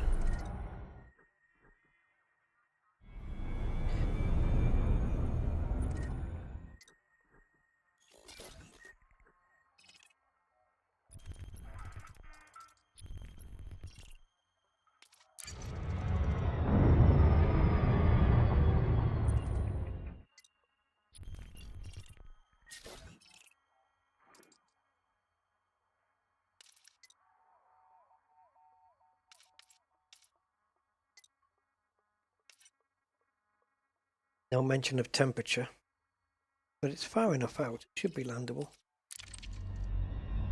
Well, not fallable.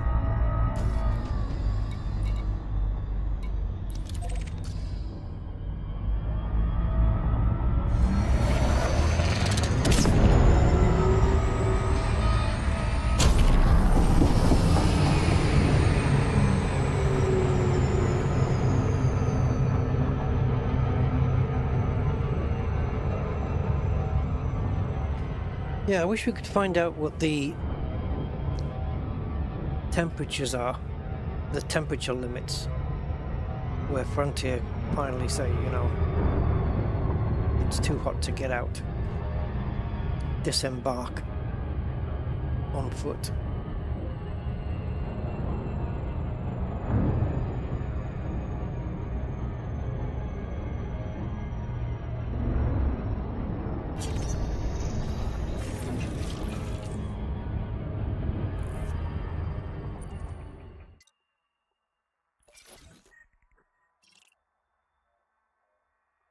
480 to 937. Jesus. Is 937 too much, or is it 1,000 that's... Is 1,000 Kelvin too much? I guess we're gonna find out. Or maybe we can go on the land where the Terminator is. I'll be back. Not you.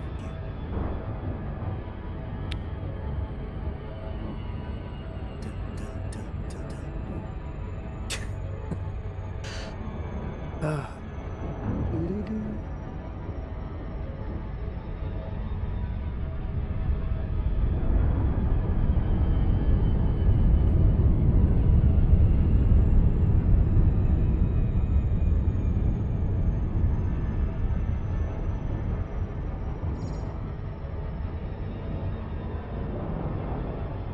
Right, the Terminator line between dark and light. Here, see if we can get out, because the temperature should be somewhere in between. Just want to get the football down here.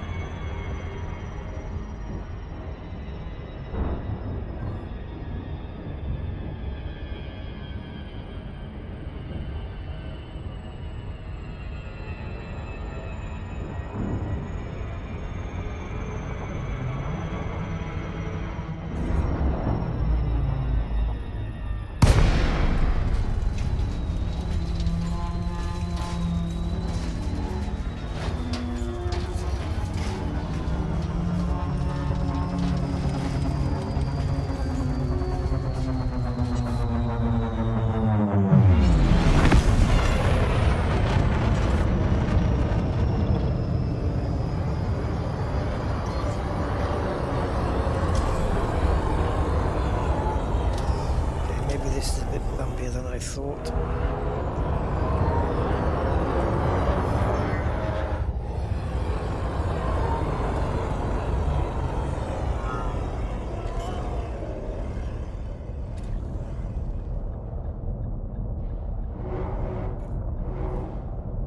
Yeah, got that.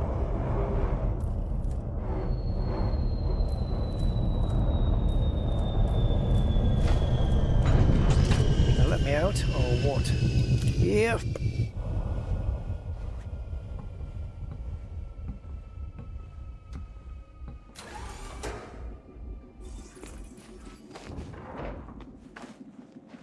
Warning. Dangerously high temperature detected.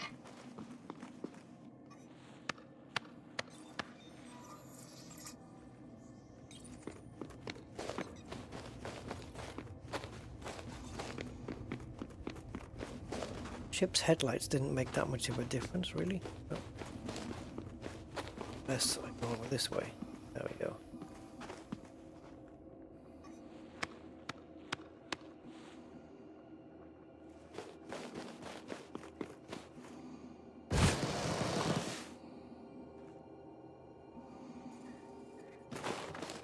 All right, we got the footfall we wanted.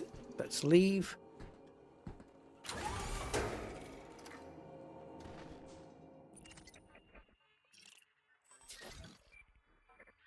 Yeah, baby. Oh, I didn't map it.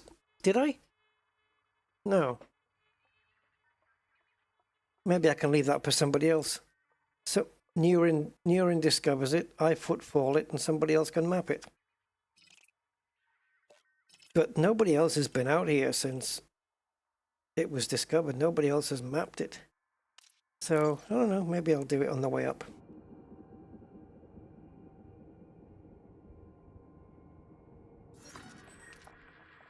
Final stop then. That one.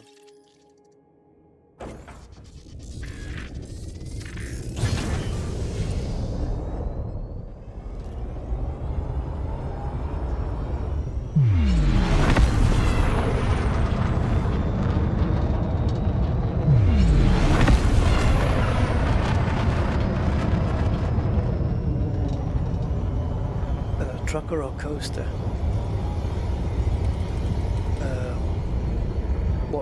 Milan, you mean? Maybe got a mobile home, yeah? Is that what that is? That would that be a coaster?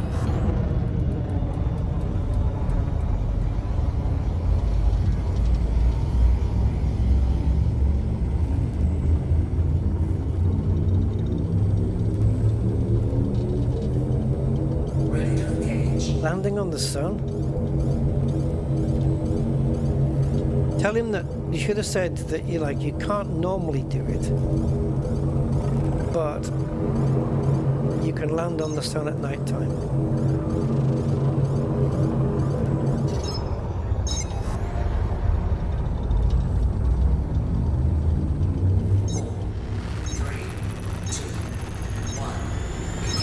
I actually heard somebody say that. They were interviewing people to see who was smart and who was dumb. And they were talking about, astronauts going to the sun, visiting the sun. And they just said, well, of course you can do it. You just have to send them at night. And they were serious. And it was one of those stop the world, I want to get off moments, Like, I don't want to be part of this ride anymore.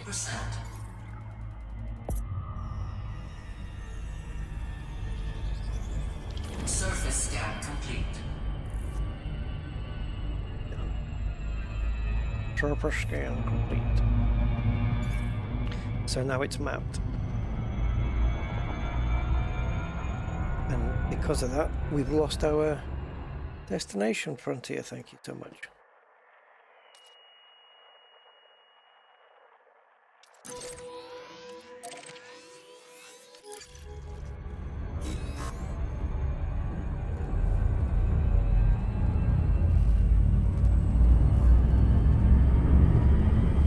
So this jump puts us 5,200 light years away from our destination, and with 40 jumps remaining after this one.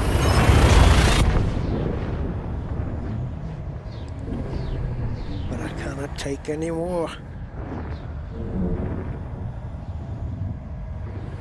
We've done quite a few jumps today, I tell you. I think we've done about 40 jumps, maybe. Yeah, about 40 jumps perhaps. I haven't counted. Fuel slipping. Yeah, well, let's go now. Wipers, System scan complete. chocolate. Oh, system scan complete? Are you kidding? No! That means there's nowhere to land. Eisenhausen. Fuel slipping complete. Okay. As long as we don't stay in gang, we won't run out of fuel.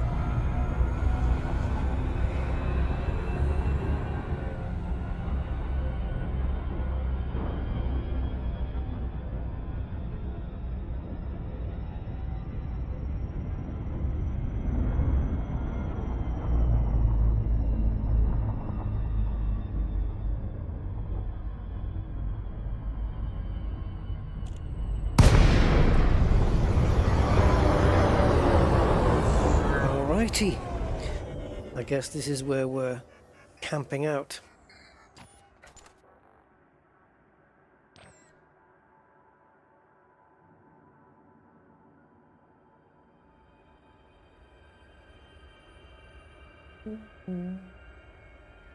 There's a shot. Right. So destination is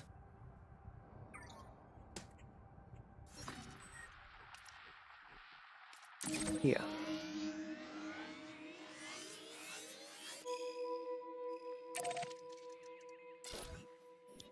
And we are there. Ugh.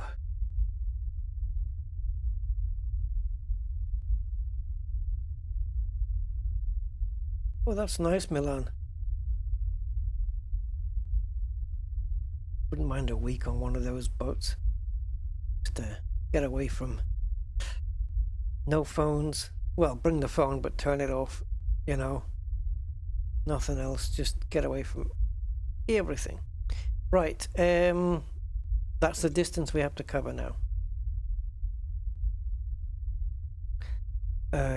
Yeah, that's it, guys. So, according to this, we have 40 jumps. But if we did it with Frontier, it would be 61.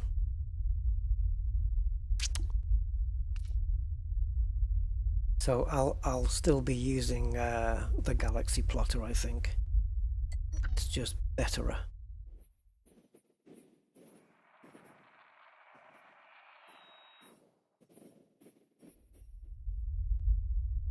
Alright. Well, that was it, guys. Jumping and scooping. I guess we're going to have to do another jump and scoop stream to get the rest of the way there. But the next time I do this, it will be to complete the journey. Like I say, the fleet carrier is not arriving at our destination until Friday anyway. I don't think. So we're good for that. Alright guys, I am going to go and do something else. Thank you for your time anyway, appreciate it, and yeah, once we get there maybe we can partake in some activities, what's going on, and maybe go and explore ourselves. In fact, if we get there before, let's say for example AC Rally doesn't come out tomorrow, 0.3. If let's say it doesn't come out tomorrow and we stream again tomorrow and complete the journey, we've got that time up until the fleet carrier leaves to explore the area. Just go around and just explore up, down, left, right, wherever we want to go to. So we can do it all around there. Nice flying in the SRV, thanks. Alright, yeah, take care guys, and have a good one. Good rest of the day, and I will be back until we get there. And we will get there. Take care for now guys, thank you for your time. I appreciate it. Bye bye for now.